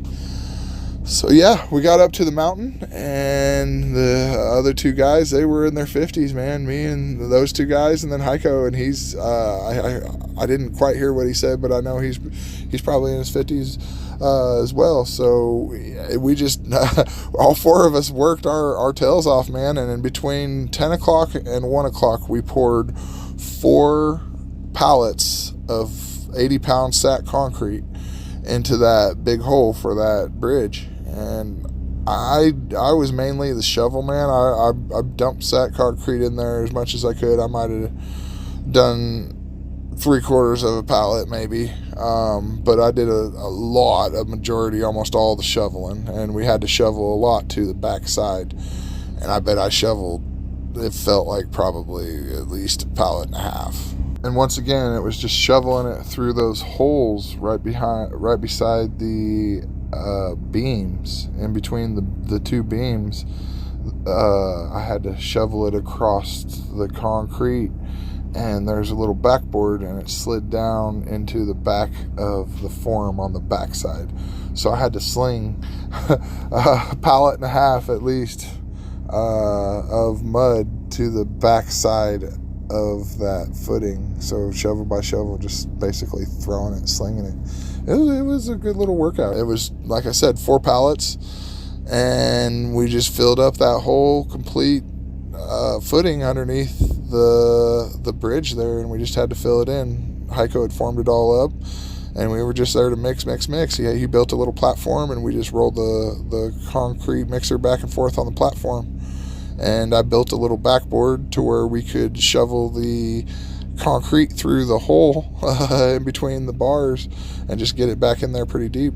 Unfortunately, didn't get pictures of it before we poured the concrete, and the way we had our little setup, and when I had my backboard set up between the beams on the backside.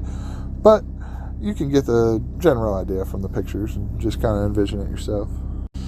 And yeah, it worked phenomenal. And I'll tell you what, we hit it hard, man. And those old boys are just, I give them the absolute most respect. They are extremely hard workers, and just they came to throw down. And I got a lot of respect for all of them, all 3 of them. Heiko too, man. He works so hard. But yeah, we busted that out with the swiftness. Like I said, 4 pallets, which is almost 4 yards of concrete, all by hand mixing.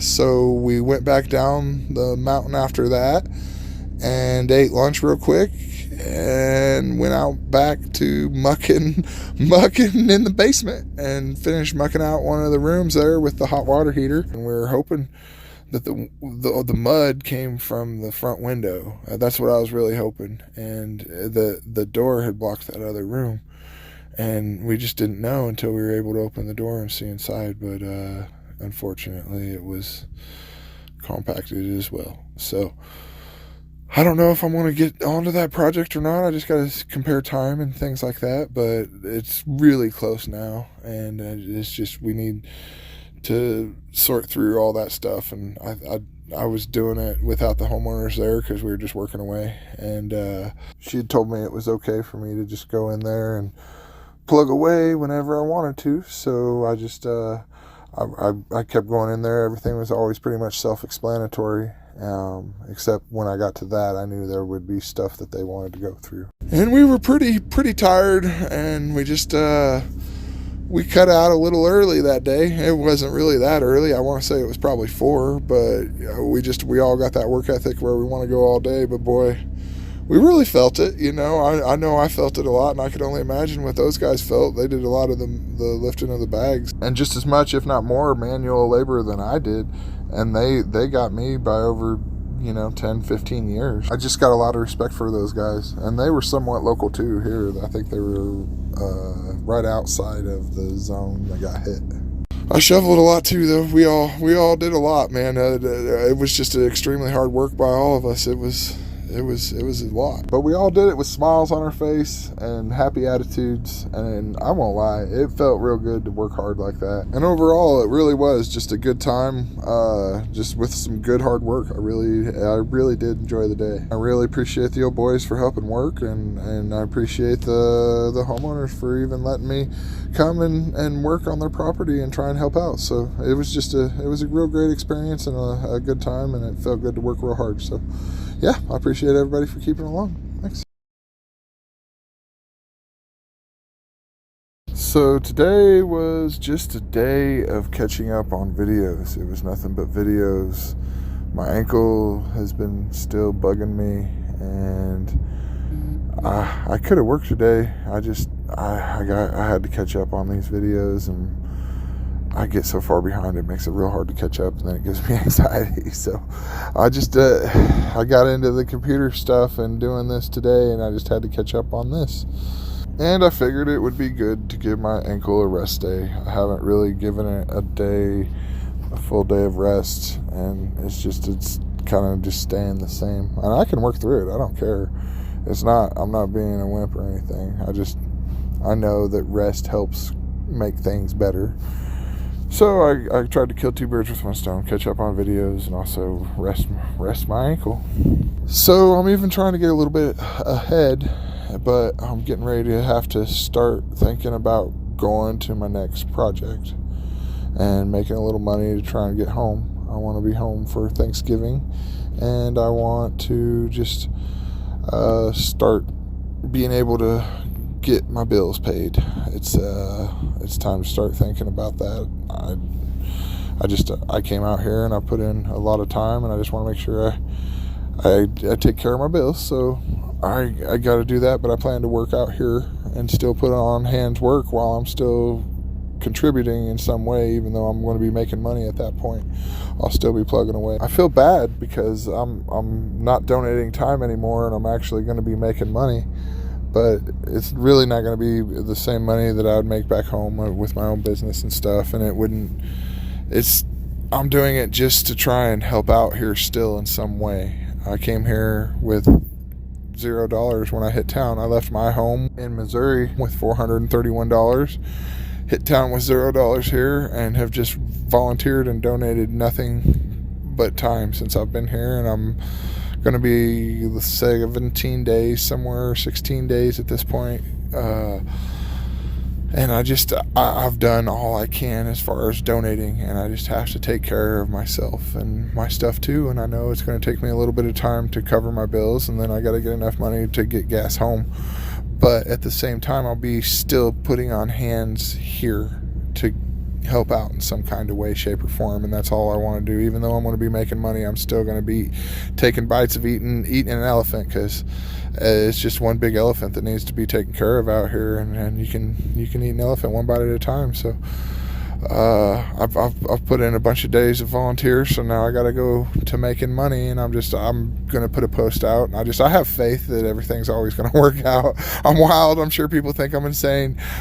Just leaving with $430 and hitting town with no money, and then still not even caring. And there's a lot of people that want to donate money to me and stuff, and I refuse. I don't want it. I always just ask that it goes to the camp or something else. I know that I'll always be all right. If I get in a pinch, I know I have loving family and friends that will help me out and get me through, but I'm doing this because I'm stubborn, and I'm trying to prove a point that you can just come out here and do it with nothing and just put hands in and contribute and do something, and it will all work out. And just trust the universe and just try and do good. And I mean, it's like you try and create good, and it comes back to you. I kind of believe in karma and the whole do unto others kind of philosophy. So I always try to do a positive thing, and it always seems to work out. So just have faith and give her a whirl. It's an adventure, and it's hard to witness everything that's going on, but at the same time, it's beautiful to witness. And every cloud has a silver lining, and it's really been an experience. So I guess that's what I'm getting ready to have to do, is focus on my next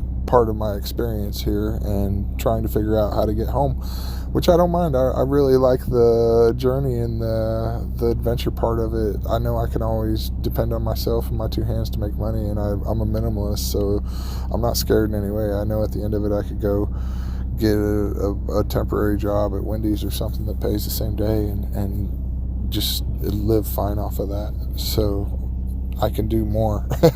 And I'm going to try and do something productive to help people. So I do still have all my tools and a four-wheeler and my truck that I can work and do anything with, and just my own two hands. So I know that there's a lot I can still contribute to the community, even if I'm having to charge and make money. So I'm going to try and contribute enough until I go back home to see my family. Yeah, that's just what I'm going to be continuing on with my journey. I'm going to look for a job and still try and be a job that helps the community and helps with everything that's going on, and just keep plugging away and go home and spend a little time with family. But for today, all I really did was videos all day long, and I'm even, like I said, getting a little bit ahead, and I'm doing a couple videos ahead. Tomorrow I plan to go up on the top of the mountain and take one day to just chill and do the one thing I wanted to do, which was go to the top of the mountains out here, which I know where the highest mountain east of the Mississippi is. It's right here in these ranges, and I'm currently basically been working on the 5th largest mountain in the east of the Mississippi, and I guess they all just touch, and they're the Black Mountains up here. So yeah, that's my adventure for tomorrow. I'll be sure and document that, and then I'm going to be putting an ad out first thing in the morning for some work, and then I'm going to clean up the camper a little bit and get ready to go. So I don't know if tomorrow will be my last day here at camp or what my journey will take me past, but if nothing arises from my online post for work, I'll just keep working here until someone responds to my post, in which case I'll go make some money and help the community and then keep rolling that way. So that's what I've been up to for day 16 out here. But I appreciate everybody for keeping up and following along, and feel free to subscribe and stay up with my journeys. Thanks, guys. So today was the day I tried to take off for me. I've been going nonstop for, I guess this is day 16 plus 3 days getting out here, 19 days. Plus I had really 2 days of putting together stuff, donations, and running around trying to grab all that and get together my life to come out here for so long. So I'm 21 days into this pretty much, just going nonstop, and haven't had a day for myself to take a breath. So I needed a day to just catch up on life and clean the camper and do stuff. I also needed to try and start figuring out a way to generate money. So with the beginning half of the day, I made a Facebook post to try and put on a local community board around here to try and look for a little bit of work. I took yesterday and did videos all day long, and it's just, it frustrates me because I don't get to put hands on and feel accomplished, but at the same time, you guys wouldn't be hearing the story if I didn't take the time to do it. And it's something I promised myself I'd do, and make a video a day for a year, and it's just something I have to do. And this is like inner promise I made to myself. So I keep plugging away, and I got behind, and so yesterday I spent all day doing videos until my eyes crossed. I mean, I literally just hours and hours and hours and hours and hours. But I got ahead and even did a couple more ahead besides this one. But yeah, so that was yesterday, and then today I was able to clean up the camper and do a bunch of cleaning here that I needed to do. And then I took a little time to go up on the mountain. I did not make it to the big mountain ranges and be able to cross on the logging trails like I wanted to. I know there's logging trails up there that go across all the tops of the mountains, and I'm sure they may be blocked off a little bit, but at the same time I at least want to get to them and see what's going on. I pretty much went to the top of the mountain around here, of the Winter Star Mountain, and to where there were signs that said I couldn't go any further, and so I'm trying to figure out if I can get permission or figure out certain signs. There was a sign that said no motorized vehicles, so I wanted to figure out what that meant and the extent of that, and maybe see if I could get away with taking a four-wheeler on it or whatever. I don't know, but yeah, that's just my or I guess it said no vehicles, so I don't know if that includes my four-wheeler. Anyways, it's a fine line. But yeah, I went up there with a couple friends I'd met from here, and we just went up to the top of the mountain. I figured it might not be a bad idea to try and bring somebody with me, so I tried just reaching out and talking to some people, and yeah, like I said, a couple friends I made here, I talked them into going up there with me. That way I didn't go alone, and I didn't put myself into too much danger, and I was getting ready to do it anyway, but they were kind enough to go with me, and it was just great. We got to see some pretty cool scenery and just have a chill day. It was something that was much needed, to just take a day to just breathe and enjoy the small things. Sometimes that's all you can do, and just a day off to just cruise around and on a mountain and clean the camper is something that I really needed to do, and it made me feel better and uplifted my spirits a little bit. It's hard. I was just seeing all the destruction and the work and just being so hyper focused. I kind of needed a day to just breathe for a minute, But I feel better, and I'm ready to get back on track, and it's just a good thing. So this is day 17 of working in North Carolina. All I did today was basically drive a dump truck.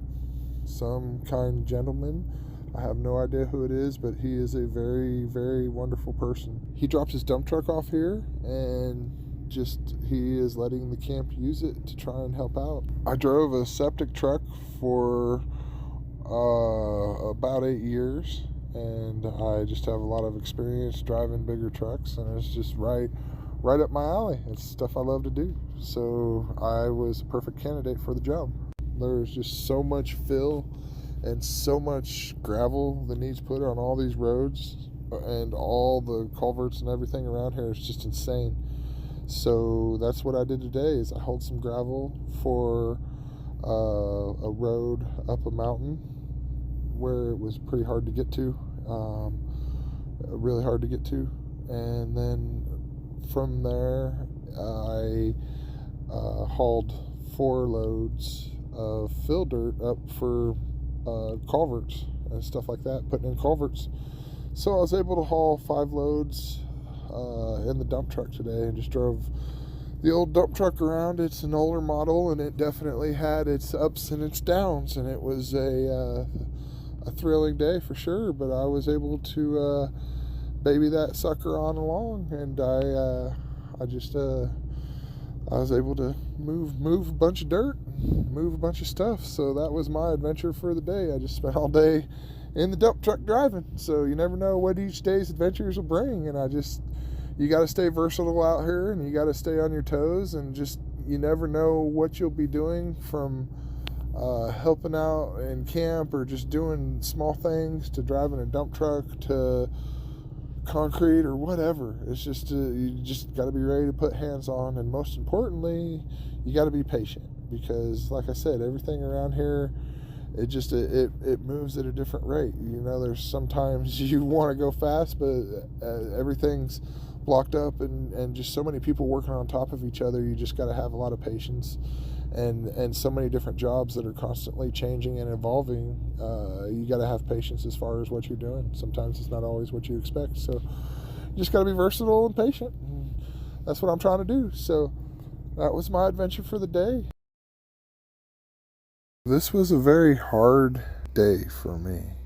There was a lot involved. Not so much with work, but more with me soul searching. So I started out the day by driving the dump truck up to the top of the hill and delivering 2 loads of rock to Carl. He's been needing a little bit of rock, and he's just a really awesome dude. Pleasure I could meet him. From there, I started on my adventure of trying to generate some income. For those that don't know, I left town with $430 in my pocket, and just was trying to prove that it could be done, that we just need to come out here and put hands on more than anything. And I hit town with absolutely $0 in my pocket.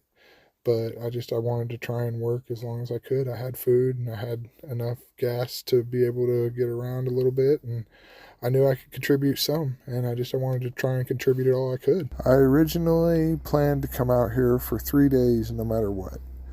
I wanted to try and push it for 2 to 3 weeks, and I had made it 16 days or 17 days without being able to work, and just donated every bit of those 17 days to donating time and not charging a single solitary penny. But I knew I had bills back home, and I knew that I had to have gas to get home. So logically speaking, I needed to start figuring out a way to generate revenue. So I'd posted online that I was looking for work, and I had a couple jobs lined up to go look at and possibly start. And as I was getting ready to leave camp, the camp leaders came to me and said, "Hey, we really don't want you to leave, and we want to try and keep you around here. What do you need to pay your bills?"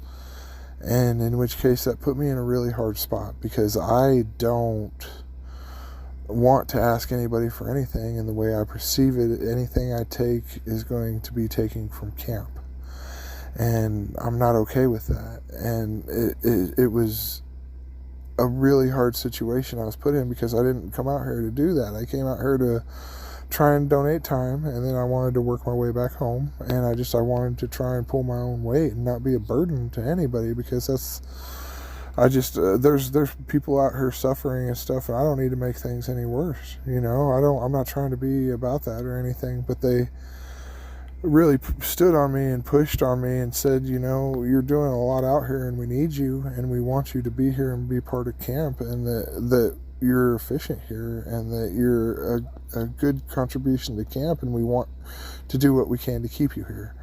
So I let them know what my bills were and my reluctance to take money, and I went out to go look for jobs. And the first job I got to, it was a buddy that I met out here, and he was just a great guy, and he's such a lovable, great guy, and just always trying to help.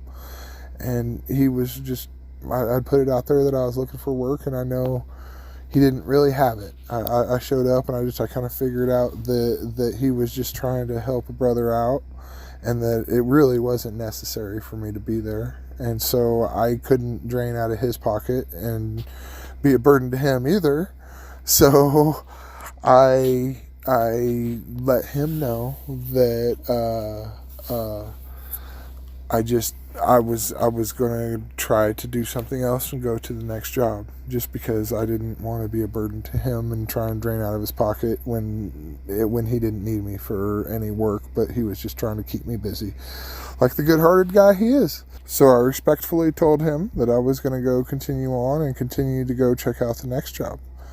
And so from there, I headed to the next job for a lady who had reached out to me on Facebook and said that she needed some work, and she even had a place for me to park my RV. And I didn't want to let her down, but at the same time I knew that camp was really wanting me to come back, and so I was conflicted with myself on whether or not to go back to camp or to continue working. And this is where the big dilemma in me came, because it was a matter of me getting over my pride. My pride, I guess, did not ever want me to try and take anything from anybody else, or to not contribute or pull my weight. And so I didn't want to take away from anyone, but at the same time, I know that they needed me, and I was being a good contribution to the camp, and that they needed me there, and everything I could do was a big help. So I was stuck between trying to help and trying to get over my pride, and it was just it still is a real hard spot where I find myself, and I'll get more to that in a minute. But at the time, I was choosing between her job and coming back to camp, and so I kind of went out there just to keep my obligation and my moral word, because I said, I would check it out. So I definitely was going to keep my end of the deal, and I went out there, and the job site was different from the camper spot, and that's where I was at, was the camper spot. And I gave her a call and just kind of did a run through, and I let her know that I was probably going to try and go back to camp, and I really appreciate the offer, but I was going to try to do as much as I could to those a little bit more necessity. She was needing some siding and some roofing done on her barn, but I'm a big guy and big trees fall hard, and I did not want to get up. I don't do roofs, I don't do heights, so unfortunately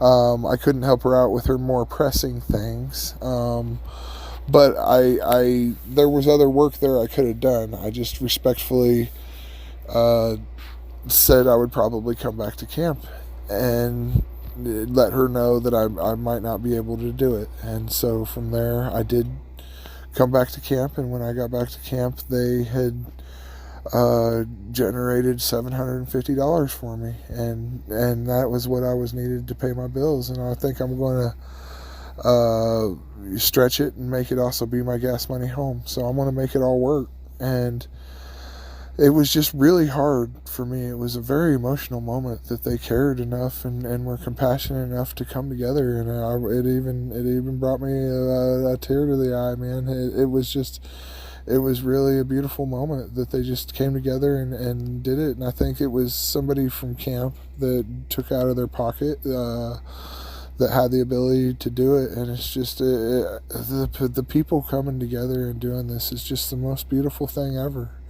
It's just everybody coming together and doing everything we can to make it work. And I just keep repeating that we're all like puzzle pieces, and we just find our piece for the day and just find our spot for the day.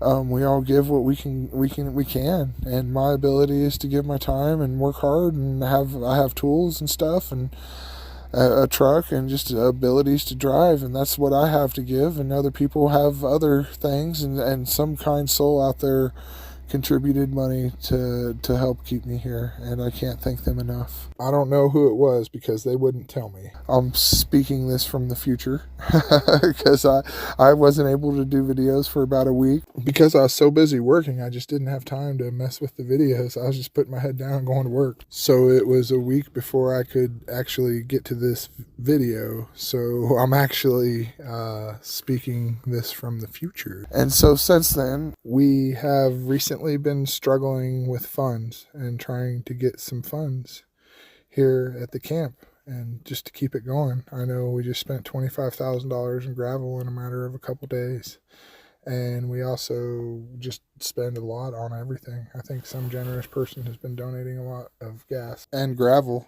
There's just a lot, and so my conscience would not let me be able to take any money out of this camp.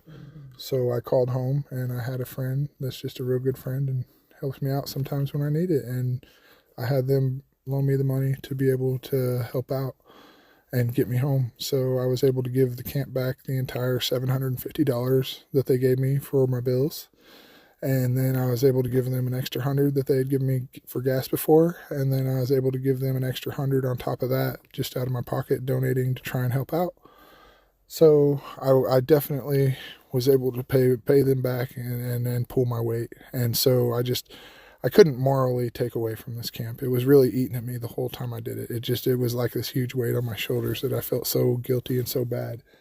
And so I had to pay them back. And fortunately, I had a good friend that I can't thank enough for helping me out and just being so caring and compassionate and helping me make it right. I can't thank them enough. I know I'll be able to go home and work, and with my own two hands, just work real hard and pay it all back. It's just a matter of working in a little bit of time. So I know I'm good for it. So yeah, that definitely was a huge stress relief off my back. I felt so guilty taking that money that it was really kind of stressing me out and making me feel bad. So it felt really good to be able to pay them back and to be able to recontribute back to the camp and just make everything right. So I can't tell everyone out there how much I appreciate all the help, and for everybody keeping up, and for all the volunteers and everybody in the camp. At this point, we've all become kind of like family. We've been in the trenches together, so to speak, and really have seen some stuff, and we've become a lot like brethren. And I just have a lot of love for everybody here, and their care and compassion is just so intense and so immense. It's just a really beautiful thing, and I can't tell everyone how much I appreciate them for helping me stay here a little bit longer, and how much I appreciate everyone's hard work, everybody here at camp and everyone volunteering. You guys are just amazing people, and I appreciate everybody. It's a silver lining to a really dark cloud, but it's a beautiful thing at the end of it all. And I feel privileged to have met everyone and been a part of this, and it's just a great thing.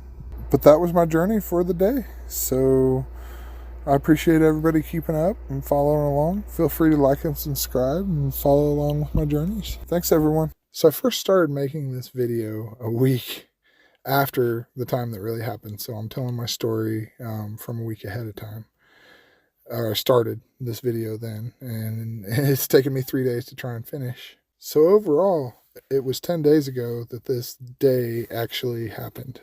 So I'm like I said, I was super busy working and didn't have time to make videos for 10 days. So I'm just now making them up right now and telling everything that happened. Right now, I was just publishing the video, getting ready to publish it, and one of the guys that was working here came up and gave me some money, and gave me $500 so I could get home, and it covered my trip and more.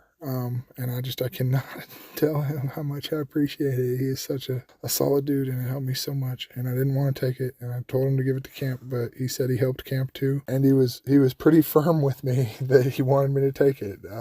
He was pretty serious. Another gentleman that's been here that I just have a lot of respect for. He's just a super awesome guy. Tried to give me money this morning, and I refused.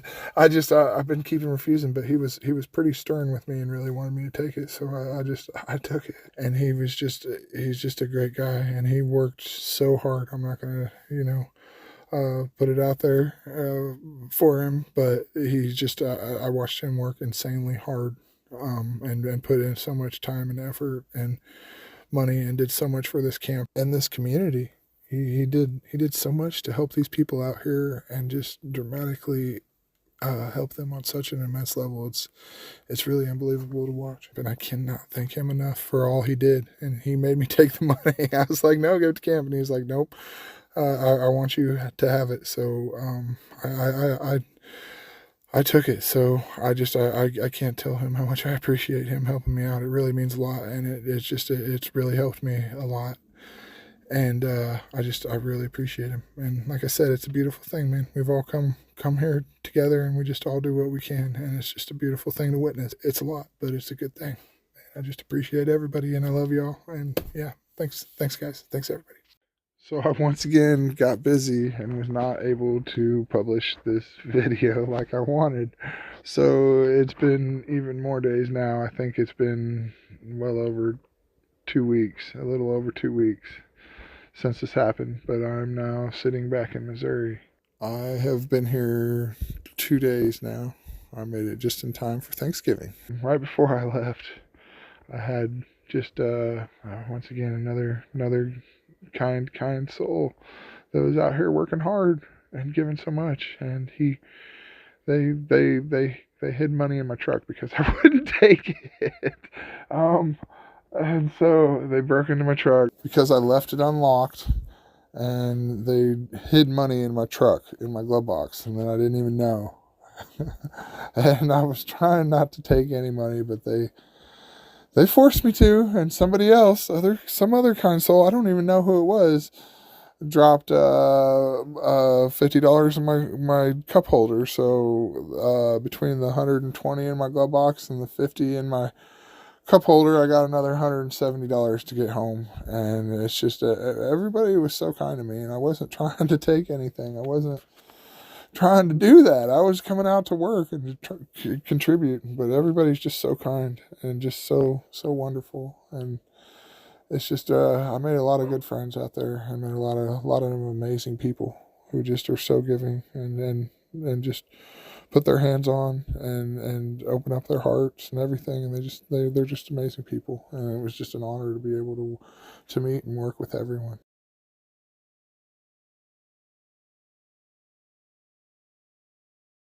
So this was my day 19 out here in North Carolina.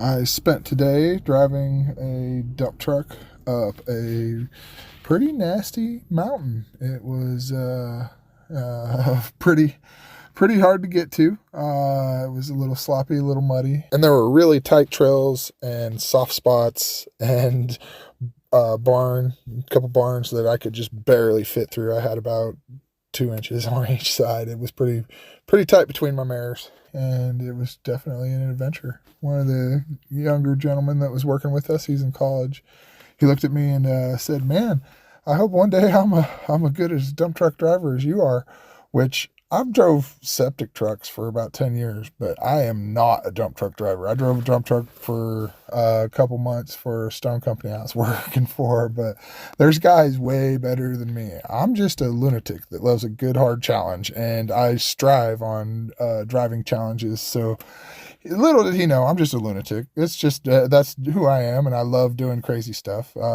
So yeah, it was a great challenge for me to try and get that dump truck up to where a lot of people probably wouldn't. A little history on the dump truck. Apparently the gentleman who owned it had gotten washed away in the river a little bit, and from what I understand, it kind of was buried in the mud, and they kind of dug it out and cleaned it up, and he said that we could use it there at camp. And so he was gracious enough to let us use it, and we've been rolling with it. I tried to take the best care I could of it, and it's really a pretty nice dump truck. It's older and stuff, and to some it may not be too nice, but to me I think it's freaking awesome. And I treat it with respect and try and just drive it respectful and just do what I can to just baby it along and make sure she keeps rolling for us. The back brakes don't work too good, but I was able to make it all work out. It's got the old Eaton 10 speed, which I love, and I could definitely grab gears and make it work. I also got to give props and respect to the young man that was running the skid steer, Ian. He just freaking hadn't run a skid steer that much and decided to come up and help, and just was let loose on the side of that mountain, spreading all the gravel I was bringing up, and he cleaned up the side of the mountain real good and made it look all good and spruced it up real nice. And for just learning, man, he got thrown right into the wolves and did excellent. He did amazing.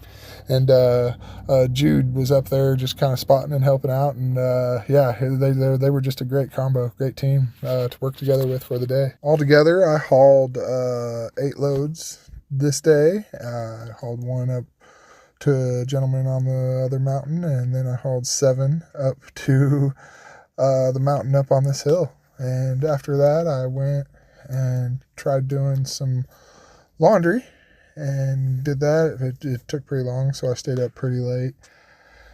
And I was just going about my business, and of course, I did something stupid and locked my keys in my truck. So I had to mess with breaking into my truck for about 30 minutes or so. So I eventually got it and was able to get my door unlocked, but that was just a wonderful adventure at 10:30 at night when I was in the middle of doing my laundry. So that was basically the way that I finished the day, and it was just a pretty productive day. Felt pretty good, and I just got a lot done. Definitely got to do some journeys in the old dump truck, and went up and down that mountain a whole bunch of times. But I got the trail pretty good, and we put a lot of gravel on that mountain and made it accessible where it wasn't before, and just made a road there. So I appreciate everybody for keeping along. Feel free to like and subscribe and follow along with my journeys. Thanks, everyone. So this day was pretty rainy. It was raining pretty good. And from what I understand, it's pretty much the first rain since the storm had happened. The first significant rain, at least. And it's just really hard to think about and witness everything that's going on here. because you really got to think about how much this storm affected people's lives and what they went through. The people that were in it, it was life altering to some, I'm sure. I mean, to everyone involved, it felt like the end of the world, I'm sure, because you can't go anywhere. All the roads were blocked. Everywhere you go is just dangerous and treacherous. Every little tiny stream turned into a raging river. And so there's runoff on mountains all around everywhere. So you're basically blocked off and confined into whatever little area you're in. And everywhere you look is just destruction. And you're seeing people's houses get ripped away in the river, and people you know and love. And you're just seeing everything destroyed around you, and trees coming down, and landslides. These landslides were terrible. They washed away homes, and they're just the most terrifying thing ever, because you don't know when the land's going to give away. You can kind of judge and guess and see if there's a stream and go, okay, well, that stream's going to have the ability to blow up, or you can see the water running there, and you know that it's a dangerous spot because it's obvious, because there's just such a raging river. But when you're just sitting there hoping and praying that you're gonna stay alive, and then the land behind you or up above you collapses and just brings trees and debris, it's like an avalanche, except so much worse.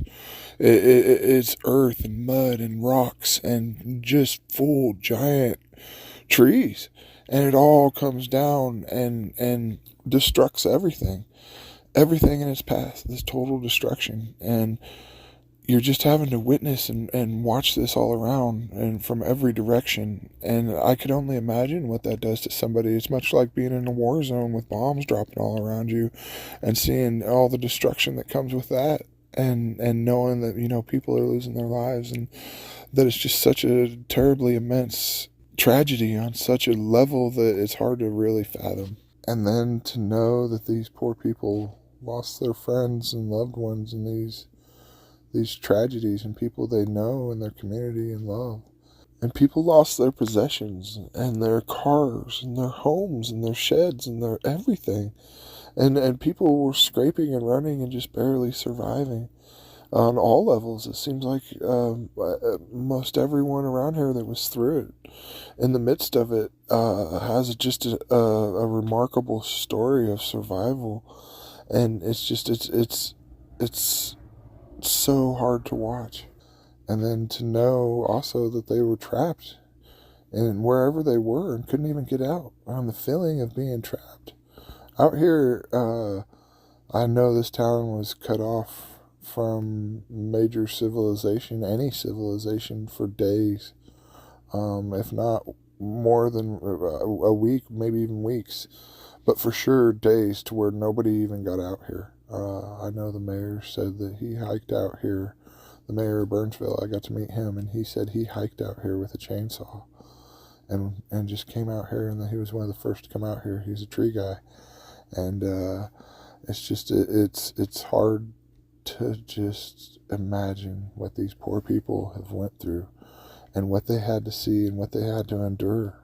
And so I really empathize. And even from sitting here at camp when it was raining and knowing that I'm sitting right below a mountain, it was a scary thought to know that, there's still down trees and soft land, and I mean, the possibility for landslides has pretty much dwindled immensely compared to before, but it wasn't out of the realm, and it's just it was scary to think about, much less the poor people that have been through this. So I could imagine what they're going through and all the post-traumatic stress that they're having to witness and be a part of. It's so heartbreaking. And something as simple as rain just is such a trigger for these people who were just normal people before, and never cared. But then after going through one event for like a couple days, and 2 days just absolutely changed their lives and made it to where whenever they hear rain now, it's a very, very disturbing situation to them. And we have to really think about and address that problem as well, because that's something that's not talked about. We look at all the destruction and we see how much they need help with all fixing everything, and that there's like no power or roads and access to their homes, and like trying to stay warm and have water and things like that and essentials. But you get so lost in all of that you forget that these people are hurting inside and struggling, and that it's so hard for them with everything that's going on.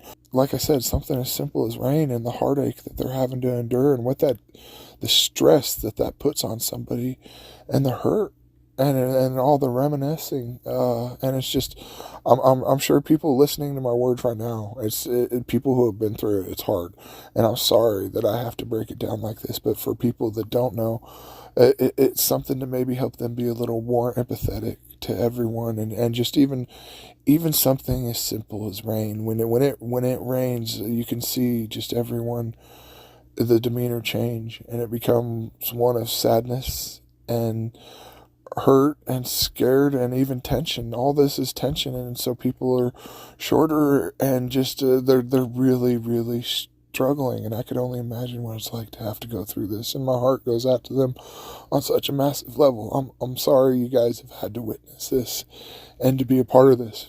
I kind of had to go about my day just trying to do what I want to do, and out here I always try to be so productive. I always just want to try and use my time to be the most beneficial I can, and to always be working and doing stuff. And so I just, I'm always going at full throttle, it seems like, trying to go. And for this day, a gentleman here at camp who does a lot, and takes care of the tents and stuff, was needing a little bit of help. His back was hurting him, and the rain, I know, the barometric pressure, sometimes people who have been through a lot, it really starts to hurt him and cause some problems. So he was struggling there, and I wanted to go help him, and so I was helping him a little bit, and they needed help building shelves, and there's just always a million places that need help and everything. I mean, like I said, we're always a puzzle piece, and you never know where your puzzle piece is and where you're going to fit in for the day. And I'm just, like I said, I always try to be productive and figure out what I'll do, and whether it's pouring concrete or mucking basements or driving a dump truck or whatever. I don't have any one specific job. I just rotate and roll with it. But like I said, I always try to just be real productive. And I was going, and I just was talking with the gentleman a little bit, and I was getting ready to build shelves because they're getting ready to try and store all the extra materials and get them weatherproofed and stuff, and make sure where stuff don't get ruined. And so we were building shelves for the Connex, and I was wanting to get to that, but I kind of noticed that he was really struggling with everything going on, and he had been here right in the middle of it. He's a local man, and he's been working at this camp to help donate since it happened. And they were right in the middle of it, as worse as it could be, and they had seen this all happen from the epitome of the midst of it.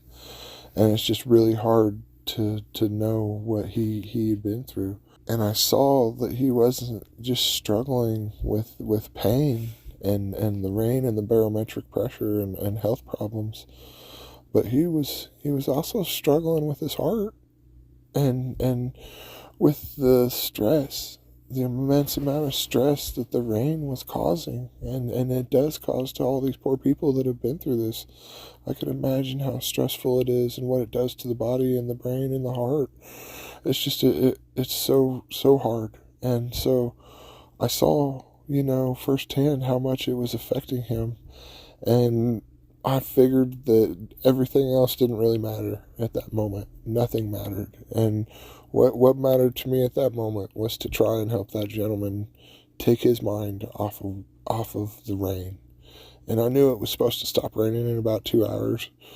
And so I stopped everything I was doing, and just I sat down with him and just started shooting the breeze and just started BSing with him. And I'm part professional bullshitter. I mean, it's what I do, you know.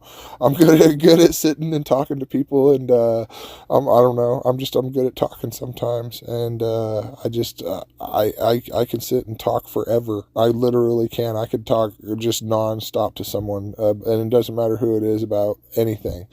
I'm a talker sometimes, and I made it my goal to try and cheer him up a little bit and just let him talk and just let him take his mind off of it. I did everything I could to not talk about the rain or the storm, and just dug into his life and his history, and I really learned a lot about the man and the things he had seen. And it's always great to learn somebody else's perspectives and life story. I really love learning about other people anyway, and so it was really great, you know. I mean, I got to learn about this man, and I got to not get in the rain and work in the rain, and I got to really just help him work through his stress that he was having. And all I wanted to do was help take his mind off of it, and I think I did all right at just making him focus on something else. And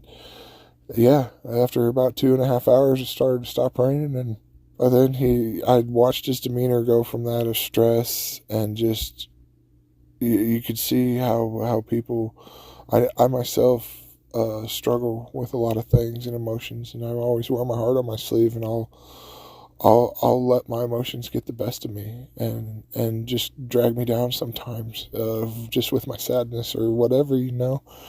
And I could kind of tell that he was, you know, just struggling, you know. And I just by the end of it, I could tell that his whole demeanor changed, and he was a little happier, and his smiling, and he looked up and was like, "Wow, the rain pretty much is over."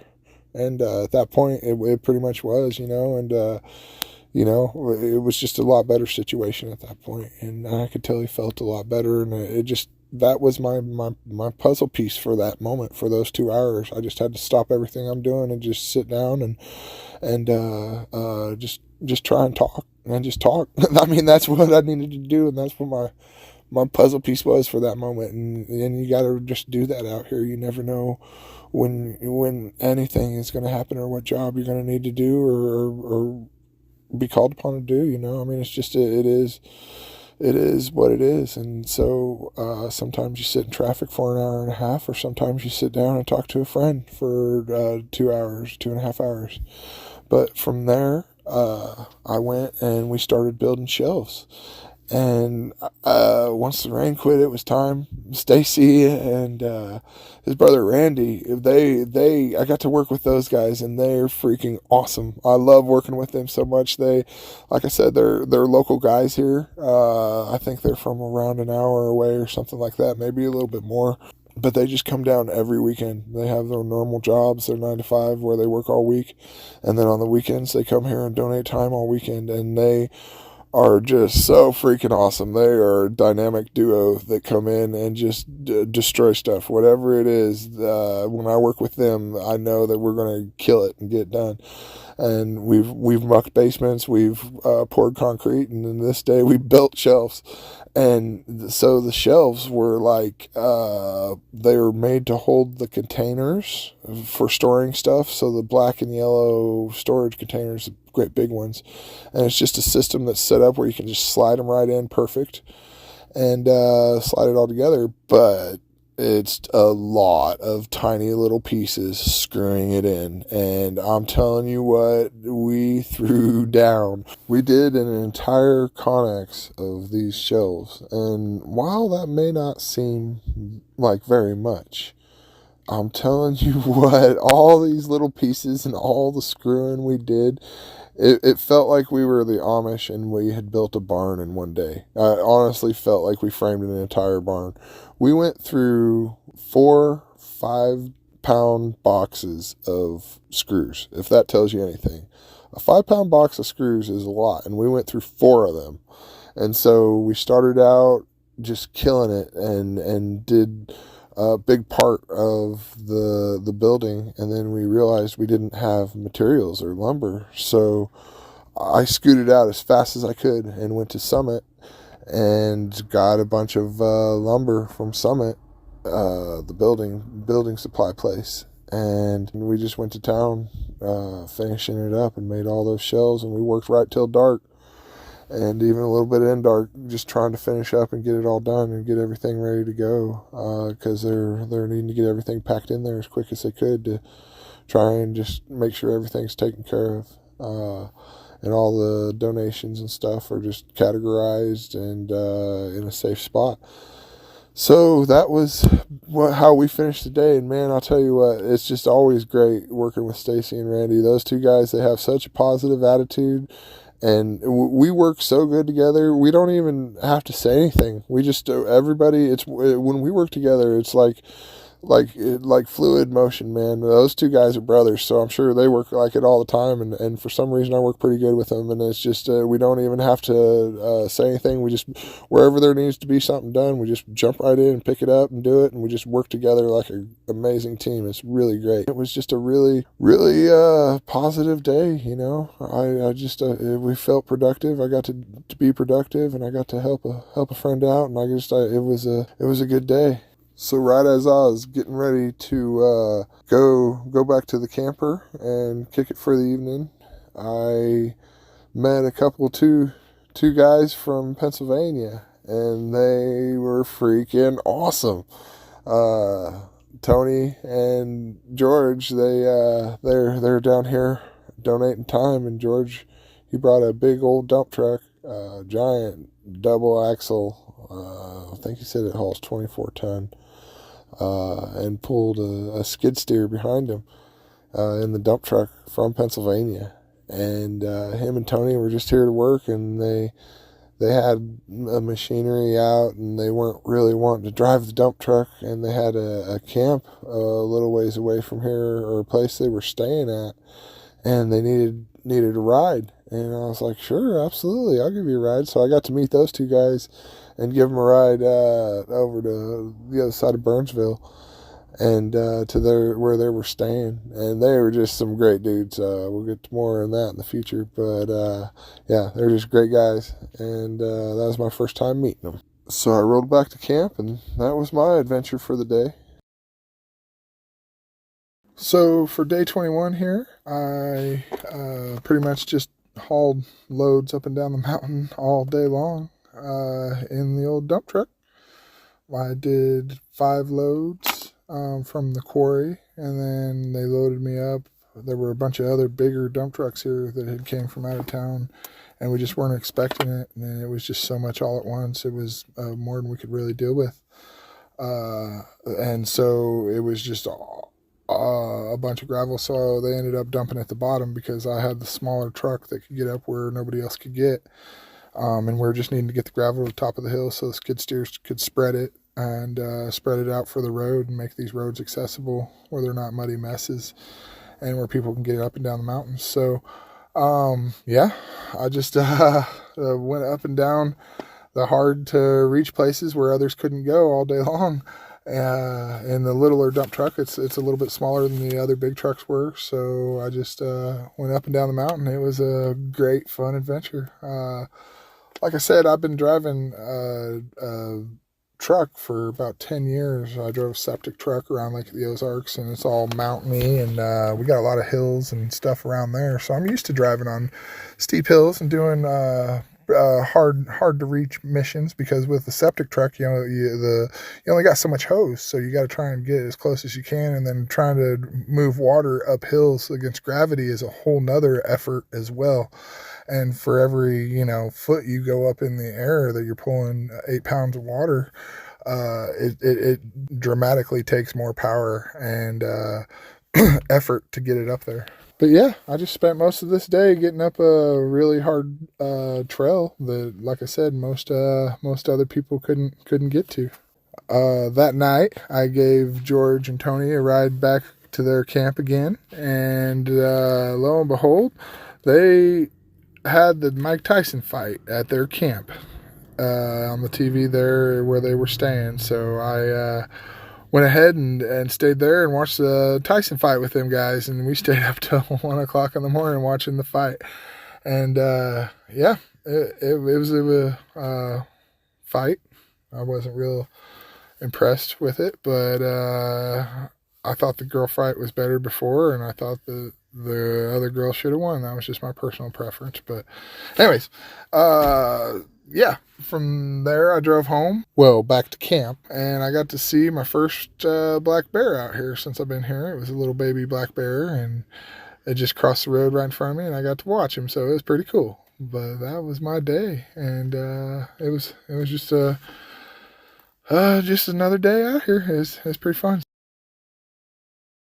So when I left Missouri to come out here and help out, my main goal was to try and get to those hard to reach access places and try and help them out any way I could. And today was the day that definitely tested those boundaries. This was one of the hardest to reach places I had to get so far, and I did it in a dump truck.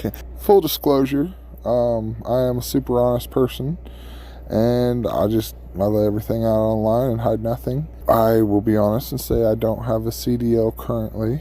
I did have a CDL for about 10 years. So my license expired on my birthday in September when COVID hit.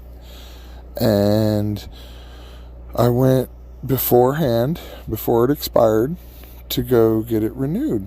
And when I showed up, they went to renew it and were like, oh, well, you have a taillight ticket in Oklahoma. And it was kind of a BS ticket, and I wasn't real happy with it, and I would have fought it if I could, if it would have been closer. But I was like, okay, I can't get my driver's license renewed because I have that ticket, so I guess I'll go ahead and pay it. So I paid the ticket. And keep in mind, this was before my driver's license expired, and I paid the ticket. And then I went to go get my driver's license renewed. And when I showed up, they said that, hey, you haven't paid your ticket in Oklahoma. And I said, yes, I have. And they said, well, it's not in our system. Oklahoma hasn't filed it. Let's give it a week or two. And I'm like, okay, well. So I showed up a week or two later, and they're like, well, it hasn't filed yet. We still can't renew your driver's license. And so I went through the processes. I called all the numbers. I waited and waited. And it was when COVID was going on, and it was impossible to get through to the DMV in Oklahoma. And I would call the city, and the city said, oh, we filed it. And I don't know why they don't have it on record. And they kept blaming it on the county and the state and saying that it hasn't processed in their records. I went and I fought and I fought and I fought and I fought, and it was so hard to try and get through to anyone, and they just ran me around in circles constantly between our DMV and their DMV. I went to the state, I went to everywhere. I bet I went to the DMV and waited in line at least 5 or 6 times, and I'm talking for hours and stuff. So much hassle, and I can't even tell you the amount of hours I waited trying to be on the phone on hold to talk to the DMV in Oklahoma. Most of the time you'd wait 4 or 5 hours and you wouldn't even get through. I never once got through to them, and it was just insane. And so finally I got my lawyer involved, and he was able to track down Oklahoma and the city of Disney, Oklahoma. And it was all their fault because I had paid them. And then they said that after all this stuff, they said, oh, you didn't pay us, and tried to extort me again, double, which was a $300 ticket, mind you, for a taillight. And I went and I had to go find my receipt. Lucky enough, we paid it on a credit card, and I was able to find the receipt from the bank and give it to my lawyer, which then forwarded it to them, and they were like, oh, okay. But the whole time they had told me I'd already paid it, and so there was a major miscommunication in Disney, Oklahoma. I do not like that town's operations in any way, shape, or form. It's terrible. But they cost me my CDL because after 90 days I was not able to get my CDL anymore. My CDL expired because if you don't renew your driver's license within 90 days, you lose it. And it was not my fault in any way, shape, or form. Once again, I asked my lawyer, I said, hey, it's their fault I lost my CDL completely, 100%, not mine in any way. And is there anything I can do about it? And he's like, no, that's just how the system works. I'm like, oh, that's great. So now I got to go through this whole process again. And he's like, oh, I'm sorry. And so I despise the system, and I will jump in any truck anytime, and I don't care. I will drive it and they can kiss my butt, and that's the way I feel about it. And I'll gladly take it to a jury trial, represent myself, and let them know that the court system dropped the ball and it's their fault that I don't have a CDL, and I don't even care. I'm not even going to go through the hassle anymore. I don't have a full-time job driving a CDL, but I'll tell you what, out here in this situation and the way things are, I will gladly jump behind the seat in that dump truck and drive that thing up and down the road. And I hear the governor has made stipulations to where you can do things like that, but I don't care. Either way, I don't care. I'll gladly take it to a jury, 12 my peers, and let them decide the courts are wrong and that I should be able to drive a truck and have a CDL and all that stuff. So, point being is that I intended to come out here and just really try and go to the hard to reach places, because I knew I was a good driver and that it would be hard for some people, and I really wanted to test my skills and to just try and help out in the hard to reach places. And that was my goal when I left home, was to do such. And I did push my limits, and I found the limits of where I could go and what I could do, and it's been an adventure for sure. I don't have video of the really hard spot, but I wanted to just share a little video of me going up the mountain and the path I took. I went further than this video shows. At one point I went all the way to the tip top, and it was really hard turning around, and it was really hard. It was in a tight spot, and it was the extent of my driving skills, and I was right on the edge of a cliff, and just a real precarious situation. And it was a little extra difficult because the back brakes weren't really working on the dump truck, and I might have left clench marks in the seat, because it was a little bit of a puckering experience, if you will. But yeah, I made it up there and dumped some gravel and got to help build a road up the mountain. So Tony was up there, and he was spreading gravel with me, and me and him just worked together all day. It was a great day. Me and Tony there. It was he's just a good old boy to work with, and great positive attitude, and it's just always fun to hang out with those guys. And so I got to hang out with him and play on the mountain. I think I did 6 loads this day, and Tony just spread it all out on the skid steer while I went back and forth. And it was a pretty productive day. Got a lot done. And I can walk away saying that I was able to defeat that mountain.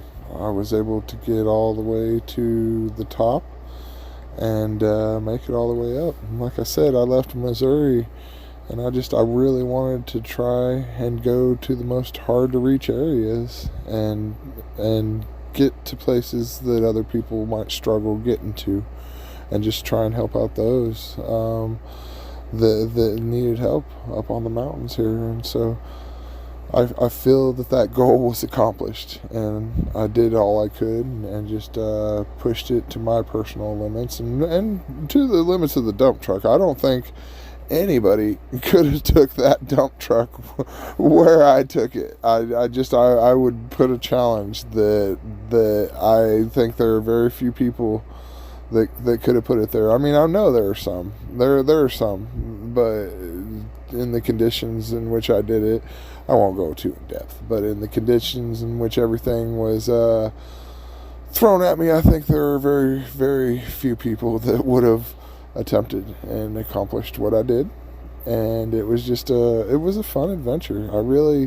I had fun with it. Like I said, to some people they might have been terrified, or it might have been a bit much, but to me it was just another day at the office, and I really actually enjoyed the challenge and enjoyed the thrill. And I'm just a wild guy like that. I always love a good challenge, driving challenge. Back home at the lake in the wintertime, whenever we have snow or ice storms, I always put it out on Facebook that I'll help anybody I can. And if anybody needs medicine or taken to the doctor, or diapers, or any essentials, I always just try and do deliveries and try and help people out in the snow, because that's just my forte. I love driving, and I also love a good challenge, and on top of all that, I love helping people. So it really works out, and it's part of my wintertime adventures where I'll just go and go help people. It's actually a lot of fun, and so it was just a really good day. This was my day 23 out here. First thing in the morning, I went and got George's skid steer off the mountain. It was still up on the mountain on the gravel job that me and Tony were doing. So the tree guys here, they let me borrow their trailer, and I went up and threw George's skid steer on real quick, and then I hauled it over the top of the mountain and then took it out to where we were doing a bridge out on Bolins Creek, and we were just trying to build a bridge for some people and fix the river. The river had diverted and done all kinds of stuff, so we were just trying to clean up and do a bunch of stuff out there. And I dropped the skid steer off there, and then immediately went back to the sawmill where the sawmill guys were working, and got some lumber that they had just freshly sourced. And so out here where we were building this bridge, it's all made out of just trees that were destructed from the storm. We went and we just had people drive up and down the road and scope them out, and then they cut them to size to fit the bridge that used to be there, and just laid them down and got ready. And from there, the sawmill guys once again went and sourced trees that were up and down the road from being destructed and stuff, took them to the sawmill and made 4x6 posts that were just to go on top of the trees. And they made I think there were over 60 there. I think we had close to 70 of those posts that those guys had just chopped up. And I went, and that was what I did, is I went to the sawmill and loaded up my truck with all those timbers. Not all of them. I think I had 40 some odd timbers on there on the trailer, and then we took it out to the job, and old Tim, he unloaded them off the trailer. He's really good with an excavator. He could probably shave my face if he wanted to with a razor. He's that precision. He's really good. But yeah, he just unloaded those, and from there, after the trailer was empty, we just loaded some brush on it that we had to haul off real quick, and I hauled the brush off and then unloaded it. I took the tree guy's trailer back, and then I went back to the bridge and just started screwing around out there. When I say screwing around, there was just a lot of big screws to bolt that down. We just every tree we tried to put a 10-inch screw in, and those boxes of screws, a box of 50, I think it was a little over $1 a screw. So I think it was sitting at like $70 for a box of them screws, and we used a lot of them. I think we used 9 boxes, and that was total over 2 days. Most of this day was trying to figure out how to get something to drill into these timbers, because these 10-inch screws were just so long. We didn't have any drills that had the oomph to do it, and it just took so much torque and so much power.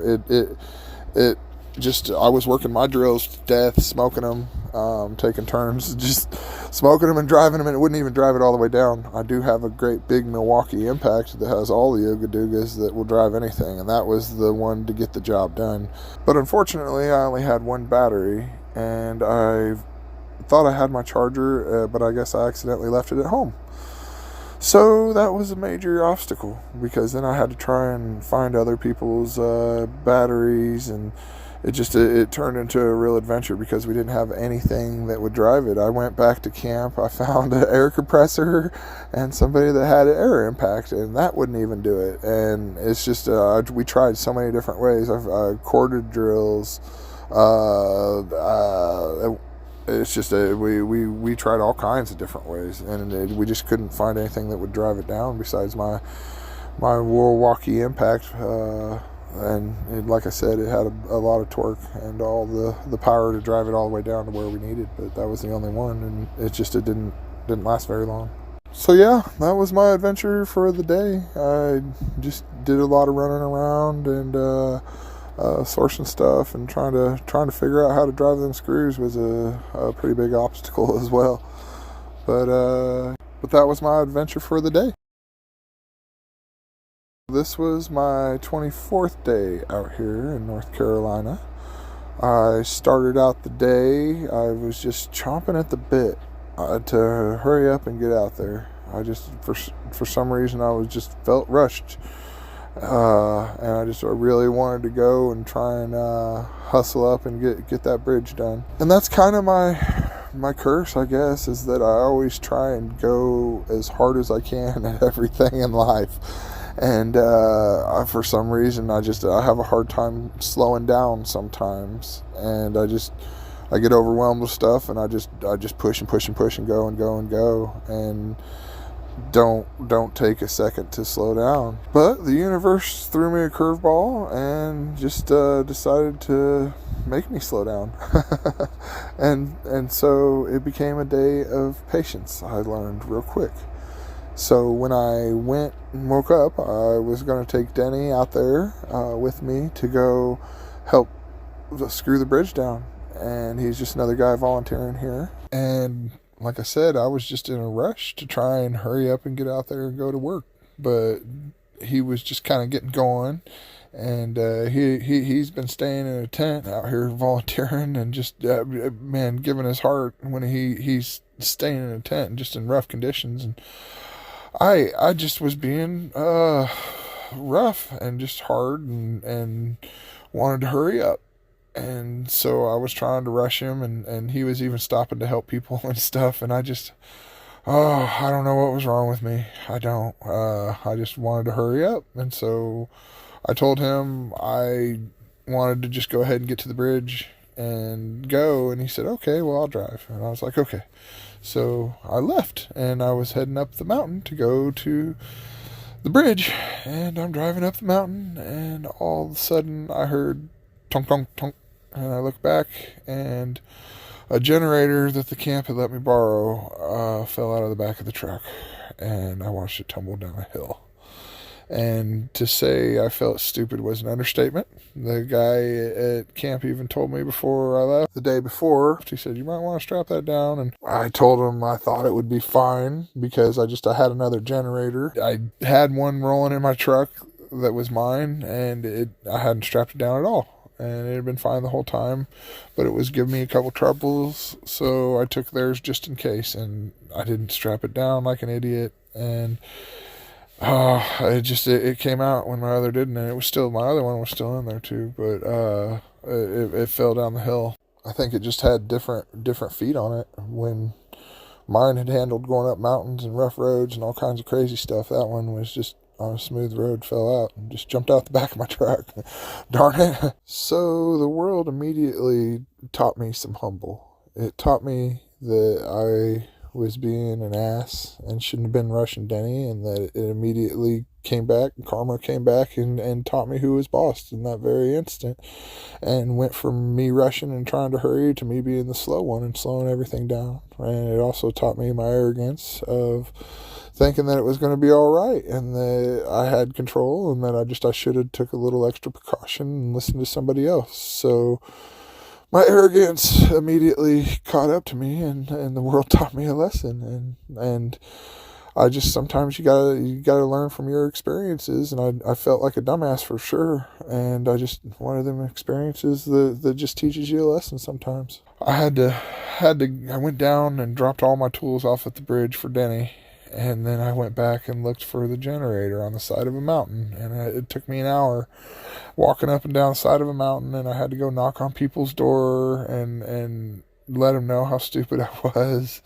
And that I was going to have to search the woods behind their house. And I eventually found it, and it was right behind their house. And I didn't even notice after I'd hiked for an hour. When I found it, I had broke the air filter box and the fuel petcock. Besides that, everything else was fine. And I got to give it to Predator. Their generator is built very, very well. It tumbled down a hill and took it like a champ. And it was $30 for the parts. And yeah, it was just a pretty minuscule deal. I did return it back to camp. I think somebody else picked it up and was going to fix it, and they didn't care. It wasn't a big deal to them at all. And so immediately my day was just put off just because I was in a hurry, and life taught me a very quick lesson that I needed to slow down, and taught me a little bit of humble really quickly.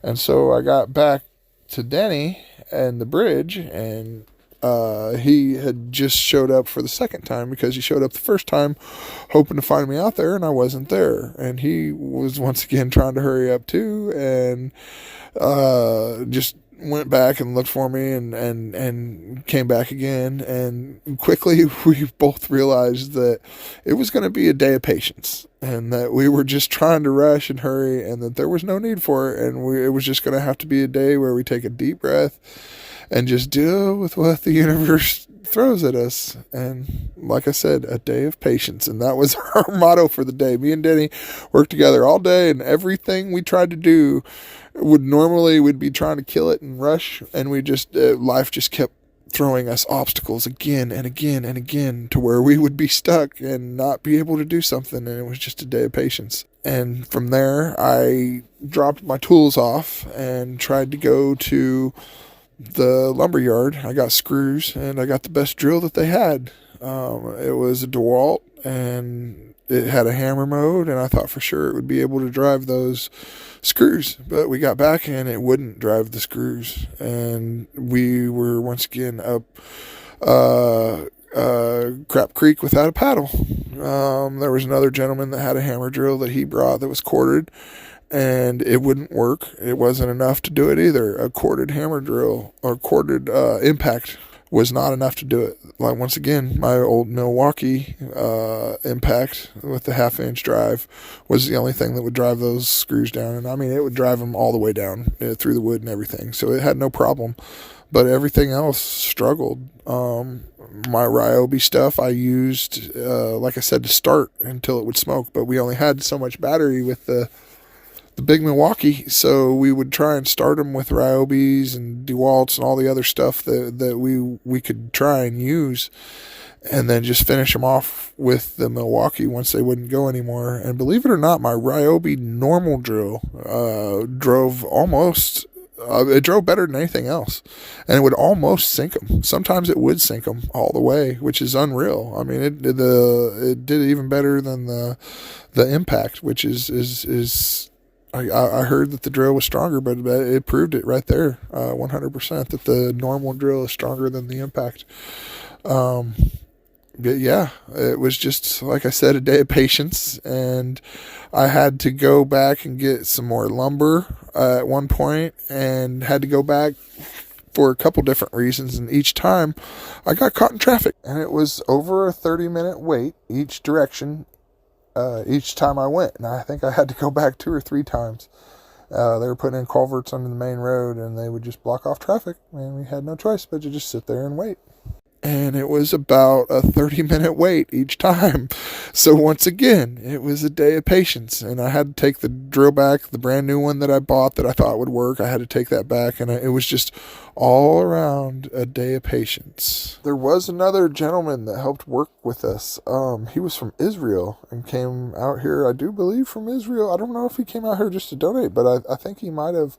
But came all the way out here and was working with us. I forgot what his name was, but yeah, just a huge help as well. Hard worker, and we all just 3 worked together to screw down that bridge, and we even were able to put rails on it, on the sides and stuff like that. And so right as we were finishing up, the homeowners came, and they were so ecstatic to see the bridge. They were just beside themselves. It brought a tear to their eye, and it brought a tear to my eye, and I know it brought a tear to Denny's eye. So it was just a pretty emotional moment. It was a big deal for them, and it was just a really beautiful moment, a beautiful thing. And we got to take a little picture there with the homeowners, and Tim did a lot for the bridge and stuff, and he was the first to take the machine across. It was a 20,000-pound excavator that he took across the bridge.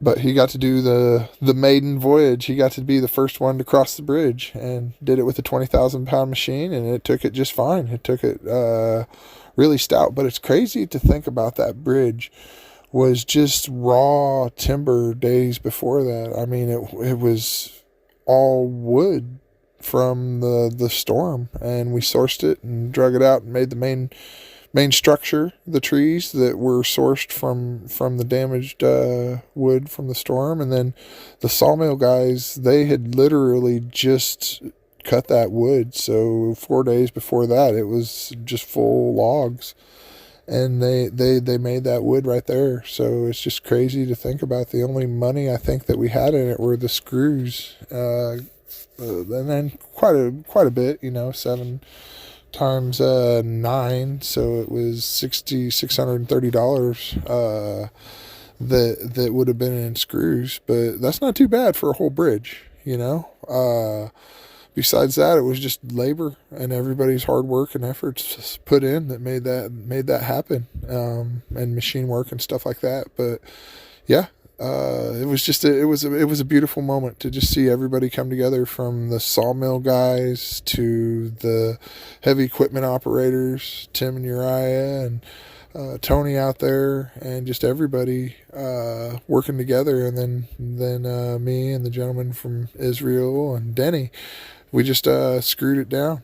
And the tree guys were out there too a little bit. They unloaded some and did some work and just helped line it all out, helped clean up the bridge and get it ready to go. But that was mainly Jason, but Jason and Todd were both out there. I think Todd spent most of the time back at the sawmill working the sawmill. But it was just a big group effort that we just threw down a bridge real quick, and it was just really cool to watch us take something that was basically demolished out there and repurpose it and reuse it and turn it into a bridge that was able to help some people out and get them access to their home. So it was just a really, really cool moment, a really cool experience, and just another one of those fun adventures I got to go on out there.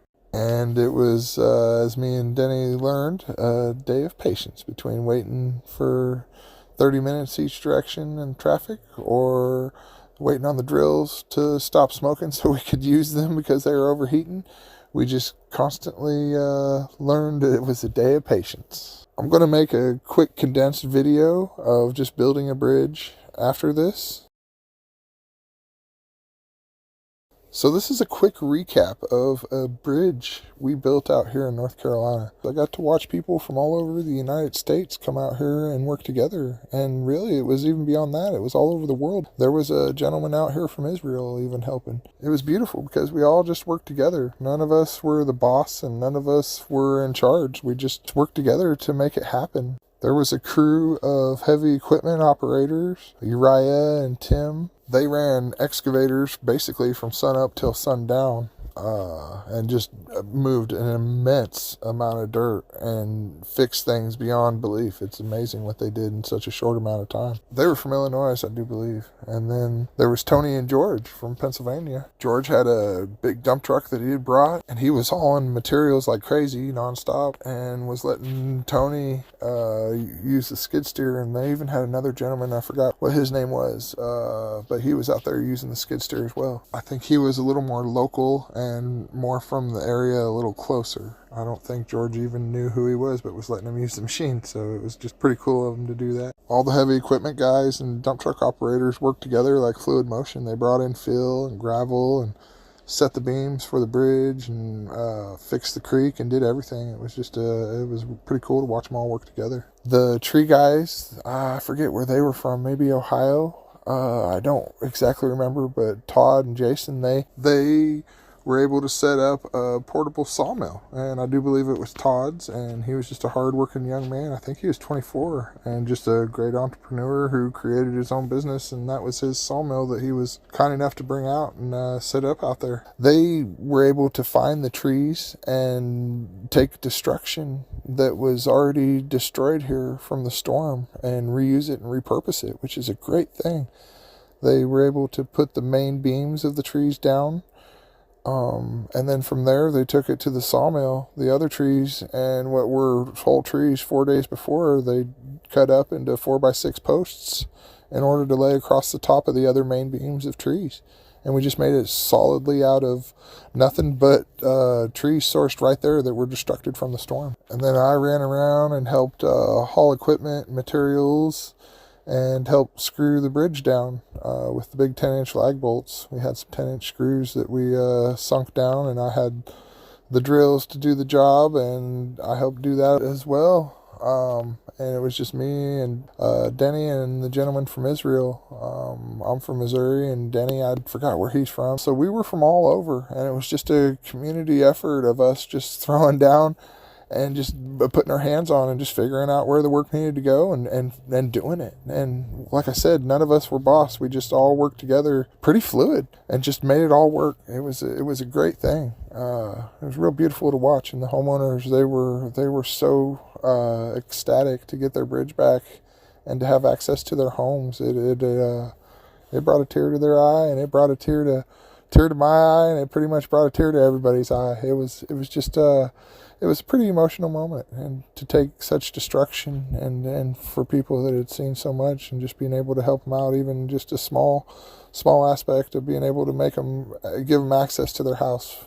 And I think it was just a couple houses there, 3 houses that we made access to, but to them it was a really, really big deal, and it really meant a lot. And it was a really cool experience to come out here and just be a part of, and just see nothing but volunteers. We were all 100% volunteers, and I think the only part we had in the bridge was $700 that somebody donated to the camp in screws. We had $700 in screws, and there's a bit of a camp fund that they let us use for that, and that was pretty much the only overhead.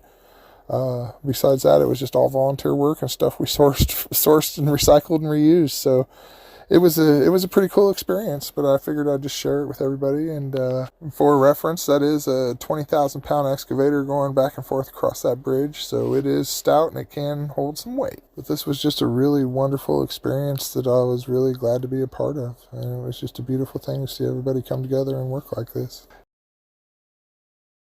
This was day 25 out there in North Carolina. It was basically a catch-up day for me. It was kind of a rainy day, so I did laundry again and did a little bit of catching up. I wanted to catch up on my videos and on all my stuff that I felt behind on. I also had a chance to work with Ethan on the website that we were trying to create to connect volunteers to the people in need. And so I put a little bit of time in that, and I, like I said, caught up on videos as much as I could, and laundry. And I also got to go and take a trip up the mountain. In between laundry loads, while my laundry was drying, I went up to the top of what I learned later is called Big Butt Mountain. And I got to the top of it, and I saw pretty much one of the most awesome sights I've ever seen. It was the Blue Ridge Mountains, and I learned why they were called the Blue Ridge Mountains, because it was just blue as anything I'd ever seen. I'd never seen mountains be so majestic and blue like that. It was just really, really cool, and a really cool looking blue, like a just vibrant blue, unlike anything you'd really imagine. And I got some pictures of it, but pictures don't do justice. It doesn't do like the real thing. And it was kind of a hard spot to see, but man, it was freaking awesome. And in between, I had met a lady named Wendy, and she was kind enough to give me an interview, and she even interviewed me. So I'm going to put that all together at the end. There's going to be a bunch of interviews with everybody, and I'm just going to put that at the end with it all. But I got to interview her this day as well. And it was, like I said, just a catch-up day. So this is a recap of my 26th day out in North Carolina. I started the day by going and trying to source some lumber for Michael up on the hill.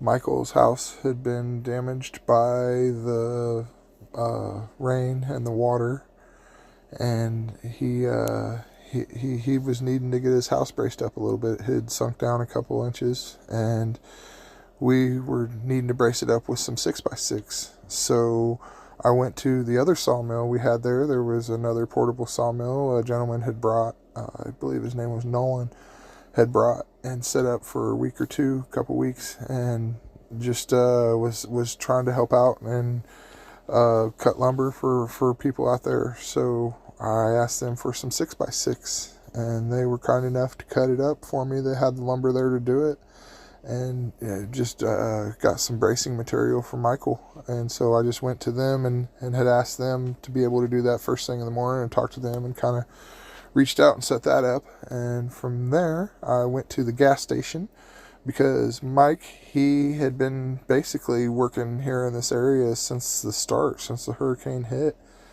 And he's just been out here for, at this point, almost 2 months. And I'd only seen him take a break one day at home in the whole month I'd been there. And so I know that he needed some home time. And the gas station was his baby, and it's a big deal. There's a lot going on there, and there's a lot of responsibility as far as safety, and as far as even being able to not let too much fuel go and stuff like that. And so he wanted somebody who could run it and he could trust with it. And I guess I was that guy, and so he trusted me to run it while he was gone. And I would talk him into leaving for a couple days. I told him, I can take care of this. You go home and you take yourself a break, because boy, bud, you need it.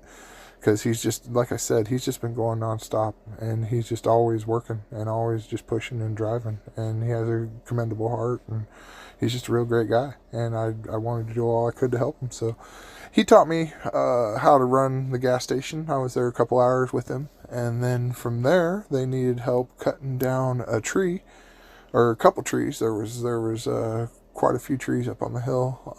They were trying to get away from a power line and make a road back to somebody's house. They were trying to get a road back up to their house that had kind of been washed away, and they needed these trees moved, and it was just all part of it. So I was able to tie off on my truck and use my truck a little bit, and use my muscle and size to help just pull down some trees. We were just tying off and just making sure the trees fell the right direction. It wasn't too terribly hard or anything, but it was moving a little bit of brush around, just doing a little bit of tree work. I do not use the saw. I don't like it. There were other guys there. I just when I went to learn years ago, I'd seen some bad things happen to other people, and it really just changed my mindset. I just decided I wouldn't push it, and so I've never really been a tree guy. But I commend those that are, because it's a dangerous job, and it's just kind of a sketchy deal. But this one was a pretty simple job. We just had to watch out for the electrical wire. So besides that, after that, there were some friends I made here that had invited me out to dinner out in town in Burnsville there, and we went to the Carriage House. It has absolutely amazing food. It's so good, and it's just a really great place. Delicious food, and I couldn't thank them enough for inviting me and taking me out to dinner. I really appreciate it. And while I was there, we got to meet the mayor of Burnsville, and he was an incredible guy with some incredible stories. He's a great dude, and it was a pleasure meeting him and getting to know him. And so that was pretty much my day. This was my 27th day in North Carolina. I started the day by getting some culvert. There was a culvert that was 4 feet in diameter and 20 feet long that weighed 750 pounds that was needing to be taken up the mountain there and delivered. And I said I would be able to do it. And so that was my adventure for the morning. I ran down the road and talked to the guys at the sawmill, and Jason came over and loaded up the culvert in the back of my truck for me. He had the skid steer and just put it in the back there, and I strapped her down and drove on down the road. I had a plan, and I figured it would work. It looked a little funny driving down the road, but it worked. It was efficient, and I delivered it no problem. Just fine to right where I was going. I just paid attention to how I was driving and planned for the swing in the back. But yeah, that was my first part of the day. From there, I went back to camp and was trying to figure out what my next project was going to be when I ran into Ian, and the young man who had been running the skid steer. And he said that he needed somebody to help cut electrical lines and stuff like that while he was running the skid steer and help clean up so he didn't get stuff stuck in his tracks and whatnot. And I was like, all right, let's do this. So I ended up going out there and helping him a little bit. Had to run back and forth for some tools. I had to get my grinder. We thought some snips might be able to cut through them, and it cut through some, but it didn't cut through all. But my cordless grinder sure would cut through anything. So I went through and took all the main power lines that were ran down the side of the road, and I tested them first. I had an electrical tester in my pocket. I figured they were dead, but I did it just to make sure, and because you never know any lines. I was just cutting through all kinds of stuff. You never knew what I was cutting. Big lines, small lines, it didn't matter.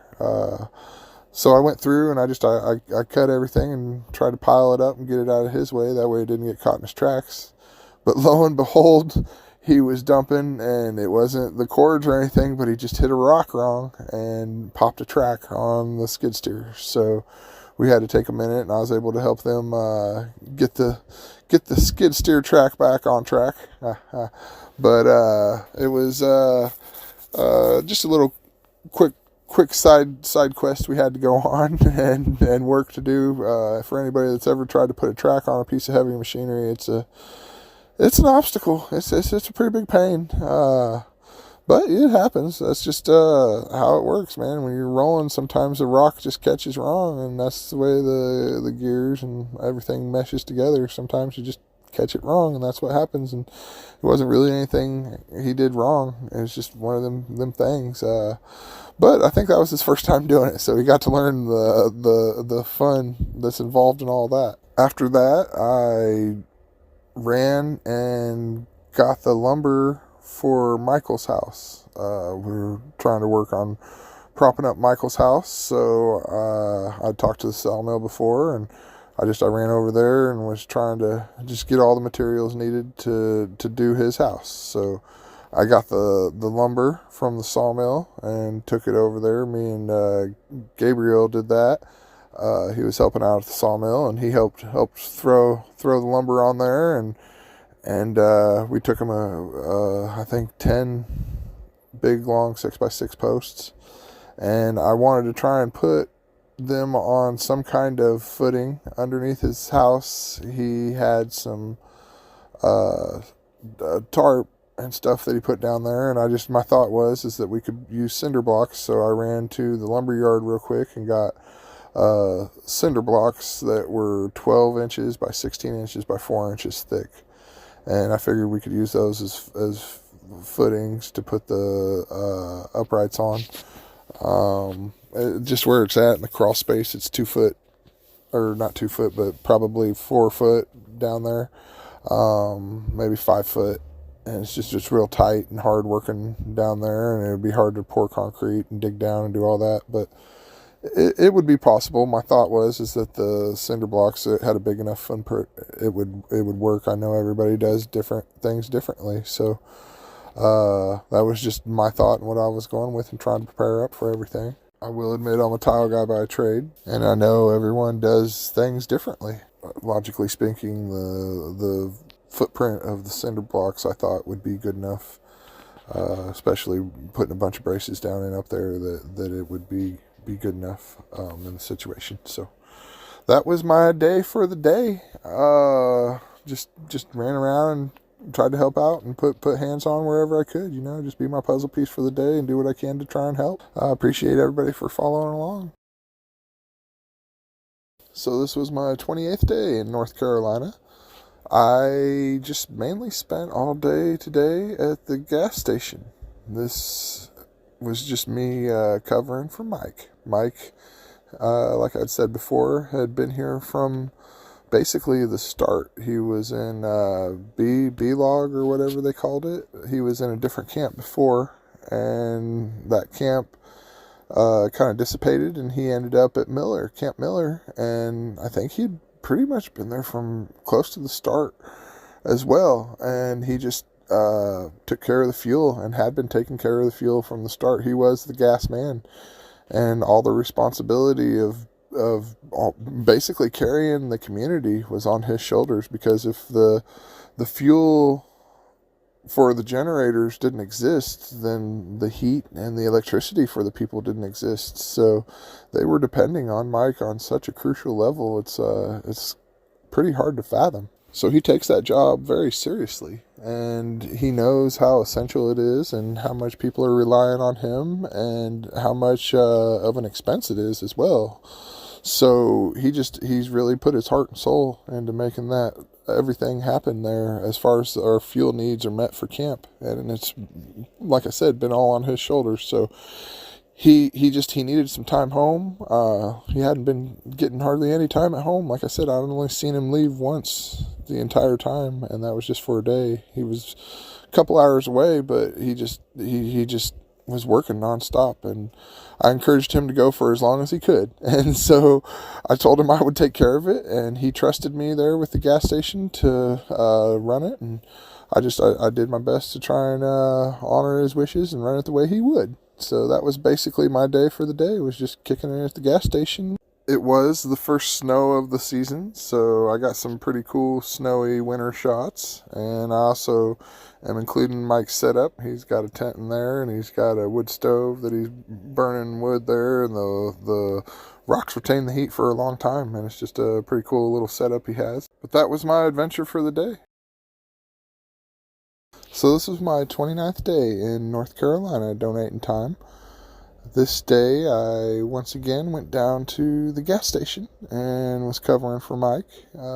He'd been working real hard and needed a little break, and I encouraged him to stay out as long as he could, and I would sit there and take care of it for him for as long as it was needed. So he had another day at home with family, and I was able to cover the gas station for him. So this was a Saturday, and they had recently decided to change the hours of the gas station from basically 9 to 6 every day to 9 to 5 on weekdays and 9 to 12 on Saturday, and then take Sunday off. So I only had to watch it till noon, and basically my job was to fill up gas cans. People would bring in gas cans for generators or whatever their necessity is, and I would fill up just 5 gallons basically per person, and unless it was like heavy equipment stuff, and then I'd fill the heavy equipment needed, and diesel and stuff like that. But or anybody working and providing work, I would fill them up for their tools and stuff.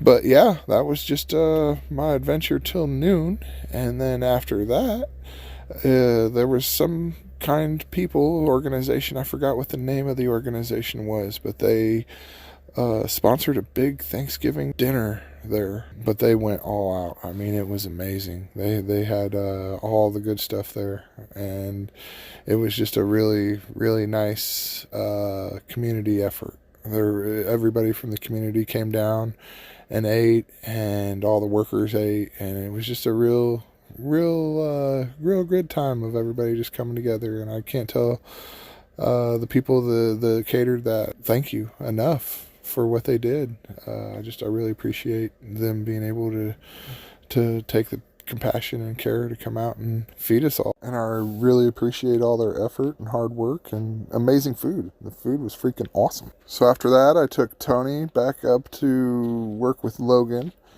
I had picked him up running around and gathering stuff, and took him to lunch down there at the Thanksgiving dinner, and I was taking him back, and just the way the mountains, the way they had melted, it was amazing. Sometimes in life you got to stop and enjoy the little things, and I seen it, and I just stopped and decided to just take it in for a second, because the mountains look almost frosted. It was really cool, and pictures really don't do justice, but those were the black mountains, and up top the trees turned black. Well, the black trees had got snow on them, and so the snow had melted off the mountain, but the trees still had snow on them, so they just looked like frosted little tips up there on the top, like maybe something Bob Ross had painted or something. It was just really freaking cool. It was just one of those moments you had to stop and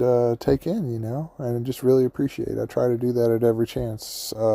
Anything that's beautiful or cool in this world, I just stop what I'm doing and I really try to appreciate it to the fullest and take those moments and appreciate them for what they are. And so through that, I decided to take a couple pictures. And then Tony asked if I wanted him to take a picture of me with the mountains behind. And I was like, sure, why not? I usually don't get pictures of myself, but yeah, I figured why not. And through that, Tony accidentally photobombed me and took a picture of himself. And so I'm including that one too, of Tony's picture where he accidentally took one of himself. So I got one of George too back at camp. So I'm including a picture of Tony and George, a couple good old boys. I really had a lot of fun with them guys out here working there. Just had good attitudes and they were just fun to hang out with. Logan too, man. George's boy. It was just, they're good guys, man. Good guys. So after that, I went back to camp and tried working and catching up on videos a little bit. Didn't make too much headway, but just tried to plug away. But that was pretty much my adventure for the day. I appreciate everybody keeping up and following along. So this was my 30th day out here in North Carolina. It was a Sunday. I decided to just go hang out with George and Tony for the day. They had wanted to kind of scope stuff out. George was thinking about coming back and wanted to just see where the hard hit areas were that he could be most effective with his equipment and machinery and stuff he's bringing, and just wanted to kind of make sure he was on the right path. And so I decided that I might be coming back as well. So I wanted to just kind of compare where I had been for the last month to everything else. And we started by going to Bardsville over the mountain and went over there, and it was hit bad. It had a lot of damage. It's just it's everywhere that seems to have been hit, and I haven't really been taking pics of the destruction. I try to show more of the beauty in it. So there's plenty of destruction pics out there. I just try and focus on the positive and the beauty of the area. We drove through there, and it was pretty rough, but we went over to through Asheville after that and to Swinoa. And I had been to Swinoa before, but they had kind of wanted to see it a little bit. We ended up going to Billy Graham's place real quick and kind of going through that. I hadn't been there, and it was a bit much for me. I'm a more modest, minimalistic type, and it just seemed a little extravagant to me. But we went from there down to the Swinoa main city part, and we swung by the Silverado. The Silverado, it's a place, it looks like they had some amazing concerts there where they could have had some really, really cool crowds and some really cool bands. And they just basically turned that place over into a donation site and just completely ran volunteers and donations out of there. Everything had been just turned over to the cause of helping people. And it's a really awesome thing to watch. I had went there and donated a lot of the items, everything that was clothes. When I first got to town, people loaded me up with stuff when I left, and that's where I ended up taking everything. And I knew they were a good spot and a good place that were trying to help people, so I figured I'd take George and Tony there to try and talk to them and see about setting up coming back or whatever, and just let him get a feel for what was going on. So we went there, and George talked to some people there about coming back and what was needed, and got some phone numbers and connections and all that good stuff. So while I was there was this really cool cross that somebody had made, and I'm not a religious person. I don't really go to church or anything like that, but it really caught my eye, and I thought it was really cool. So I took some pictures of it, and figured I'd share them here. I know there's people that will really appreciate it, and I really appreciated it. Even though I'm not religious, I appreciated the the heart and the soul and the work and the effort put into it, and the craftsmanship and the beauty. It was just a beautiful piece. So we left Swanoa and came back to Pensacola, and George had a skid steer up on a mountain, and he was wanting to get it to the bottom of the mountain. He didn't want to haul the truck and trailer and all the stuff up there. It was kind of hard to get to. So he was just wanting to drive the skid steer to the bottom of the mountain, and I donated and said I'd be happy to do that. So I jumped in the skid steer and drove it down the mountain for him. So I did actually get to do a little bit of something. It wasn't much, but after that we went back to camp and we're eating dinner. And right as we were eating dinner, Jody, the gentleman that had been serving the food, a lot of the meals that we had done to, man, him and his wife Liz, they'd just taken such good care of us there at camp, and they put their whole heart and soul out there and just showed up every day to try and help and feed everybody. And they worked so hard every day, and they would even take the leftovers and go help serve them to firefighters and medical professionals and just anybody out in the community.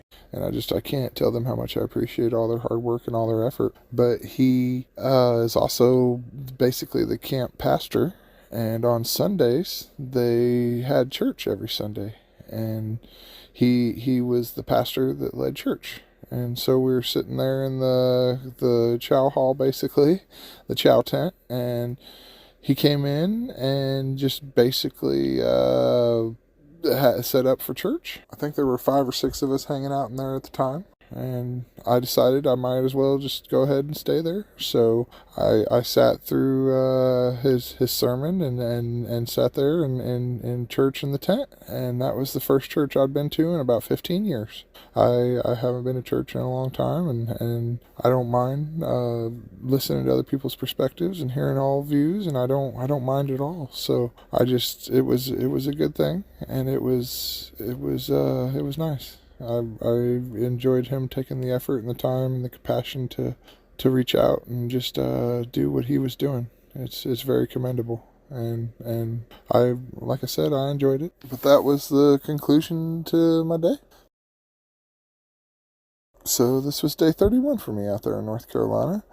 I had originally been wanting to leave the day before, but it kind of turned into one thing after another, and I found myself still hanging out.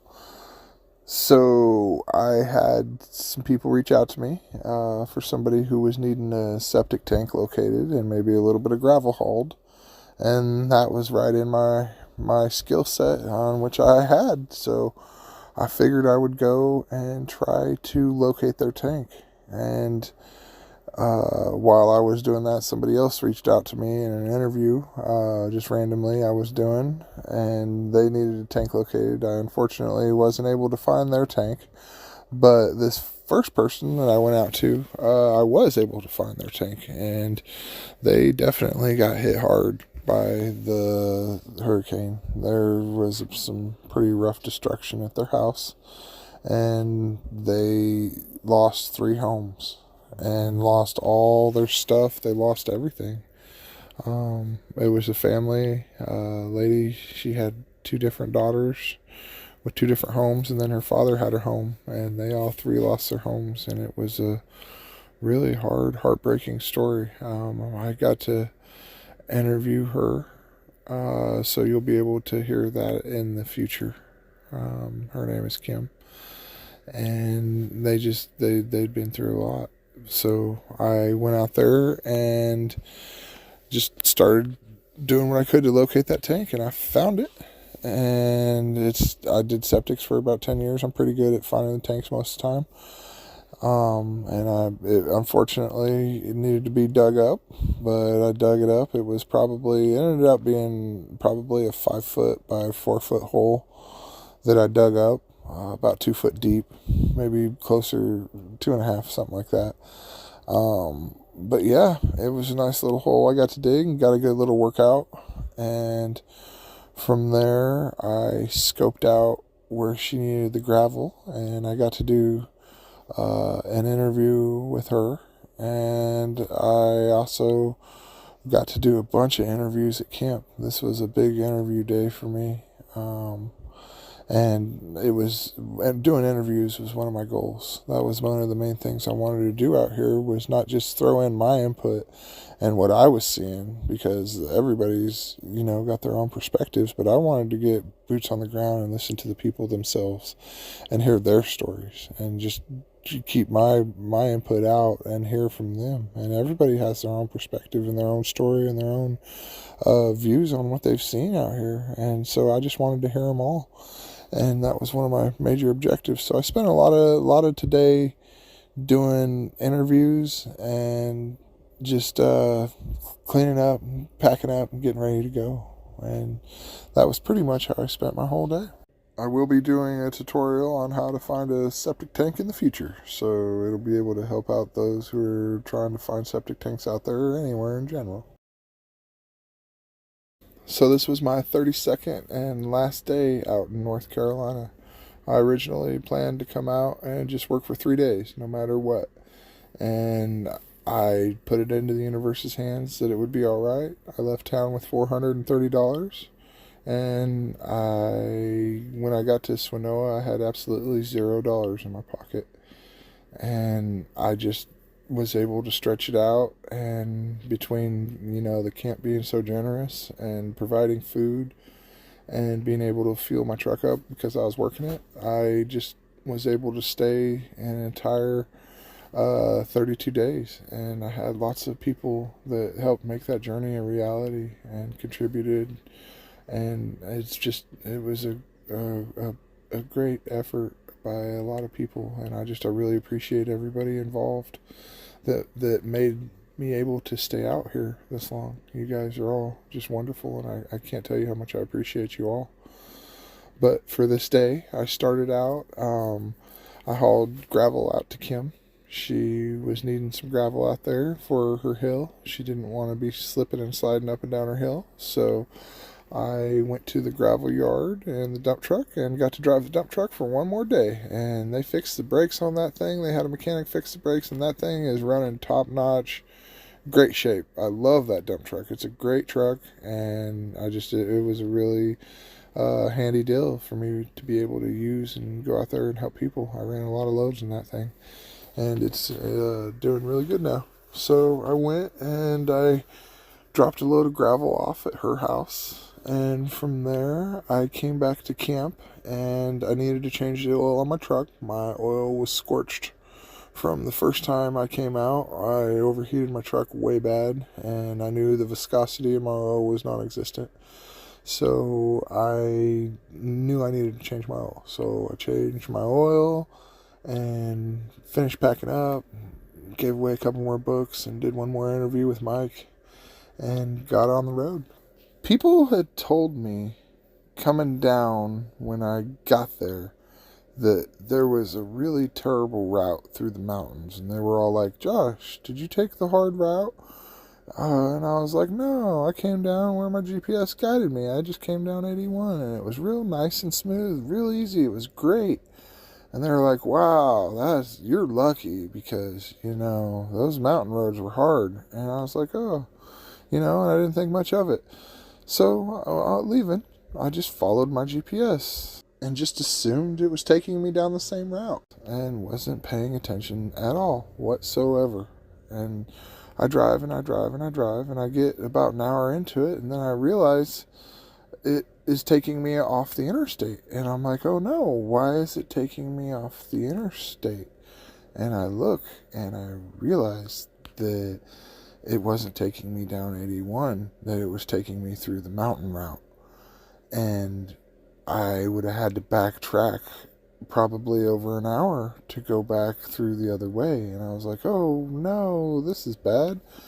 But I can do it. I'm not worried. I got this." So for anyone out there who might be pulling weight and might have that same mentality as I did and say, "Oh, I got this, no worries," I want to just remind everybody, anybody who's seen Billy Madison, there was a scene in Billy Madison where the kid says, "Oh, I can't wait to get to high school."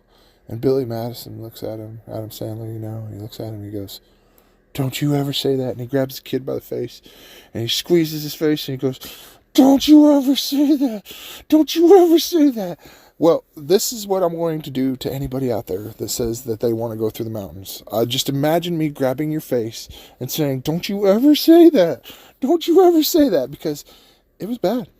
It was bad. I did not know what I was getting into.